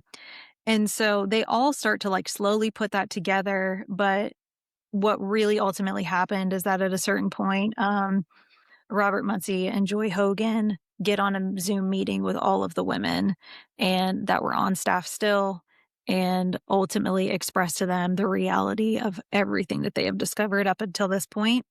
And the way they describe it is really fascinating. They say that they like almost just like watch the smoke release from their eyes all at the same time. It was like they were under a spell and they all came out of it. And then the way they tell the story is that they would just begin to weep. And they were all crying because everyone, like you said, there's so much guilt and shame involved when you go through being victimized. Anyway, so that is when things really started to change. And that's when all of the girls finally started to really share what actually happened for them. So it took until the school was closed. It took until there was multiple meetings. It did take all the way into fall of 2018 for things to finally really come to a head. And then, again, I feel like I say this all the time, but everyone dispersed and it was like a new chapter, but that's when things almost in a way just got even worse with Jonathan.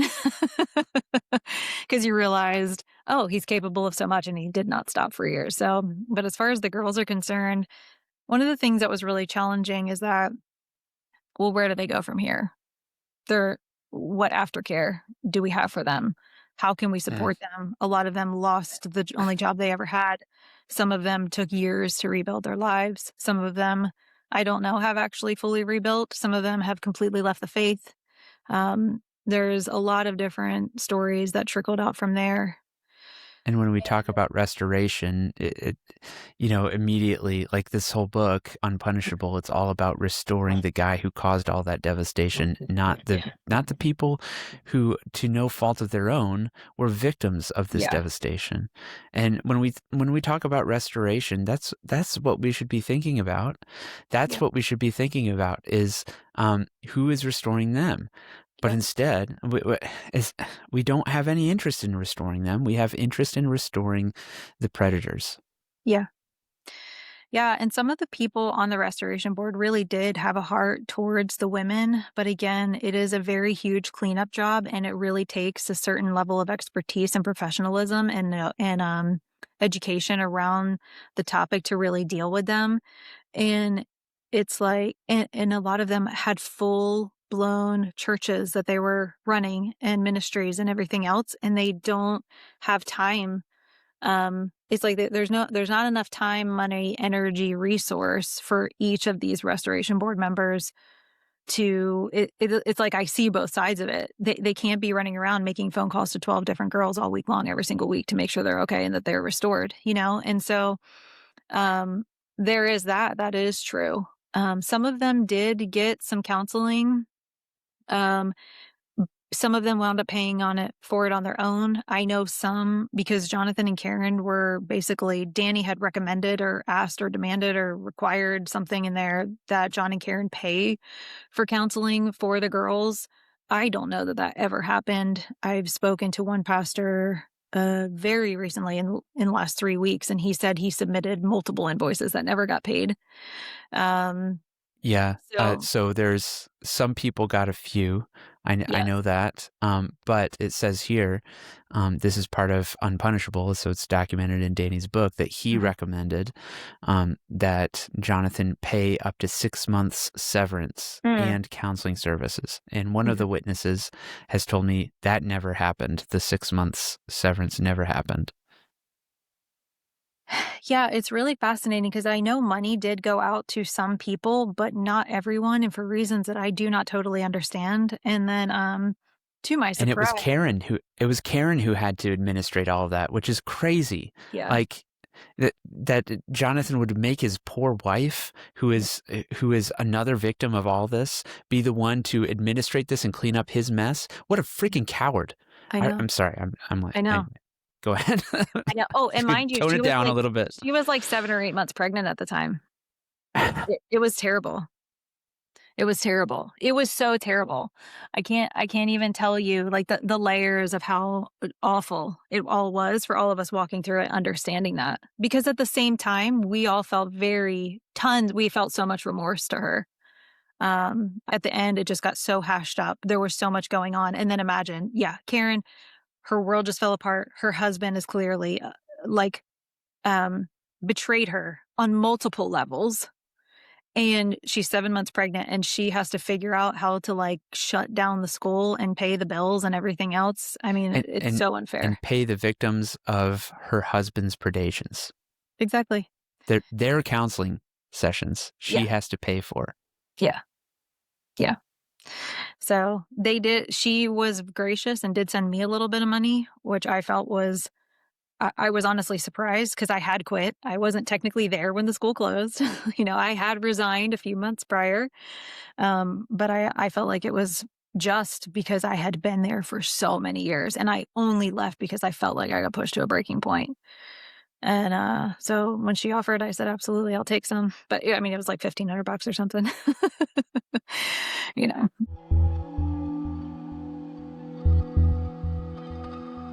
Like August 29th or something, Danny gets involved. He has a conversation with John Welton, long, extensive conversation, with John Welton, and Danny and I do our first call together. And this will be significant to me forever. We get on our phone call, and the first thing Danny asked me, he says, "Why do you want to hurt Jonathan Welton?" And I was really shocked that he would even say that to me, because it was very obvious that he hadn't spoken to any of the women and that he'd only spoken to John, and he clearly believed John's perspective and was not interested in getting another perspective at the time. So I went on to explain my position, explain all the evidence, explain what had happened with a lot of the women, and Danny wasn't buying it. He just saw it as, again, John had made a couple inappropriate jokes, that there had been, a few missteps, and that we can address that, and that I was over-exaggerating and that the other staff members were over-exaggerating. So this is where the huge bomb comes in. Within a couple days of Danny addressing me and his involvement, one of the, I believe she was on staff at the time, but he was also one of his primary spiritual daughters that he was also moving into his apostolic track, reached out to some of the staff members. She was very afraid, very shaken, because she had received an email from an anonymous person. And this email it was threatening her. It was telling it in the email, it said, "You need to delete all your text messages from John. If he goes down, you're going down with him." And so I have a little bit of background in web development. So one of the staff members called me, said, we've received this email. I spoke with the gal that received the email. who, by the way, this is the same Jane Doe who went on the record at the Roy's Report sharing her story about an incident that had happened in a hotel room. Well, I pull the IP address off the email from this anonymous email threatening her, and guess whose IP address it is? Jonathan Welton. So Jonathan Welton had set up an email address pretending to be someone else, and then in this email threatened this woman that if she didn't delete all of her text messages from him, if he goes down, he's taking her down with him. He's so afraid about what she may say about him that he is threatening her, that he's setting up an email under a fake persona and threatening her. So I pull the IP address and I take this to Danny Silk. I take this to John's pastors at the time and the remaining staff members at the school and expose the evidence. And to Danny's credit, by the end of September, he releases a letter to the school saying that Jonathan Welton is not fit for ministry. Up until that point, yeah, Danny had been fully convinced that it was just he said, she said. I was over-exaggerating. The women were over-exaggerating. It was just, some inappropriate touching, but it was just affection. It was just affection. These are daughters. Yeah. So it was very downplayed. He had fully bought into Jonathan Welton's story, and it seemed at the time had very little interest in hearing anyone else's perspective, and primarily being the women that were affected. Now you're about to hear from Steve Hogan, who was Welton's pastor at the time he was being confronted. Steve Hogan also served on the board that was assembled to hold Jonathan Welton accountable.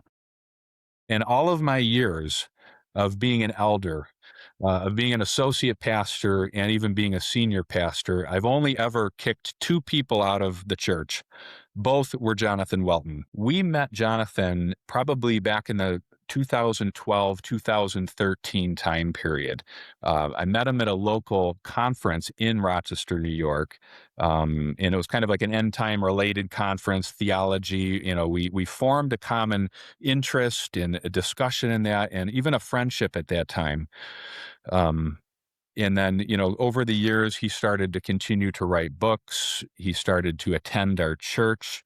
During that time, I was an associate pastor at that point.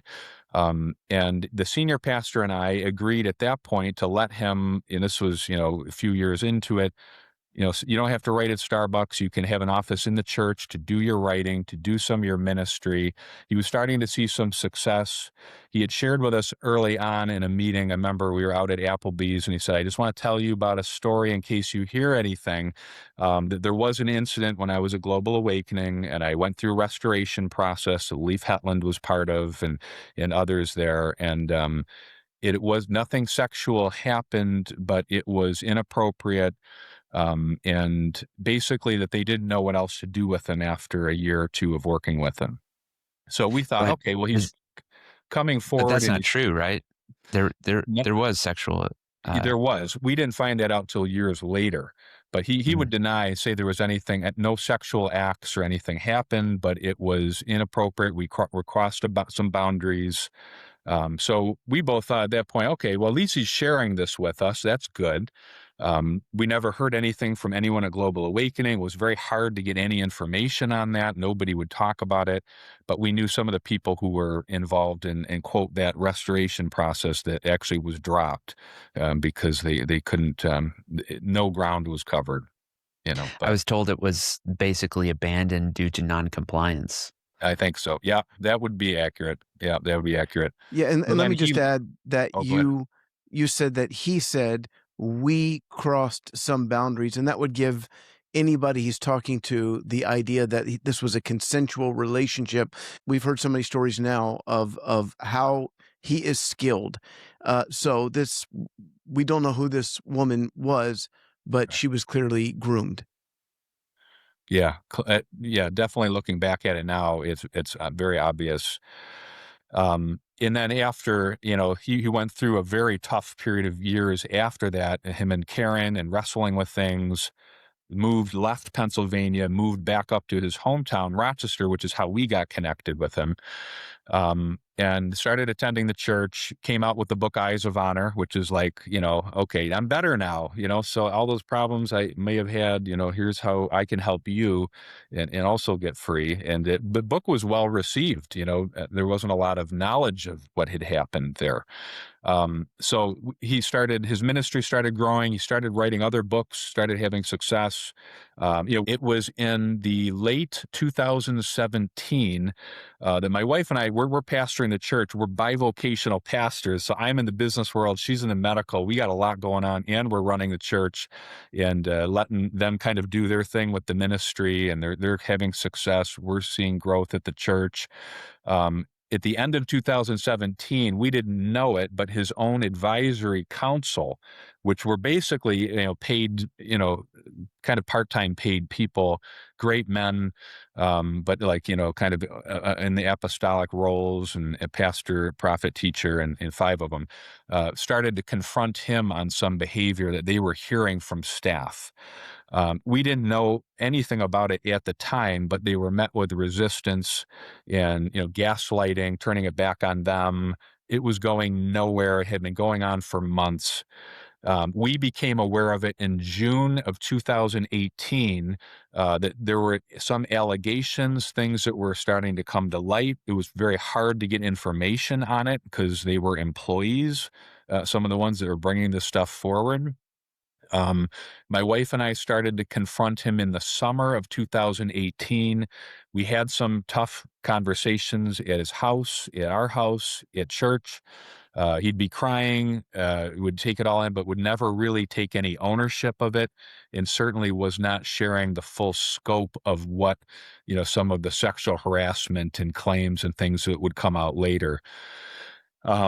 Everything hit the fan in mid-September of 2018, and very erratic behavior on his part, sending emails now that things were really coming out into the light, and multiple women involved sharing their stories of sexual harassment, predatory, preying on, young women, making them staff members, sharing inappropriate information, luring them into behavior that they would not otherwise have been, involved in, explicit material, pictures and things being shared back and forth, just, pretty bad stuff at that point. All of a sudden, one of his people on his staff who's receiving the emails from people that are interested in the ministry start getting emails from a fake email address saying they want to take me down and they're going to burn you and take you down with them. And it was shocking to everybody. Danny Silk had spoken there last year. We had a friendship with him at that point. We got to know him as being the host pastors. We'd thought a lot of him. We'd read his books in the past. We'd been out to Bethel Leaders Advance over the years. We felt a sense of connection there. And he did get involved, and he confronted Jonathan that next morning on those emails that the staff member was receiving. And at that point, we had now a lot of information, and he was confronted with a lot of information and sexual harassment claims and things from the staff. And he did admit to those. He had no choice. Danny had him on a Zoom call, and he did admit to that it was actually him. So we were grateful for that, for Danny, for getting involved in that.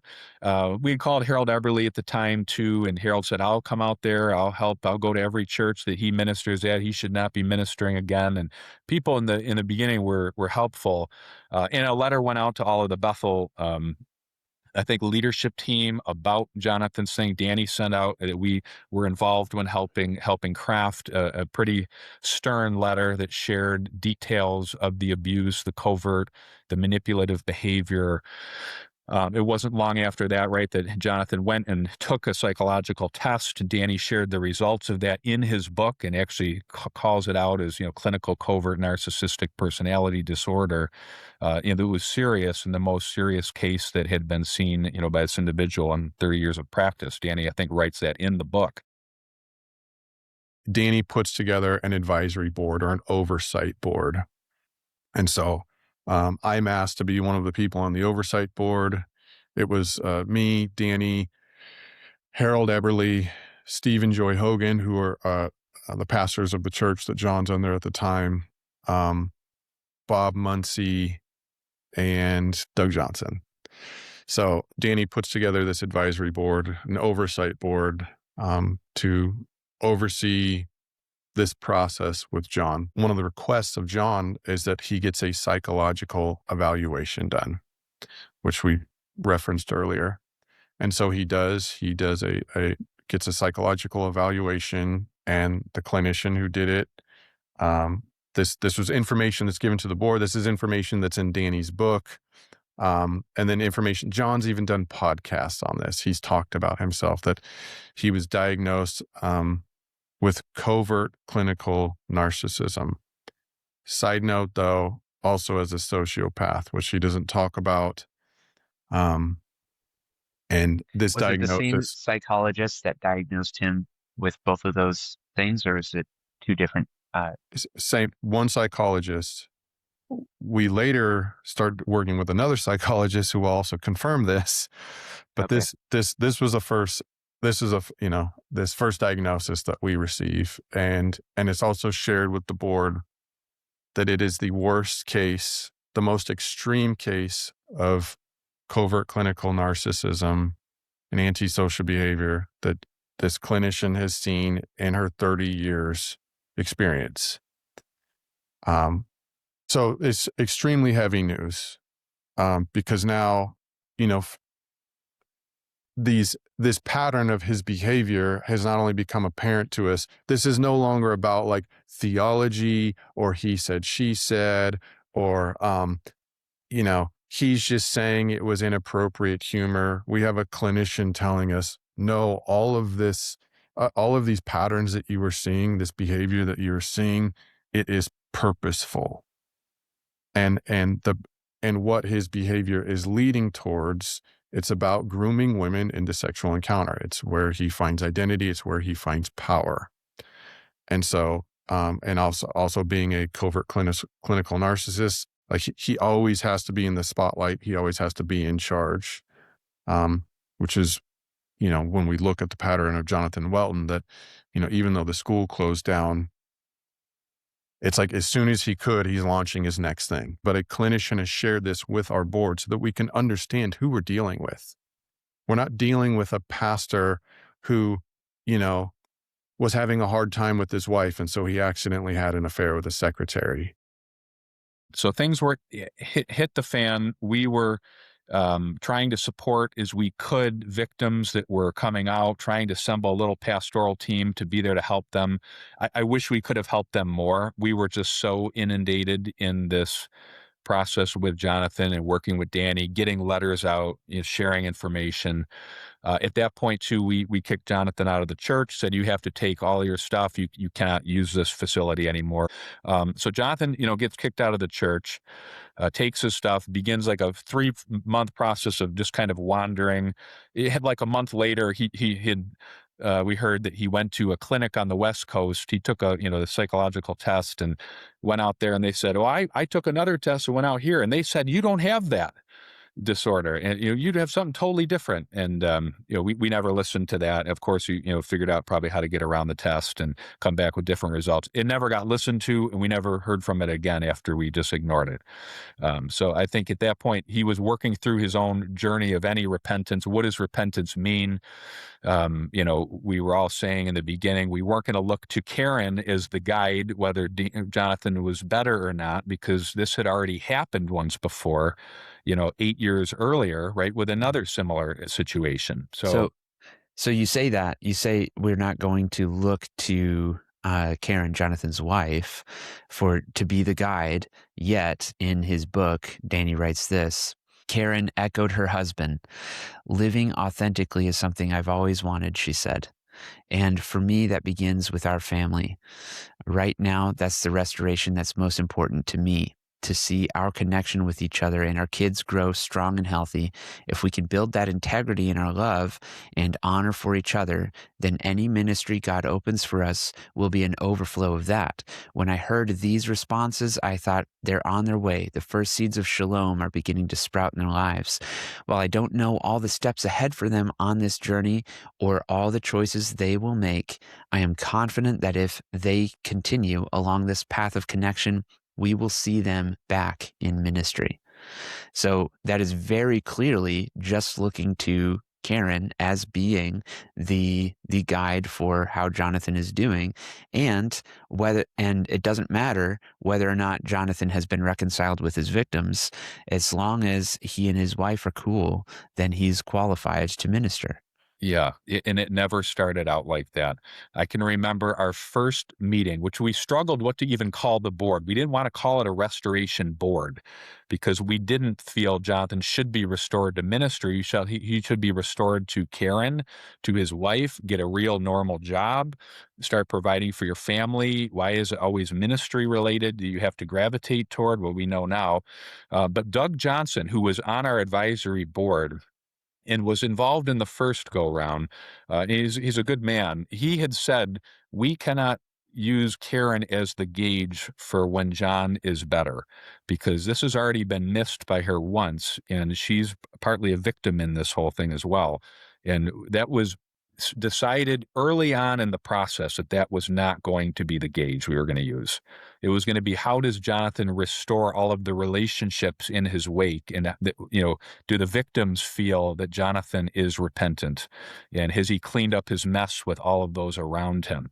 Then we would know. And there still was never any thought that Jonathan would be back in ministry again at this point. It was like, that was not even on the radar at all. So we called it more of an advisory board to the process that Danny would say Jonathan has submitted to, but not a restoration board. We never started with that term. So you got, after the whole blow up, Jonathan's kind of off doing his thing, working through his own repentance journey, not making very much progress. We, under Danny's advisement, he said, I think Jonathan needs to understand how to be part of a local community and how to take guidance in, correction from, a local pastor. And we agreed. We hung in there with him. We told him he could come back to church community in January of 2020. He was not going to be in any leadership role. And we were clear with him. We're like, we don't want you to sit up in the front row. Don't sit up with us, all these different games. We had asked him years ago, like even months ago, why don't you ever worship? We've never seen you worship. During conferences, you're always sitting in your office. Everybody else is out here worshiping. You're never around. We've literally not seen you worship. So we thought it as an opportunity, we had talked about this with him. And of course, the first Sunday, he's sprawled out on the floor up in the front so everybody can see him. Like, okay, I'll worship. This is how I'm going to worship. So that was kind of humorous. We shared that with Danny as well. Do you think that was for him a learned behavior? One of the things that folks have said, the different people we've interviewed, is that because he was a diagnosed narcissist, that he's not capable of typical empathy or regular emotions. Therefore, repentance doesn't become something inward that you're under the conviction of the Holy Spirit. It becomes a learned behavior. You see what people expect repentance to look like: crying, I forgive me. And so, coming in and then not just worshiping, but on the ground, on the face, did that just appear to be a learned behavior? This is what people want me to do, so I'll do it? He was trying to find, what are they looking for it to be repentance?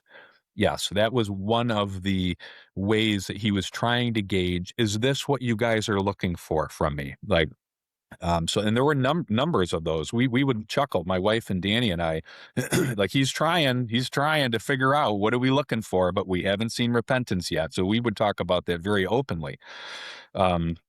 So that started the beginning of him, integrating somewhat back into a church community and this was, 2019, the beginning of 2019, he came back into the church community and attended.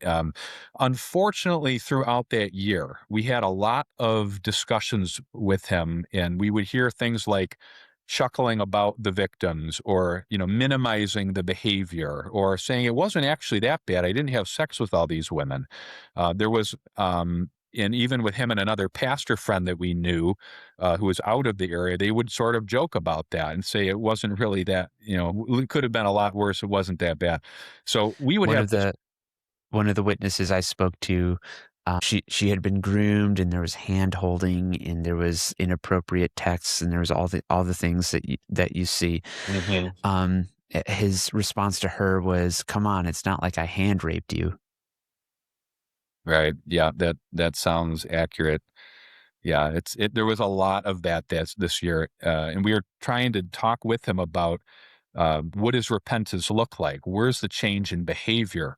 And it just was always him trying to find out what we were looking for, or saying that we don't trust him, turning it back around on us, and you guys haven't really been through this before.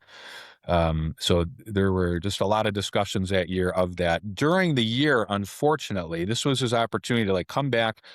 We would say, be a normal human, be part of a church community, just serve. You don't have to be the guy with all the answers. His email is Professor J. Welton. It's like, you don't need to be a professor, just be a normal human, start to love your wife, the way she deserves to be loved, get a real job, start providing, because, he wasn't really working at this point. A lot of books were being pulled off the shelves, so it wasn't an easy time for them. But he would start to meet with guys in the church and formed what he would call an informal men's group that now met regularly. We had some people in the group who would share with us confidentially and say that now it is a confidential men's group. We had to take an oath of confidentiality, and we can't share anything that is happening in the group. He ended up starting to give marital counseling to somebody in the group, which he should not have been doing.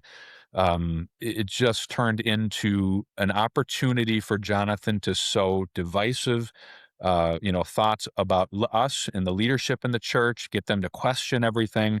We had one of our friends to say, I would leave these meetings and I would say, I can't really put my finger on it, but I feel like I dislike Steve and Joy. And we were the senior pastors at the time. So you're the senior pastors now, mm-hmm. and Jonathan is in your congregation, and he forms a men's group. Then he gets everyone to commit to confidentiality. So at that point, he can say whatever he wants with immunity, because these guys, they think they're part of some holy covenant. But in fact, he has created the conditions for him now to begin to manipulate them. Yes. And it was unfortunate because one of the staff members ended up losing their job as a result of it, because they did turn against leadership and they were confronted on it and caught. And this was a direct result of a conversation I overheard on speakerphone with Jonathan and the staff member that I happened to walk into. So I was bivocational. I'm not up at the church during the day. I happened to go up there one day to check something, and I walked in on this conversation. This is a couple months after Unpunishable was released. So Unpunishable was released in October of 2019. In December 2019, Jonathan's pastors who are on the board come to us and let us know that they find out John has set up a secret men's group, which he was not supposed to be doing. He was not supposed to be leading anything. He set up a secret men's group using guys from the church. And in this men's group, he was telling them that this had to be completely confidential. There was actually like a multi-step confidentiality statement or agreement that they had to enter into to be a part of this men's group. And one of the most vile statements came out of this as one of the guys from the group started realizing that the stuff that's happening in this men's group is not healthy. So they brought it to the pastors. So the pastors are shocked that Jonathan's leading this secretive men's group.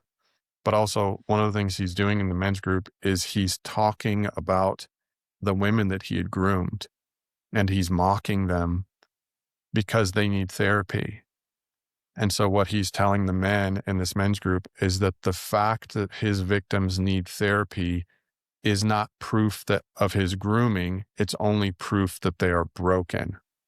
And so what he's telling these men is that I'm actually not bad. It's that these women were so messed up that when I made a joke to them, they had to end up in therapy. This is, again, in Danny's word, a fully repentant John. And yet in John's worldview behind closed doors, he mocks the women, and the more severe his grooming was, and the more severe their psychological state was because of the dismantling he'd done to them, he only uses it as proof that they're broken and that he's healthy. So he's literally reversed the roles here. And so now he's grooming his next set of character witnesses, that John's better. There's actually nothing wrong with him. It's that the women he groomed, it's that they're already broken. See, they have to be in therapy, not understanding that their therapy is actually a byproduct of being groomed by a sociopath. Someone who's diagnosed with narcissistic personality disorder, the worst that this one clinician had seen in our 30 years practice. And so this was extremely alarming to me because, we're now coming up on, close to a year or so of working with John. And not only has he not addressed the fact that he's groomed this women, he's making a mockery of them behind closed doors. It's very obvious to me that he is, not only is he not repentant, he doesn't even know what to be repentant of. There's no sign of it at all.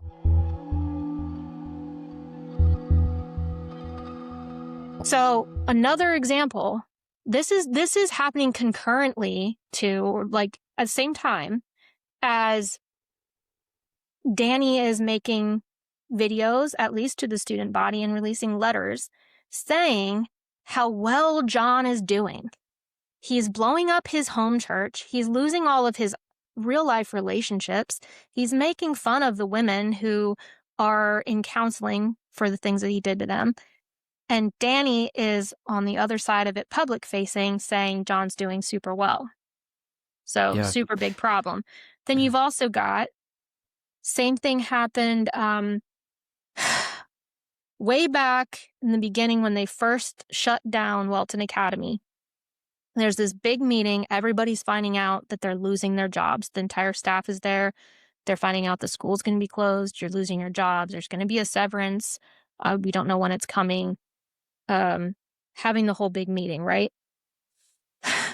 He had specifically told one of the staff members, who's a really good friend of mine, that she should not come to the meeting. She should say she had something else that she had to do, and she could just watch the recording later. So she does this. He is using a pseudonym, texting this girl and saying, you really need to delete all the text messages and the photos and whatnot. So she's starting to realize this is a little weird. I might want to hold off.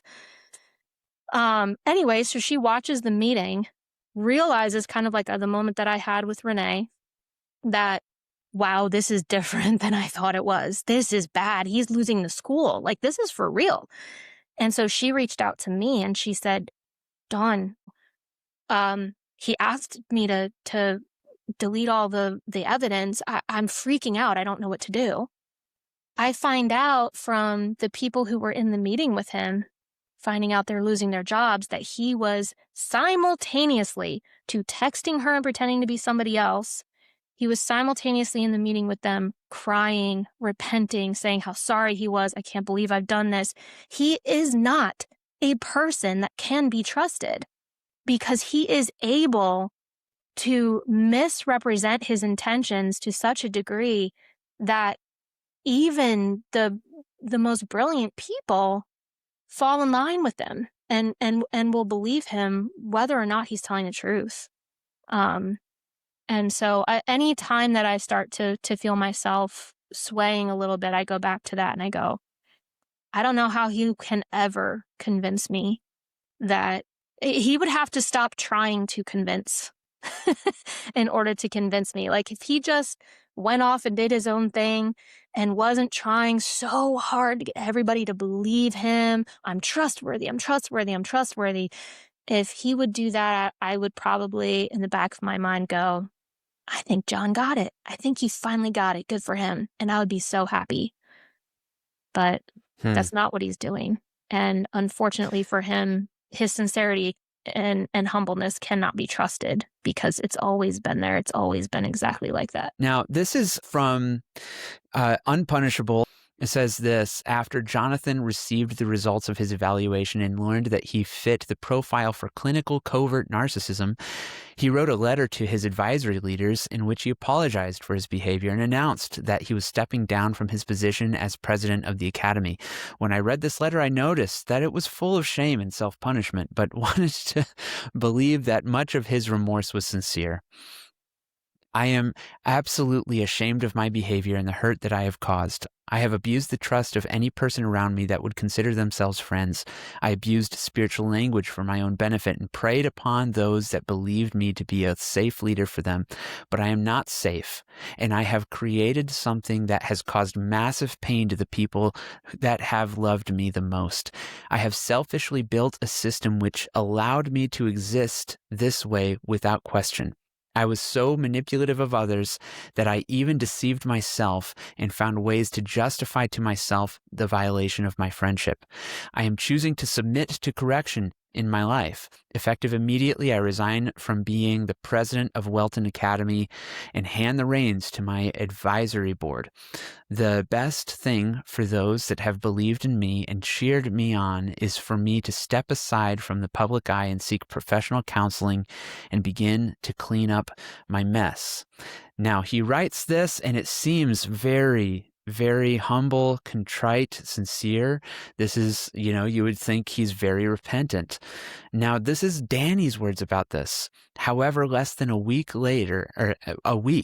after Jonathan sent out this letter, it came to light that he had involved one of his staff members in an elaborate plan to cover up indiscretions he'd committed with her.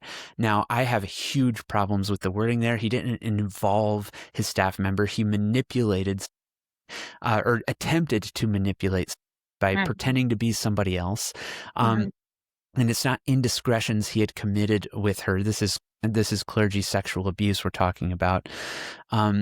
And it says this exposure made it clear to me that his letter had nothing to do with genuine repentance. It was a crafted apology that imitated conviction and empathy for his victims, using the language of people who had confronted him with the goal of convincing them that he had punished himself and did not need to be punished by them. It was now abundantly clear to me that it was time to set a limit with a man who was not going to or was unable to repent. Now, Ron, you had some insightful things to share about that. So, from everything that I've understood from talking to people that were close to him is that he has learned the proper behavior, despite using foul language in that letter we just looked at, that he has learned this is what people want to hear. It's like when we talked to Steve Hogan and he said we were concerned because Jonathan never worshiped during worship services. He would disappear, go to his office, and then we expressed that concern. And the next day he's on his face crying, like this is what I'm supposed to do. And again, I want to keep pointing out, I don't want to analyze his behavior because I'm not a psychologist. I'm just going by what I've been told. So my question for Danny would be, why did you not believe him then, but now you do believe him? This is a man, and again, that's the problem with having narcissistic personality disorder, is that you are not capable of experiencing normal empathy and brokenness the way God created us. And therefore you have to figure out this is what repentance looks like, but it doesn't mean that it's coming from a genuinely broken person. So my deeper concern there is that, after Danny finding out that he, and again, just so the viewer understands, that is what talked about when he used an email account that only she would check, and he connected to her anonymously and said, listen, delete all your texts, delete everything. You got to protect Jonathan, as if he's not Jonathan, and protect yourself. Why would he? This is partly blackmail, because he says, if he goes down, you'll go down too. So there's a threat that's involved here. Intimidation, blackmail. And so, Danny finds out about that, but yet from what I've understood, he would not meet with. He did not want to hear her side of things. Like he now knows that Jonathan was using her, manipulating her, even after everything has come out, and yet still he said, she said, well, I don't, like would it have killed you to talk to the victim? I mean, if you're going to restore him, don't the victims deserve that? To at least have a conversation with the one person in his board who actually believes he should be restored. As far as I know, I don't think there was any other, not the psychologists disagree with Danny, the other members disagree with Danny, and yet somehow Danny writes a letter unilaterally restoring him, as I understand it. Yes. Yeah. Accurate. So this is the type of contrition he is capable of displaying while at the same time acting so duplicitously. And we're just supposed to take Danny's word for it that he's repentant, and trust him with why? So they can be restored to ministry. I should say so he can be restored to ministry. That's the only reason. Where's the concern for the sheep? When somebody has shown that they will do this over and over and over again, at a certain point, you got to say enough. You're disqualified. You're a good teacher and you might have some good insights, even though we may have concerns with them. But it's over for you. Go get a job, earn a living. And that's part of the fear for a lot of these people. They are so addicted to being in front of the camera. I'm thinking like Todd Bentley, these people, they'll go to small meeting after small, like if that's what they're reduced to, because they need that fix. They need that adulation for people to say, you're amazing, you're a great teacher. And it's just not worth the risk to the body of believers. He'd had an issue at Randy Clark's school. He wrote a book about a repentance process that he never went through called Eyes of Honor. He made it mandatory reading and that's one of the ways he'd prop himself up. So now these patterns and who we're dealing with is ballooning, right? If you can imagine this from our perspective as this council that's supposed to oversee this guy, that he has a pattern now of sexual sin, of grooming women, and then the way he deals with it isn't by repenting, it's just by becoming an expert in the thing that he sinned in. So he has an issue at Randy Clark's school, and he writes a book about the repentance process, calls it Eyes of Honor. Right. And people endorsed it. People endorsed the book. Yeah. So again, this is part of the pattern, which he's doing now. He's coming out with his new books, right? Bulletproof Husband, and he's finding the next group of leaders to endorse him. Like he's figured out the game. But I'm not saying this as just like my suspicions. I'm saying this as someone who is on the board, who was advised by 2 clinicians on how this man works. There were a lot of things. Other ministers confronted John about his need to always be in charge, to be able to, tell everyone else what they should be doing. Now he's the expert on what repentance means. And I'm not even kidding. We had discussions that year, and now he's telling everybody what repentance actually means and restorations. Today, what we're going to talk about is apologies. I'm not here to apologize to you. I'm here to help you learn how to apologize. So that was a tough year, and it wasn't a year of much progress. And we confronted his behavior in September of 2019, and he denied it all. So we didn't make a lot of progress. And in that same month, now it's been 1 year into this process, right, with an advisory board, we receive in the mail a copy of Unpunishable book by Danny Silk, who is on our advisory board for this process. We were shocked, and we received an advance copy as part of the book release in September 2019. I think the book was released a few months later, but it was quite surprising. It makes it sound like that he must have been working on that months or at the beginning of this whole process going back a year. So I had found out several months before the book came out that he was writing the book, but what what we were not aware of, or at least I say we because he'd sent something to the board that this book was coming out, and he said that he was going to put this portion about John in the book. But what was communicated to us and what I thought the book was about, I thought this portion, so we had no idea what the totality of the book was about, but when he shared with us, and primarily a lot of the communication was done through his assistant, that what the book was about, or the part that was going to be shared about John, was how the repentance process actually wasn't working. That's what I thought it was going to be. Like the portion of John, I thought it was going to be this, this snapshot of here's a picture of when repentance does not work or doesn't actually work well. We would always tell Danny, we're at the ground level. We're your boots on the ground. You're 3,000 miles away. You're working with someone who, as you write in your book, he's a clinical covert narcissist personality disorder, strong case, and anybody can pull the wool over someone's eyes on a Zoom call. And we're here in his life. Stuff has to be worked out in the life of community. And if you're not doing well there, then you're not doing well. So we would share this feedback with him, and the board would listen to us as being boots on the ground. We're in his life. We know where he lives. We know how they're doing.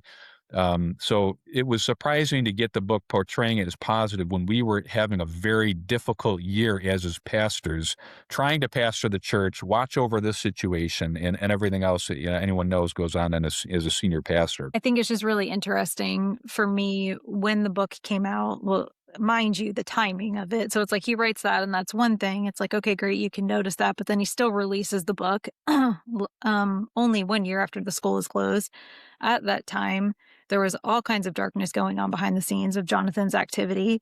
And so the book was just absolutely confusing because it was there was all this dual-minded thing with Danny that we were dealing with all of the time. It was behind closed doors and in private meetings, he would say, Jonathan's a bad guy. Yes, he's clinically diagnosed narcissist. He's dangerous. He himself used the word as predator. And he would do that, but then in the public, he would say something completely different. And so it's just another one of these whiplash experiences where it's why can't we just remove him altogether? Why do we need to even aim at putting him back out, And he didn't want to hear it. I don't know the driver behind that, at the end of the day. But he didn't want to hear it. And one thing, it's we've talked to Danny about this before. Why? You've spent no time with the victims. We pressed that on him multiple times through the years. And he was well, they had my number. They had permission to call me whenever they want. And I'm you're so flippant with the authority that you have. These are girls who have been beaten and broken. They don't have the nerve to call the great Danny Silk. That's scary to them. You need to be reaching out. And he didn't. And he didn't care. And a lot of them have stories of feeling they were used for their stories and then abandoned. And a lot of that is appointed because not everybody on the board was like that. But a lot of that was pointed directly at Danny because they knew that he was their hope. Because of the amount of influence and authority he had, he was their hope. And he did nothing for them. My hope is that Danny maybe sees this differently now. I don't know. Obviously we come down pretty hard on Danny in this video. Because, objectively speaking, his actions were damaging to a lot of people and the book was damaging. My hope is though that there could be some reconciliation and some repentance for this book. What was your reaction when you got a copy of Unpunishable in the mail? Yeah, so Danny had one of his staff members send me a advance copy of Unpunishable. I requested it once I knew it was happening. And, it's just Jonathan's little stories at the back end of it, just basically shoehorned in the end of the book. And it was very upsetting to me. I knew from the very beginning, because I had been so involved in the whole entire thing, that there was no fact checking, There was no permission asked to share any of the stories that were in there from the girl's perspective. It was all Jonathan's perspective, Jonathan's narrative of the stories and things that had happened. So it was very minimized. It was watered down, and it was kind of just like dismissive of the whole entire of what actually had happened to the staff. It was very angering. I let the staff member know who had sent it to me from Danny Silk. I said, I don't like this. You can tell him that I don't agree. I don't think that he should publish this. I think it's basically just putting lipstick on a pig. It's not, this isn't the right story. This isn't real. And I didn't get any response from that. Yeah, I know that you were not the only one to have counseled Danny in that way. So, right. It felt like another betrayal on top of a betrayal. And it's like, what is actually happening? Like, where is the advocacy for those of us who have been through something so horrific? Some of the women start coming forward, telling you their stories, and then Danny Silk gets involved. And Unpunishable comes out in 2019. What was your reaction to that book being published? Yeah, I have since learned it's okay to be angry. Angry says there's a violation of boundaries. And so I was angry when I read the section. I was confused at the first section, where we now know is Ben Armstrong, but I was angry at the Jonathan Welton piece that was saying, I've counseled he and his wife, they're, on the other side of this, and I don't have the book anymore, so I can't reference it. But I remember feeling like this is discounting the pain of all these women. They are not through this yet. He is not better yet. And the way publishing works, you can't have a book hit the market about a year after this major disaster, because I'm sure you had to turn in the manuscript ahead of time. So what? Jonathan maybe had 6 months to work with him. And as a diagnosed, clinically, diagnosed narcissist, there wasn't enough time. But really, beyond that, like putting what Jonathan did aside, this was so harmful to victims because this happens over and over. The person that is popular or has power or is in the clique gets forgiven and elevated, where the victims are left struggling to have a job, can't find a job, emotional, disruption, nervous system dysregulation. And they're the ones that are suffering while the other person is, exalted and put back into place, which then causes more pain to more people. Because in this situation, what he did not say, that Danny didn't say in the book, is that there was SA. And that's a really big deal. And he had already told us in the letter that Jonathan would never do ministry again. And so this is where the gaslighting of the people starts, right? Like, well, we're going to make sure he never does ministry again. But Jonathan doesn't have any oversight, really, so who can enforce that? But on the other hand, he's healed and redeemed and still has value to the body of Christ. I don't argue against that. My argument, that what made me mad in the book, is that when people do this, there needs to be a significant amount of time to find healing for themselves, and they may never be restored, especially an SA will never be restored to the same position of authority within the church. They can go be a leader at a corporation, but if a doctor harms one of his patients or SAs his patient, he can't be a doctor anymore. He loses his license. And for some reason in the Christian church, that's not the case, because we have forgiveness. And I'm not arguing against forgiveness. It's complicated. It is complicated. But in Danny's book, it was just so simplified. And I know for a fact the women had not been able to tell their story, and the women had not been apologized to. So I think those are two significant reasons why that shouldn't have been in the book. So this starts a very long, drawn-out oversight process, because we soon learned that despite what the clinician says, Danny Silk thinks it's a marriage problem. He thinks it's a problem between John and his wife, Karen. And so he starts into basically therapy with them. And so March 2019, we pull a meeting together with all of the oversight board, where this is the first time that Danny's going to present to the board what he calls a fully repentant John. And so this is actually a story that shows up in Danny's book. Yeah. Unpunishable. Can I read that section here as we're introducing this?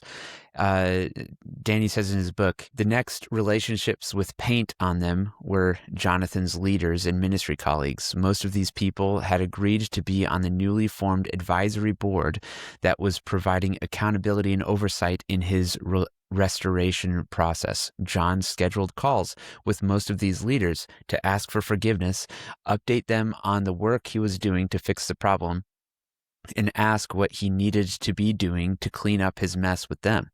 He had gotten through most of these calls, which all went well, when we had a video conference call for Jonathan and Karen to update the board on how the marriage reconciliation was going.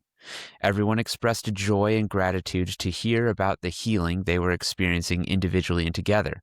Then the conversation shifted, and one of the leaders, I believe that's you, Eric, with whom John had not yet had a one-on-one clean up the mess conversation, asked him a pointed question about whether he'd uncovered the reasons for his bad behavior toward his staff members.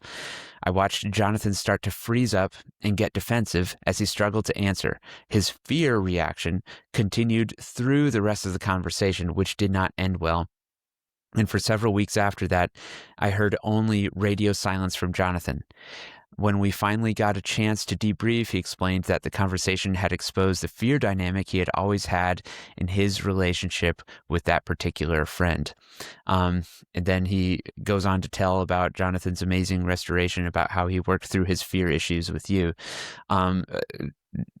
Missing there is, what exactly was that bad behavior and why exactly was that such an issue? So can you tell us about that conversation from your perspective? Yeah, all these patterns are important. So we get on a call with John and Karen and Danny. Danny presents us a fully repentant John. So John talks for I don't know how many minutes, crying in front of us about how sorry he is, and things are so much better with his wife, and like how him and Karen are so much better. And I'm sitting there and I realize at no point does he address the reason that he was pulled out of ministry. And so he gets done, and again, the tears move people. So yeah, people are like, wow, this is great. And I'm sitting there going, but he groomed and manipulated all these women, and this has never come up. He never once addressed it. And so I said, hey, John, I'm happy to hear that you and Karen are moving on. But the truth is, there are countless number of men in this country that have issues with their wives, but they don't then use their power, their position, and the word of God to manipulate women into sexual encounter. I haven't heard you address that. So why did you use your power and your position and the word of God to manipulate women into sexual encounter? And Danny's right.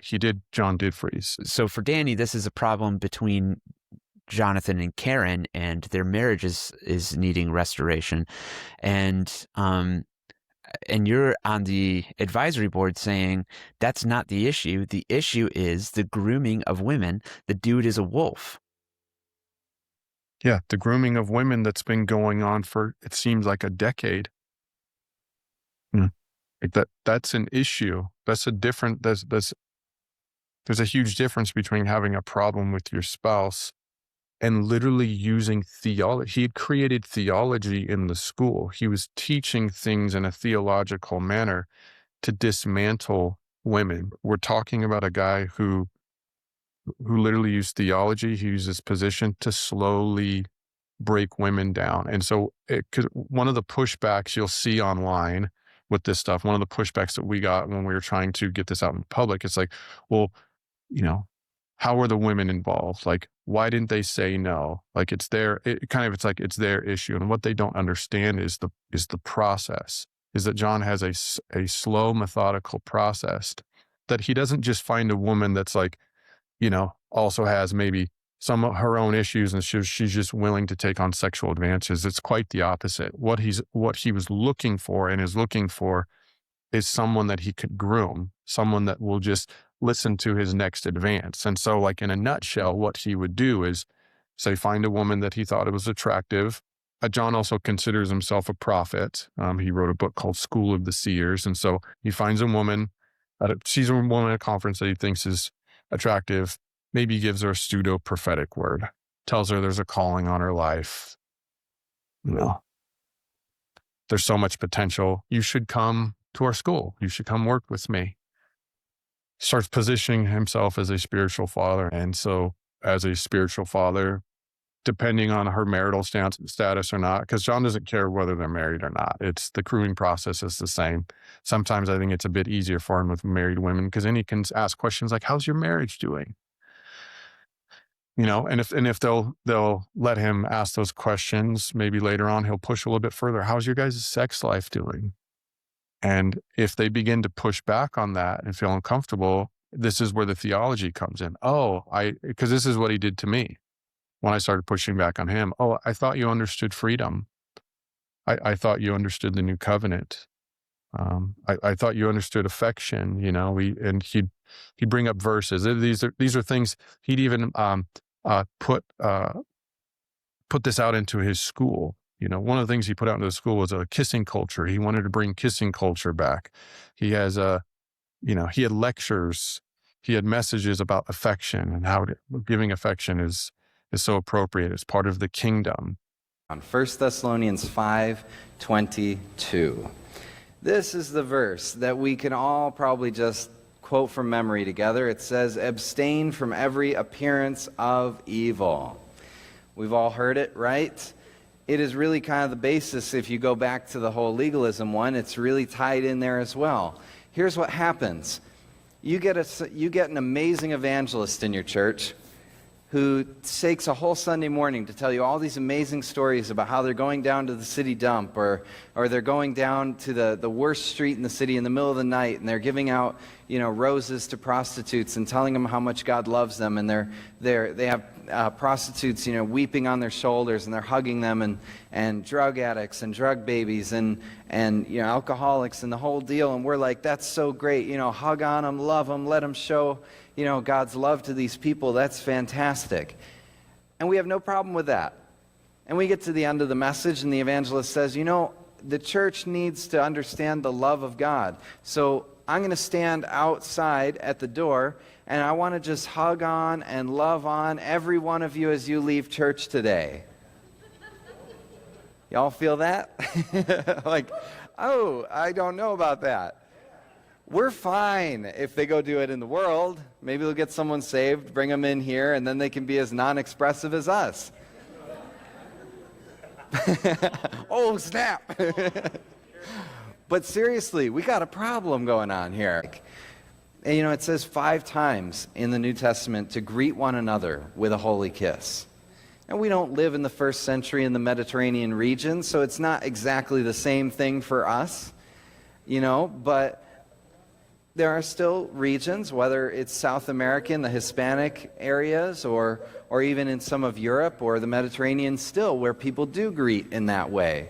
As an American, it'd be the equivalent for us of really like an affectionate embrace. Here's what we're going to do. Everybody stand up.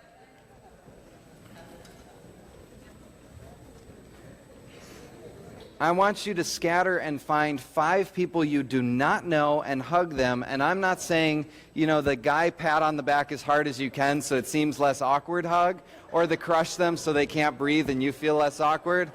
But, 2-second minimum, 5 people you don't know.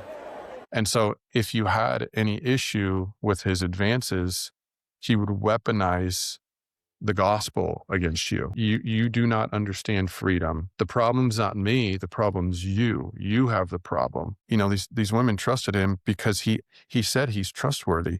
He in all of his books, he's had these other leaders endorse him. Not only am I trustworthy, this leader says I'm trustworthy. This leader, Harold Eberle's endorsed my book. Leif Hetland has endorsed my book. All these different people have endorsed his books. And so he uses these other voices as character witnesses. And he has the doctorate. He's the one who understands. And again, he's written the books on the subjects. And so, and one of the things that he promised so many of these women was kind of this position is, I see you. I see the greatness on your life. There's an apostolic calling on your life. I believe in that. I'm going to pull that out of you. I'm going to give you platform. I'm going to give you identity. I'm going to value you. But if you push back on the grooming, he'll weaponize the theology against you. And so this is what would happen, right? So Danny Silk has presented a fully repentant John, and yet these issues are not being addressed. And this is the issue. This is the major issue. And so, yeah, this puts John on his heel, and Danny tells the story in his book that John is afraid, which I'm of the opinion John actually wasn't afraid. Or maybe he was, but he wasn't afraid of like the relational dynamic. He's afraid because his tactic didn't work. He thought he can get on a call and cry alligator tears about him and his wife, and that we'd all let him off the hook without ever owning any of the stuff that he did. And so when I asked him just a straightforward question, was like, well, do you understand? Can you tell us why you use your power and authority in the Word of God to manipulate women into sexual encounter? He had no answer. What he was afraid of is of not getting off the hook, because he has a long history of getting off the hook and getting reinstated. And so it melted things down, and it took this started to really divide the board, because Danny was pushing towards this idea that John is better because him and Karen is better. And that's something he will say to this day. Mm-hmm. That John and his wife are better, so it's a sign of progress. Yet not one of the women that he victimized will tell you that he's repentant, because he has not cleaned up his issue with them. I think it was early, maybe January 3rd of 2020, Danny Silk and Joy and I confront Jonathan on a Zoom call about all of the divisive and covert behavior and triangulation and just everything that occurred with a staff member losing their job, men's group being poisoned. Just anything he seemed to be involved in was not showing signs of repentance at all. His marriage was not doing great either. So this was January 3rd. We confront him. We go through everything. He has a hard time seeing it, and he doesn't really take ownership for it, which was when we had 10 different bullet points, and from other people's involvement who had said they had seen the same thing and everything. So it didn't hit real hard. 2 months later, I did get an apology letter from him at the prompting of people around him, including his wife Karen. So he did send that, but it wasn't going well. And in March of 2020, the advisory board released another letter saying basically Jonathan is not doing well. He's displaying the same manipulative, covert, divisive behavior, and just kind of letting everyone know, because there were a lot of people wondering, how is the process going? And so we did share that letter, and that was in March. And in April, we had just had enough at that point, and we told Danny, we cannot do this any longer. We cannot hang in there. He's not showing a lot of progress here. And now it has been a year and a half, and we are at the very same place that we were in the beginning. So on behalf of the church council and people, we got a lot of guidance from this. I don't think Danny was thrilled about it, but he certainly supported the decision. The rest of our advisory board absolutely agreed that we needed to kick him out of the church. And we did. I sent him a letter. It's semi-public. It's been shared on certain sites that we had to make leaders aware of. And one of the lines that we put in here, and this was in April, the board had just said John wasn't doing well in March. Now Danny's book is out in the stores being sold. And this is what we had to share with them in the letter. We said, John, it is for the past and ongoing lying, manipulation, triangulation, and covert divisive behavior that on behalf of the leadership team and the church council, we must say you cannot return to the church community. We shared the scriptures in Titus 3:10, the one who sows division after warning him once and then twice have nothing to do with it. Romans 16:17 tells us to watch out for those who cause divisions and avoid them. We said we hung in there with you for a long time, and we have been in this, and we have not seen a lot of progress, so we need to be done. So in all of my years of being an elder, of being an associate pastor, and even being a senior pastor, I've only ever kicked two people out of the church. Both were Jonathan Welton. So it was unfortunate, and it still pained me to do it. Because if you've ever had to do that, even for the worst, hardest case, it's a painful thing to have to do, but you have to do it to protect the sheep. We cannot call ourselves shepherds if we're not willing to protect the sheep. Once the psychologist got involved, it's like things slowed down in our progress with John because we're not making progress.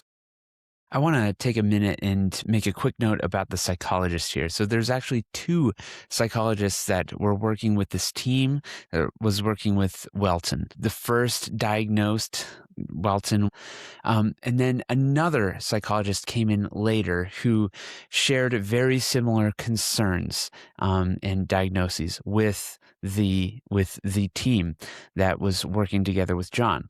The second psychologist became part of this accountability team, but then resigned 1 month before Danny Silk restored John Welton back to ministry. He resigned saying that Welton had not changed and he had not seen progress and therefore was going to resign from this team. And then, of course, 1 month later, Danny Silk would restore Jonathan Welton back to ministry, not with a warning, but with a blessing, calling him a man who truly lives under a better covenant. Back to Eric Gregson. So we can never get John to admit anything on his own. Our process with John is we would have to bring evidence to him. He would deny it, but if the evidence was overwhelming, then eventually he would say, okay, well, that did happen.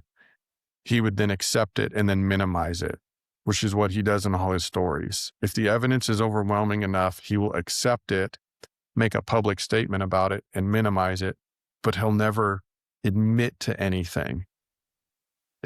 Like he'll concede after he's been caught and after you pressure him long enough. So we had this long drawn out process all the way into 2021 where we are seeing no progress because he cannot admit to anything. He in his own words, he can't remember who he's hurt and how he's hurt them. And so the question is, how do you repent of that? How do you, Danny's whole, philosophy is about cleaning up your mess. It's like, but how do you clean up a mess when you say you can't remember who the mess is with? Clearly, John remembers enough that if the Roy's Report interviews him, he says the testimony's not true. Clearly, John remembers enough that he'll send a woman a threatening email telling her to delete all her text messages because she's going down. So he remembers those parts, but anything else he can't, it just magically he can't remember. And so it put us in a stalemate as a board that we can't make progress with him because he won't admit to anything. It became the board's job to interview anyone that would talk to us and then present the evidence and then go through the process of arguing with John because he says it's not real unless the evidence is overwhelming enough. And it also put us in a stalemate because as soon as we got to the part of the process where some of the female staff were able to confront John, Danny's position was that any of the women that were going to confront John, they had to confront him by themselves. Which for the majority of the board, this was highly problematic. Danny Silk has a worldview that everyone's powerful. And so if you're going to be a powerful person, you have to take up your power. What we're doing is putting them in a position where they now have to face someone that we know and has been, has been verified by two clinicians that Jonathan Welton is an expert in psychological manipulation. And now we're going to take this girl and put her in a scenario by herself where she has to address this guy. It was just horrifying to hear that was the position he wanted to put these women in. So again, it put us in a stalemate because, and this is something that John will claim to this day, It's like, well, I talked to those who would talk to me, or the women wouldn't talk to me. And it's not that the women wouldn't talk to him. It's that Danny Silk would not approve of a scenario where the women could talk with him with someone else present. Danny was reaching out and saying, I'll mediate these confrontations if anybody wants to have them. And for me, I wanted to ask him some questions. I wanted to hear him say with his own mouth, this is what I was doing. This is what I wanted from you. No, I didn't hear from the Lord. Yes, I did hear from the Lord. I wanted to ask him questions. I wanted him to answer for himself. And I wanted to not give him anything because I had spent so many years having him twist everything that I said. And so I get in this, I tell whoever, probably Danny, I'm willing, let's have a conversation. So Danny, Renee, and I get on a Zoom call, and I do remember Danny asking, what do you want out of this? And I probably had a pretty vague answer, at least in his mind. And then he jumps in and he says, well, this is what I think we should do. I think it would be really helpful if you just yelled and cried and just laid all of your hurt out on the table so he can see it. And this is going to help him understand what he did to you. And he can actually repent for the things that have hurt you and harmed you. And I pushed back on him and I was like, well, I don't want to do that. And he said, well, why not? And I was like, because he's not a safe person for me to do that with. Like that's not a safe thing for me to do with Jonathan, just share my emotions with him like that. And it kind of continued with a little bit of back and forth. If anybody listening has had any interactions with him, you'll know what I mean. He shows no emotion. He's extremely stubborn and hard-headed, wouldn't listen, wouldn't even really enter into the conversation to try to understand why I might be feeling that way. And I remember at some point me telling him, if we're going to do this, I really want Renee to be there. So I'm getting this impression. I know Unpunishable has come out. Danny has been spending, according to them, inordinate amounts of time with Jonathan and Karen. And there was a very clear distinction in my mind that I don't matter. If anybody doesn't matter in the scenario, it's me. And why would you be the mediator between me and your friend when you've got a book that you're trying to make true? It's just like so crazy to me. Like, who's that dumb? And so I said, if we're doing this, I would like to have Renee be with me. And he was, in my opinion, very condescending about that, and basically said to me, if you've got your the whole point of this is for you to get your power back.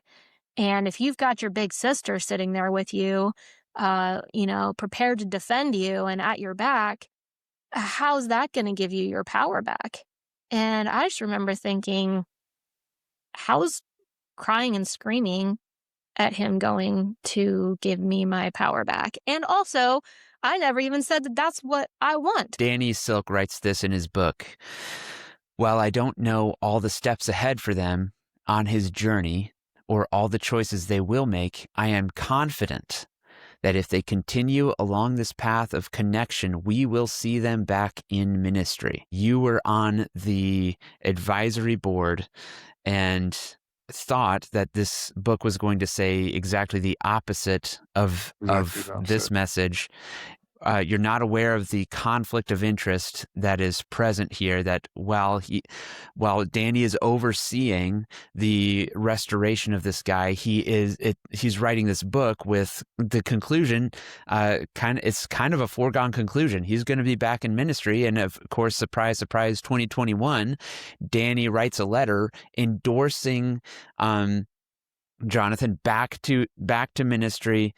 And then you're part of this board that had been dissolved by this point, because according to everybody I've spoken to, it's like, no, he's not repenting, he's not making progress, and the board just ends up being dissolved. Like, how did you process this stuff? What was going on in your head as all this stuff is going on? Yeah, it was extremely painful, because the reason I'd initially reached out and trying to get Danny involved, because I was hoping for a voice of reason, a voice that would speak up. When you hear the stories about what happened to these gals, and I know you're talking with someone, you understand the deep manipulation, the type of person, what he did and what he was aiming towards. It's heartbreaking. Like, as someone who is trying to be a minister of the gospel and believes that, like the apostle said, it's like in him is life. Jesus' words give us life. Like, if it's in him, he came to give us life and life abundant, that we turn to Jesus because he is the source of life and it transforms us. To think of a minister drawing people towards that name, and yet using that to then like dismantle someone into sexual encounter. I can't even begin to tell you how much it grieves me, makes me sick. Like, I have my own kids. To think that there are like husbands and fathers, there's fathers and mothers out there who were probably so excited that their daughters got involved in a school and with a ministry, and had no idea that what was happening to their daughters is that they were being psychologically dismantled in hopes that this guy could encounter them in whatever sexual fantasy he had. They think they're moving towards identity in the kingdom and something beautiful, and they're being torn apart. And so we brought Danny in hoping that he could address this, because my voice was not powerful enough and none of the victims' voices were powerful enough. And what I found out at the end, and even though Danny presents him as repentant, and not only did we find out he's doing this secret men's group, he gets kicked out of his church. He got kicked out of his church after Unpunishable came out, because he got caught manipulating leaders and trying to turn them against his senior pastors. And so they kicked him out of the church. And so we see this repeat of John's offenses, and the fact that John can't own any of his process and to get to the end.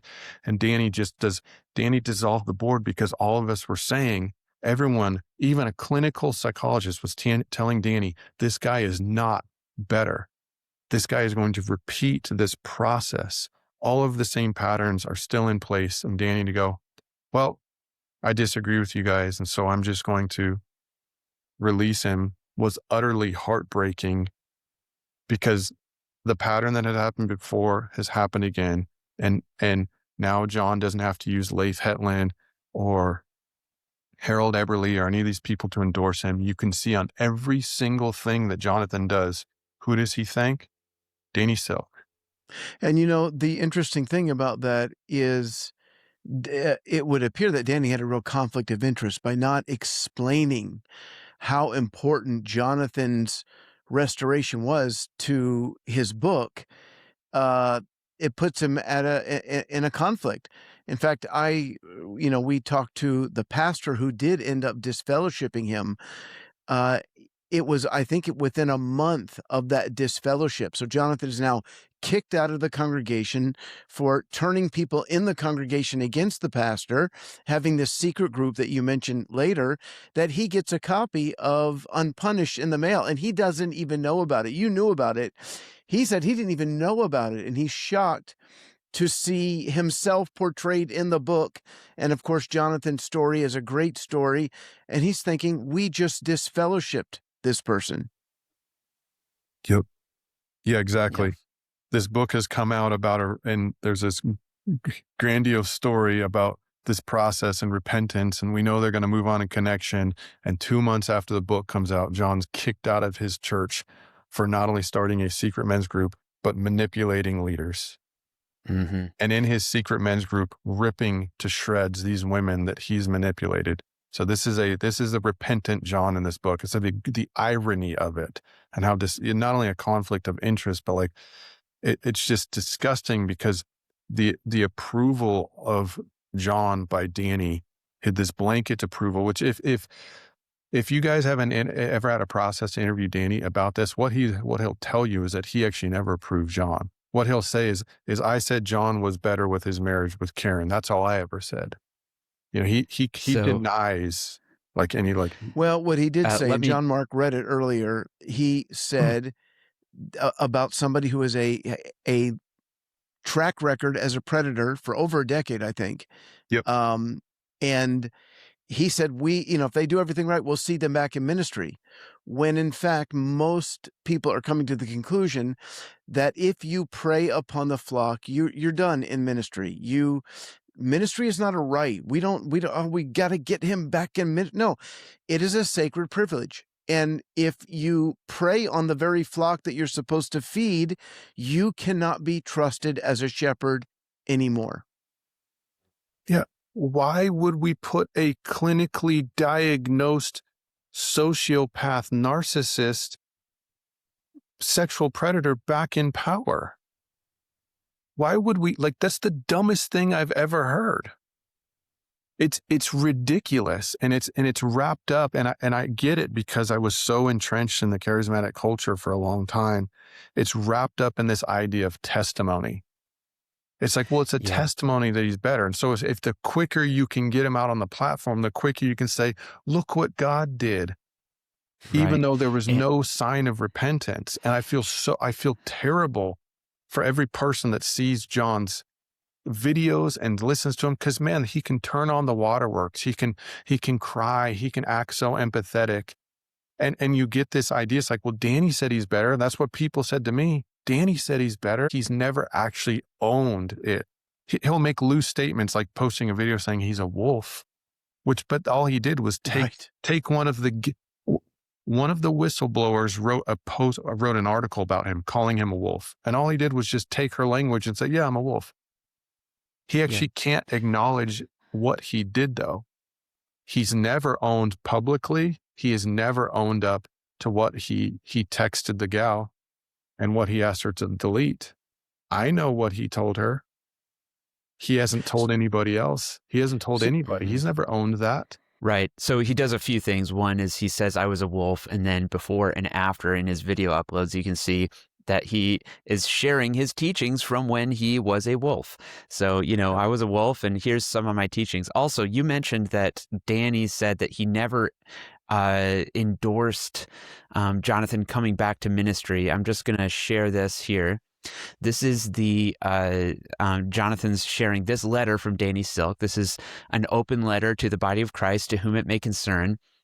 You can read it for yourself here, but I want to direct everybody's attention to points 4 and 5. Point 4 says, the limitations that were implemented in the beginning of this process, which is no social media, no ministry, no nothing, right, are no longer in place, including him refraining from social media interactions.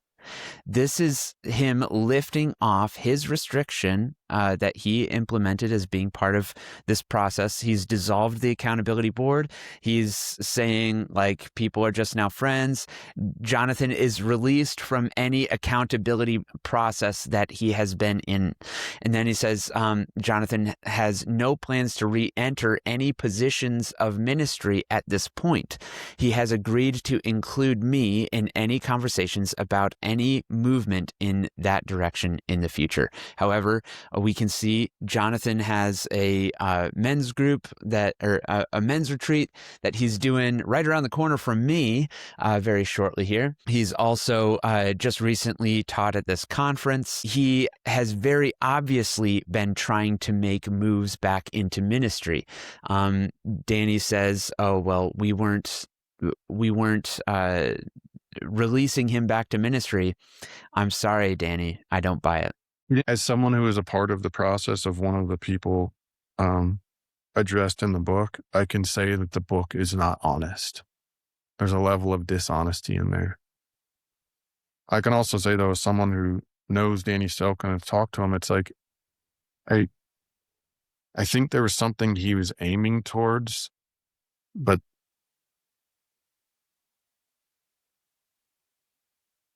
he got in his own way. I think there's a pride issue there, that even when a clinician looks at you, someone who has a degree in dealing with pathologies looks at you and says, this guy's not better,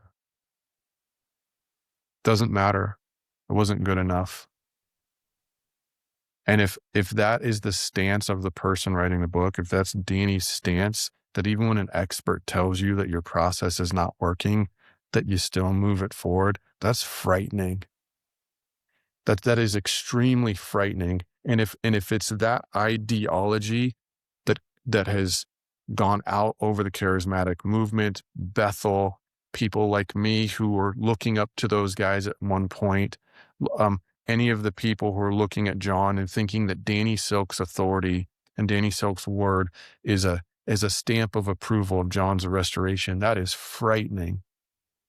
It is frightening, and it's demonic. It's ugly. It does not move people towards the kingdom. It moves people towards manipulation and destruction. And everyone in John's wake, that's what happens to them. They get groomed and destroyed. And so if that's what the book is endorsing, it's wrong. It's full of lies. Yeah, you can see this here, Jonathan's voice in Danny's writing, and let alone the fact that he admits in the book that he is getting his theology, the theological framework from Jonathan. Just set that aside. The arrogance. John's message number 1, I am the victim. How this message shows up in Danny's book and in the Facebook Live that Danny did to the Welton Academy community in the Facebook group. Bullet points are this. 1, the passages about Randy Clark and the other leaders who, quote, failed Jonathan in his earlier restoration process. Implication, poor Jonathan. How was he supposed to get better after his affair if those leaders didn't give him what he needed? Second bullet point, mentioning several times how for the first time, Jonathan and Karen now have the tools they need. In other words, nobody ever gave them the right tools. So how could he have cleaned up his mess? Jonathan regularly told people about how his leaders back then weren't there for him the way he needed them, and how Randy Clark only gave him a yellow light to return to ministry. It's one of the many stories in which he can make himself out to be the victim and distract from the question of whether or not he is owning his mess. Jonathan's message number 2. You have an exclusive status in my life. You touch my heart in ways nobody else can. Nobody has ever helped me the way you have. How this message shows up in Danny's book.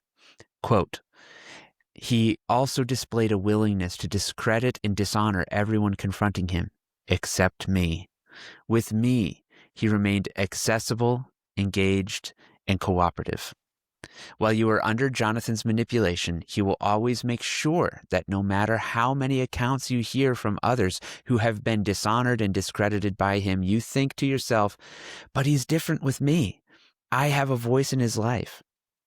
Jonathan's message number 3. I've realized my real problem is fill in the blank with whatever it is you are confronting him on. And I am so grateful you helped me see that. I need your input and advice in my life. He did this, by the way, to Martin Trench when Martin Trench confronted him over his manipulation. And his words, this is from an email from Steve Hogan to the advisory board. He goes, no one has ever said that to me before, which was maddening to Steve Hogan, and the whole board is like, that's what we've been telling you the same thing, but it's the way that Jonathan can manipulate people. And here is the magic of it for him, right? It's finally, I found the real solution to my problems. Right now it's Bulletproof Husband, but right before it was Bulletproof Husband, it was Danny Silk. And right before it was Danny Silk, it was Tony Robbins. And right before it was Tony Robbins, by the way, just for everybody, he was going to this Tony Robbins event saying that Tony Robbins is the thing that really got to the core of the issues, until it realized that, oh, surprise, same old Jonathan, and we need a new magic cure to get to the bottom. And but before it was Tony Robbins, it was Eyes of Honor. You know, he had this book that, out of his first incidents of clergy sexual abuse with somebody under his leadership that happened over in Global Awakening, you know, he has this epiphany, and he writes a book out of it, and he becomes the expert in honor and honoring women from that point. And so then he's completely above suspicion. He's now the authority. Anyway, this is I'm getting a little bit far afield here, but and I'm ranting. I'm sorry, Dawn. It's funny because once you start talking about it, it almost becomes like, it's just so infuriating. Like, if people's actual lives and faiths and you know, if people's lives weren't hanging in the balance, it would just be funny, because it's so ridiculous. It's like a comedy of errors. Listen, if it worked, Bethel would be the safest place in the world.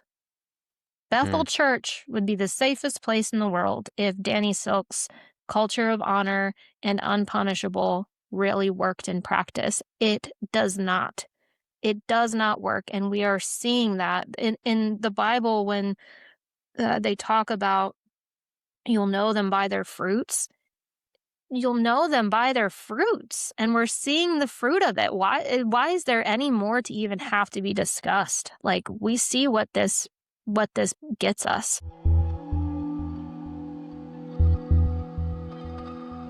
May 2021, the psychologist resigns from the oversight board and shares with all of us that the reason he's resigning is that after meeting with John, after talking with the gals, after being a part of the board, he has resolved or come to the conclusion that John is not better at all. He's not made any progress, and that he understands that Danny is still going to move him forward. So he has to remove himself from the board. It's 20 days later, Danny then dissolves the board. And then 5 days after that, like the letter goes out. So literally it's like within a month, the psychologist tells us this guy's not any better. And this process of moving forward is not working. And so Danny, what's the result? Danny then just dissolves the board and releases him. So when this letter in 2021 is released to the public from Danny Silk, basically lifting off all restrictions from Jonathan, saying that Jonathan is living as a man under the better covenant. What was your reaction as a guy who was his pastor, kicked him out of your church, had to resign from the board because this, advisory board, because you're like, this is a waste of time. Yeah. What was your reaction? Well, we were very disappointed. And one of the main reasons, when we kicked him out of the church a second time in April of 2020, we sort of checked out. It became clear that the advisory board was really not being listened to. Danny was running in the direction that he wanted to. And obviously now it was clear to us he had a book out there. This needed to come to a good conclusion.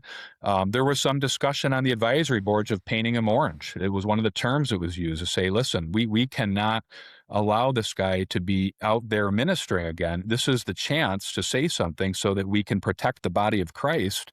And Danny wasn't willing to do it. Everybody else on the advisory board, all the rest of the members, had grave concerns about Jonathan ever being any type of ministry role again, or having access to people's vulnerabilities.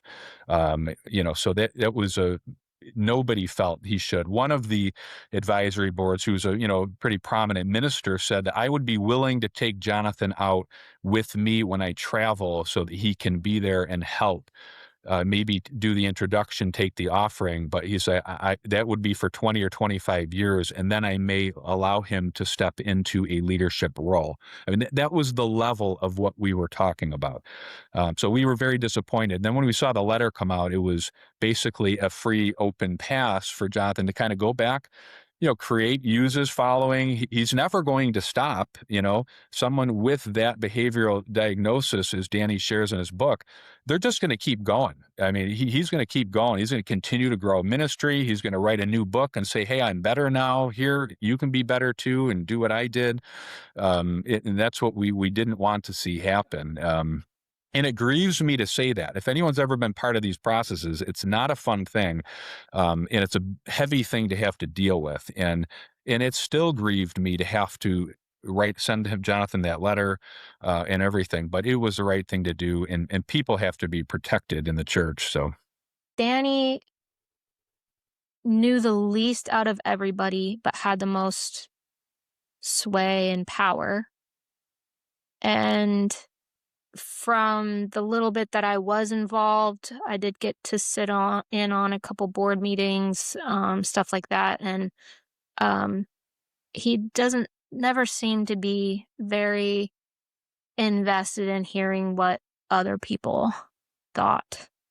It was always him approving of John. He was caught on numerous occasions, and people that are predators in the church, we don't give them a free pass with the sheep, and they should be held to a higher, and there should be more protection and guardrails around someone like that. And that's a very naive statement, but when you're dealing with predators who often find a place of where they can work in a church community, we have to be on guard for that. We can't call ourselves shepherds if we don't protect the sheep. And who would allow someone to run over their whole household that has had multiple failings and has expressed not just carelessness, but predatory behavior towards people you love? We don't treat that like a normal restoration process with like rose-colored glasses. So that was always real frustrating for us during that whole process. And I think the body of Christ should know some of the background of these stories and of the situation with Jonathan and what was happening when the book was being written, because that is in many ways a false pretense. And people are out buying this book thinking these are great principles. When Jonathan infused this theology into Danny's writings, and Danny has said that. So why did we let a predator inform our knowledge of what unpunishable should be meaning in the book? And the self-admitted stories predator aren't true. He says, I was a wolf. Yeah. Yeah. And Danny says he gets his theology in this book from the wolf. Yeah, it's unfortunate. And the stories, what was happening while the book was being written is very counter to what the picture that Danny is painting in the book. And the reality was Jonathan wasn't better. He had to leave our community because he couldn't integrate and be a normal human in a church community. So he didn't repair his messes. And then finally, we had to just say, we're done. We cannot work with you any longer. We are protecting our church community from you.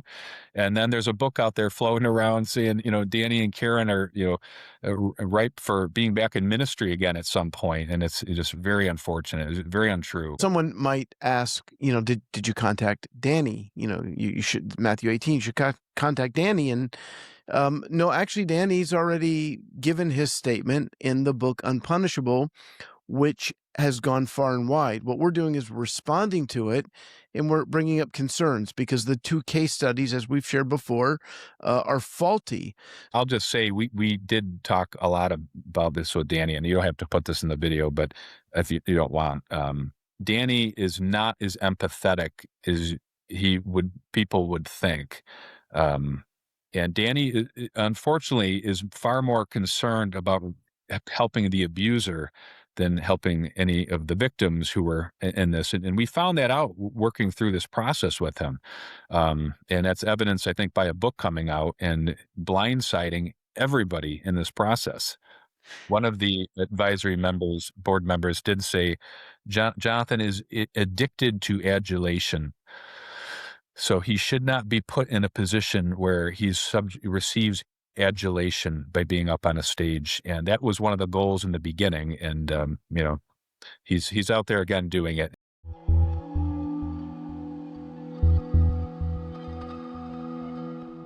Ron and I, we have a mutual friend, Joel Richardson, and during the Michael Brown situation, the confrontation, Ron, that you were really at the epicenter of, Jonathan Welton reaches out to Joel Richardson. Mm-hmm. And Joel has published these texts on X, and so as he's wont to do. I was going to say, if you're ever in a scandal, don't try to manipulate Joel Richardson. Yeah, don't send him a voice text. Don't send him a text message. It's going to put you on blast. Yeah. So this is what he says. Hi, Joel. Jonathan Welton here. I just wanted to send you a little note saying thank you for speaking up with everything going on with Michael Brown and the body of Christ. I really appreciated hearing your heart on the Wake Up and Win podcast, and the last 7 years of what I've been through has really put me in a similar place, just absolutely longing for leaders in the body of Christ to actually have some balls. To which Joel responds, Jonathan, you similarly should not be in ministry. Why is that?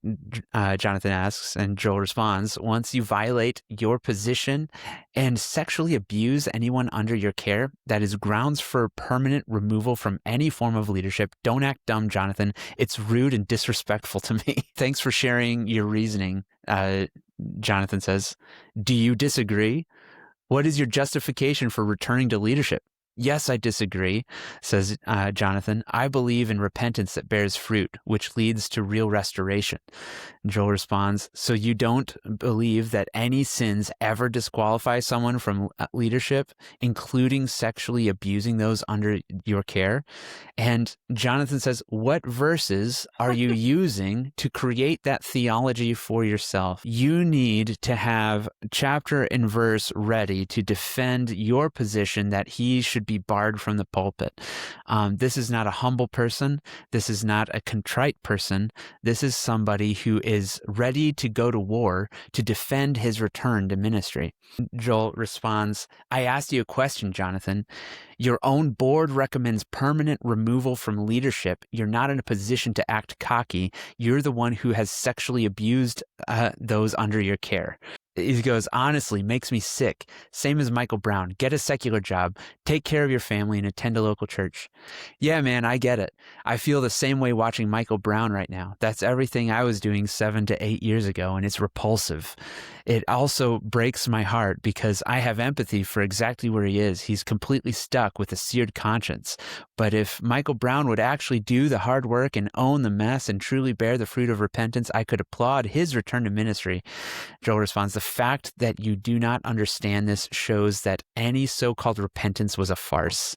In response to Joel's assertion that his board recommended his permanent removal from leadership, he says, I'm not sure where you got misinformed, but I have not had any board that recommends my permanent removal from ministry. I walked closely with Danny Silk for the past 7 years and have been publicly reinstated by my local church pastors.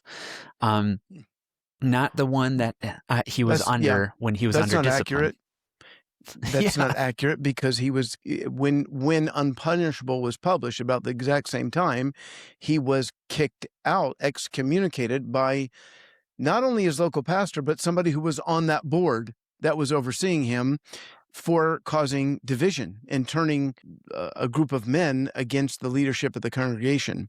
Mm-hmm. So, but even beyond all that, it's just ridiculous. The lengths, just accept it. You preyed upon multiple women. It's over.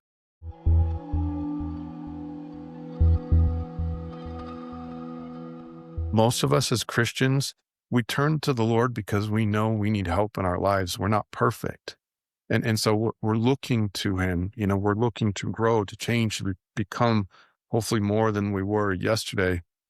And we believe that for people. We're not experts in manipulation. We're not experts in narcissism. We're not experts in diagnosing sociopaths. That's for most of us, we're just trying to raise our kids and be good people. And so it's very difficult to look at a guy like John Welton and see his videos and his soft voice and his what looks like repentance. It's very hard to see through that. It's extremely difficult because we're not trained to do that. I'm trying to figure out how to be the best father I can, right? I'm not trying to, analyze every word that someone's saying. And so it pulls on our heartstrings. But I'm telling you, as someone who is involved, that the question to ask oneself when he says, I'm repentant, is what are you repentant of and who did you repent to? Because those are the questions he cannot answer. What are you repentant of and who do you repentant to? Who did you affect? How did you affect them? If he can start answering those questions, maybe he can start moving towards repentance. But until then, all I see is a pattern of him minimizing what he did.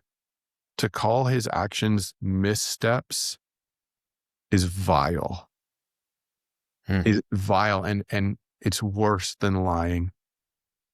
He's manipulating every single person that reads that and believes it. To call it missteps. No, having over a dozen women at his school that he's slowly psychologically manipulating, using the word of God, using his authority to groom into sexual encounter, to call that a misstep and that some of it's an over-exaggeration is deception. He's trying to deceive us. He's trying to deceive you. And why does he want to deceive you? Because he just wants to be back in power, because that's his aim. He cannot move on and go get a regular job. He keeps trying to insert himself back into the body of Christ and insert himself back in a position of power where he is on top and he has access to people's vulnerability. And so if you choose to engage with him, this is what you're signing up for. So after we've been going a while through John's quote unquote oversight process, he started working with Bulletproof Husband. At first he was being counseled by them, but eventually found himself in a position of leadership where he was coaching or mentoring people through the Bulletproof Husband. And so as someone who was on the oversight board, and many of us on the oversight board, we were actually extremely concerned with this. This wasn't good news to us, because as we imagined at the time, well, if you're counseling men in their marriages, eventually you're going to be asking about their sex lives. And why does a covert narcissist with a longstanding history of sexual predation need to be asking anybody about their sex lives? This is not okay. This is a pattern that has been established for a long time that is now repeating itself. And so ultimately, we heard testimony from multiple people that this is exactly what was happening, is that he was asking men about their sex lives with their wives, asking them to share specific details, and even I would say like grooming and manipulating them, because one of the things he was coaching them into is that in order to protect their wives, they needed to hide their sexual sins, hide their secrets from their wives, and that somehow this was a biblically mandated, a biblical way of protecting your wife is that you hide your sexual sins. And so again, as someone who was on the oversight board and seeing his patterns is like his patterns are still repeating themselves now in this new program, but Danny Silk's saying it's okay because he's primarily working with men. But, for those of us that saw the patterns, like this isn't okay. Why would any wife, why would any woman want their husband sharing the details of their sex life with someone who has a history of sexual predation? Like, this isn't good. This isn't moving them towards wholeness. And so it was extremely concerning for us. And the pattern was obviously continuing to repeat itself. He was now making himself an expert in this area of marriage, just like he had made himself an expert in honoring women before, even though we hadn't seen any real repentance. So Jonathan keeps saying, like, look to Karen and the people around me to be the barometer or the temperature of my repentance and my restoration. And the hard part about that is literally there's no one that was around Jonathan in the Welton Academy era. There's no one that is still in communication with him, that is still in relationship with him. Not a single person on the inner circle, any of the staff members, no one from 2012 to 2018, or even before 2018, there's not a single person that he can call friend that was what he called friend back then. So what we see in this pattern is Jonathan will burn his inner circle, like will just get destroyed, and then he'll move to a different ministry, genre, city, wherever, and he will create a new inner circle and then make those people his guardians and his bulldogs. So that's kind of what we see happen over and over again. Yeah. So, for Jonathan, I'm sure he's watching this, is there anything you would want to say to him?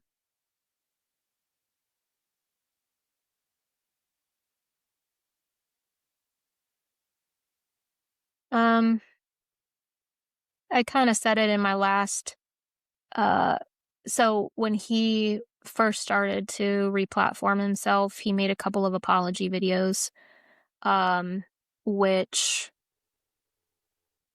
did not strike any of the people that it was directed towards as sincere or meaningful in any way. But he sent them directly to us via email, which even just that is like mind blowing to me. That's somebody who is now willfully admitting that he was a wolf preying on the weak and vulnerable, that he would think that it's okay to reach out to those people without their consent is already crazy to me. But he reached out to all of us, myself included, and sent the videos directly to us. Watched the first one, wanted to throw up, was like, this is so dumb. Sent a second one, and that time I was like, I'm responding to him. And so I responded. I told him in that email, it was very short, it was pretty terse, but I did tell him I forgive him. And I would, if you're watching, which I'm assuming you are, Jonathan, I do forgive you. You keep saying that you are somebody who can be trusted. You keep saying that you've repented, that you're a different person.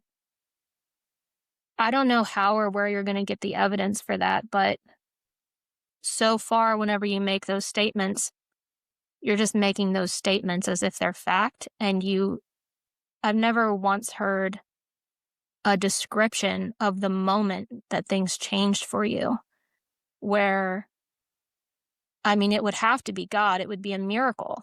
It would be a stupendous miracle for you to truly, on the depth of level that you're claiming to have changed, it would be a once-in-a-lifetime miracle, John.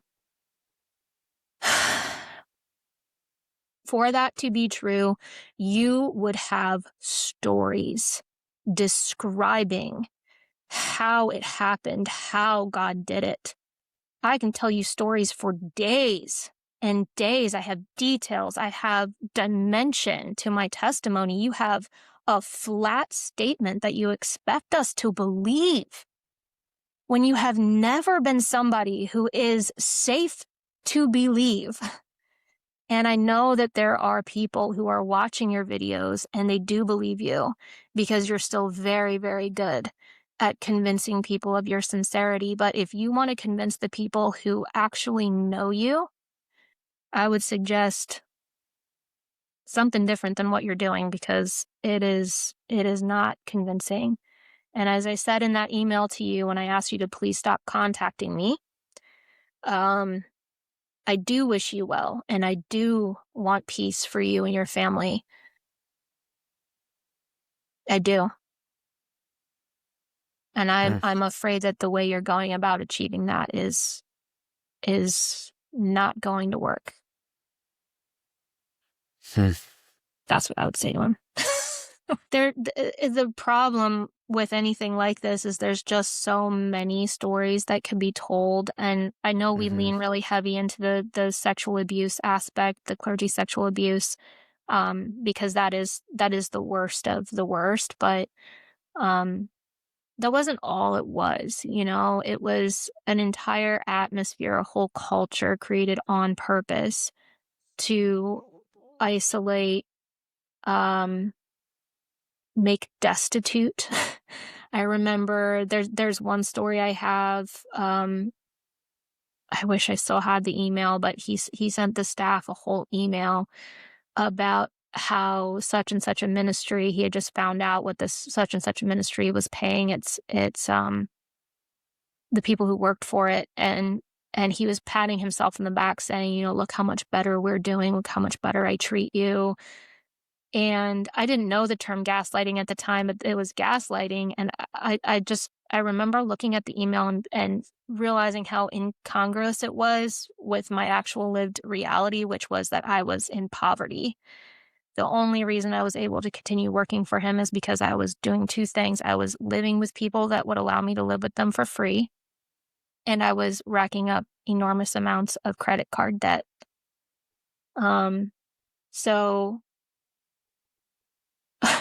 when that email comes through and you see people confirming to him and affirming, yes, you do. You treat us so much better. You treat us so much better. If anybody ever sees any of the screenshots of these text messages back and forth, it's just heartrending because you see these girls who I know to be such empathetic people immediately, going to stroke his ego and make him feel everybody's so well trained to stroke his ego at all times and to fill his love tank and to it's just everything was designed to meet the needs that he was preying on us to meet. And there's too much to ever tell, but it went all the way down into every single interaction. And stuff like using Cards Against Humanity to gauge people's, like playing Cards Against Humanity as a staff, to gauge where people's morality line is and what are they comfortable with and what are they not comfortable with. And then friends of mine, Scott and Carissa Crowder, they got fired, pushed out soon after an interaction where they refused to play Cards Against Humanity with him. And it just keeps going. So again, my hope is that people will use their intelligence in weighing, and their wisdom, their God-given wisdom in weighing this matter and going, is it really worth it? What he has to offer me, is it really worth it when I don't know for sure? And that's what I hope. I hope that people will engage their own intelligence and their own God-given wisdom. And if they are to choose to engage with him in any way as a minister, that they would be extremely, extremely cautious, because he is almost certainly not a safe person. And then I did want to say too, with the Danny Silk thing where he was trying to say, you get your power back by doing this, or this. If there's anybody watching who is going through something like I went through several years ago, don't ever let somebody tell you, first of all, what it is you need in order to move forward. Power was not the thing that I felt like I needed at that time. I have increased what I feel like is my power, my agency in my life. It started with after Welton Academy. Every job I had, I knew my worth, and I vehemently advocated to get paid according to the worth that I brought to my roles. That's getting your power back. I chose to speak the truth to the world and let them decide what they were going to do with it, that gave me my power back. I decided whether or not, and I continue to decide whether or not I want any interaction with Jonathan. And as much as he likes to posture it as if, it's us being unrelenting to not speak with him, that's my call to make. And it's nobody else's. So I do feel like I have gotten my power back. But in that moment when Danny Silk was telling me that that's what I needed, what I really felt like I wanted back was my innocence. I know the grace and mercy of God, and I want everyone to be restored to the Lord, even the people that have been the oppressors and the people who have done bad things. Like, I want so desperately for them to be close to God, because when you are, this kind of thing doesn't happen. And I think that's what Jesus meant by pray for your enemies. Like, if we would pray for them and they would be restored to God, so many problems would, not even happen or be dissolved. But on the other hand, I don't think there is enough understanding of what the signs are that leads up to assault or abuse, or what the signs of gaslighting are, or the tactics of creating a scapegoat. And those things, because the global church doesn't have an understanding psychologically of a human's nervous system and what actually happens, they're quick to run to forgiveness to restore someone to their previous. Plus, they use scripture for that, but there's lots of scriptures that say have nothing more to do with them, right? So there is the other side. But then my heart, because I'm a survivor, has a deep longing for people to understand survivors, that what may be done for the perpetrator is now a lifelong journey for them, that healing takes time and it comes in layers. And sometimes they get triggered over something and they have a really big reaction to something that may be small, but they're in absolute hypervigilance. They're there's so much medical stuff. Cortisol rises when you're on guard all the time. They have rumination of what could I have done different. There's shame spirals. There's relational distrust, not wanting to be part of a church again. This is now a lifelong journey that they live every single day. And so to say you just need to move on and forgive, and they're sorry and they can still serve the Lord because they're gifted, is deeply painful to them. These things don't come out of nowhere. No one just decides I'm going to be inappropriate with a woman today that's not my wife. That it starts slowly with other things. There's so many victims who haven't spoken up. And so when they, highlight that predator, other people who maybe would have come forward if there was real accountability, they're not being heard and seen. And they often leave the church entirely. Ministry's not that important. Ministry is not so important so as to, this is not your journey of self-actualization. That's not why you go into ministry. You go into ministry to serve. And if your ministry actually ends up traumatizing people, maybe you've misunderstood what ministry is really about, because it's all about serving people. It's about serving people. Where ministry is serving, I think what gets lost is, like you said before, the sheep are not getting served. In fact, the shepherd that should go after the one isn't even a shepherd, it's a wolf that's dressed in sheep's clothing. And we want to put him in charge of other sheep again because, he's sorry he dressed up. No one comes to this position. There's a deep-rooted issue. If you think about it, like some of the things they've done, those have never crossed my mind. And I'm not saying I'm better. I'm wondering, are they really sick? Do they have a problem that this is so easily done over and over? And we've heard, on the news or from psychologists that Christianity is a great place for wolves to go and hide because we have a system set up to protect them.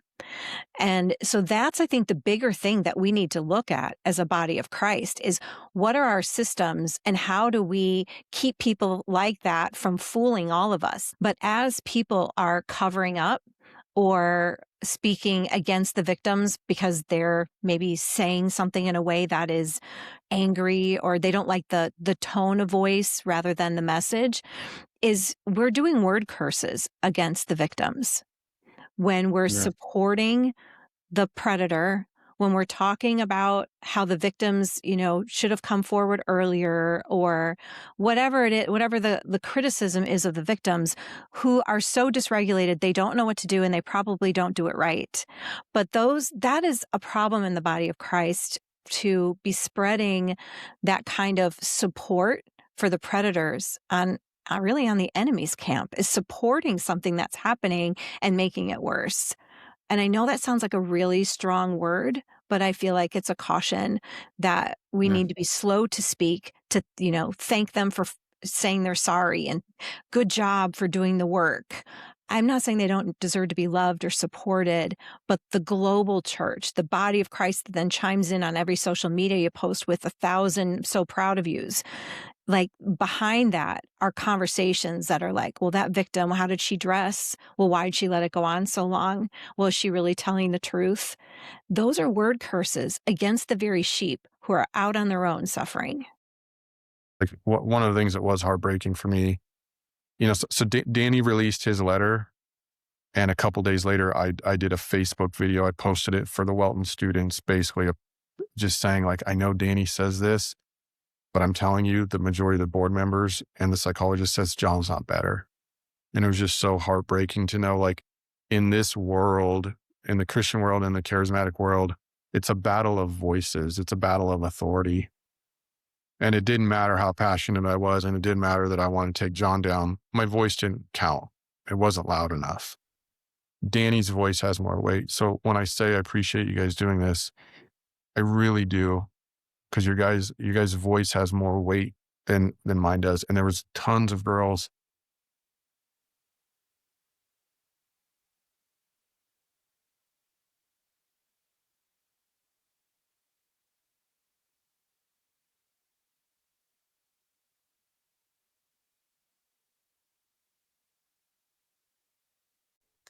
that were really hurt.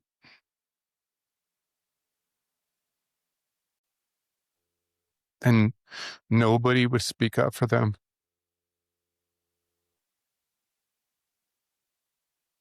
It sucked. So, thank you. Yeah. Thank you, Eric. Thank you for caring. Mm-hmm. Well, you've spoken up for them, and I appreciate you doing that. That's what Jesus would do. If you have a story to tell regarding Jonathan Welton, I would encourage you to reach out to Renee at Know the Sound. The link will be in the description of this video as well. There's going to be a whole lot of information in this description, so please feel free to read through all of the material if you want to inform yourself of what's going on.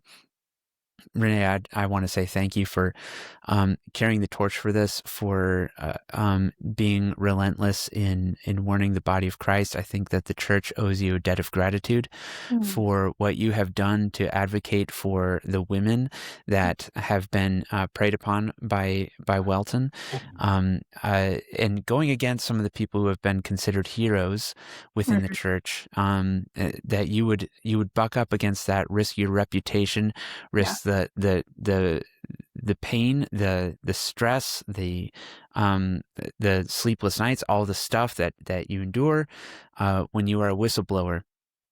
And the church owes you a thank you. And so I want to say thanks. And I'm sure that those who are watching this as well share that sentiment, that you are owed a debt of gratitude. Thank you. Yeah, thank you. That really means a lot. Thank you so much. Mm-hmm. Would you end this in prayer for the church? Oh, man. Yeah.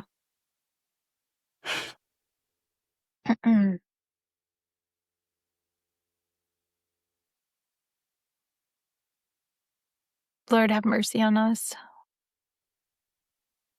Lord, we just thank you so much for the opportunity to be able to share these stories in the way that we have. We ask that you minister to the souls of those who have been victimized, but also to Jonathan's as well, that he does still have a soul, and that it matters. Father, I ask that you would ask us to keep our hearts pure and clear as we continue to move forward. It's a challenging job, and we couldn't do any of it without you, so please have mercy on us. And we thank you for this time in history we're in where the church is finally ready to hear everything that you've been allowing to percolate up. We thank you in Jesus' name. Amen. Amen.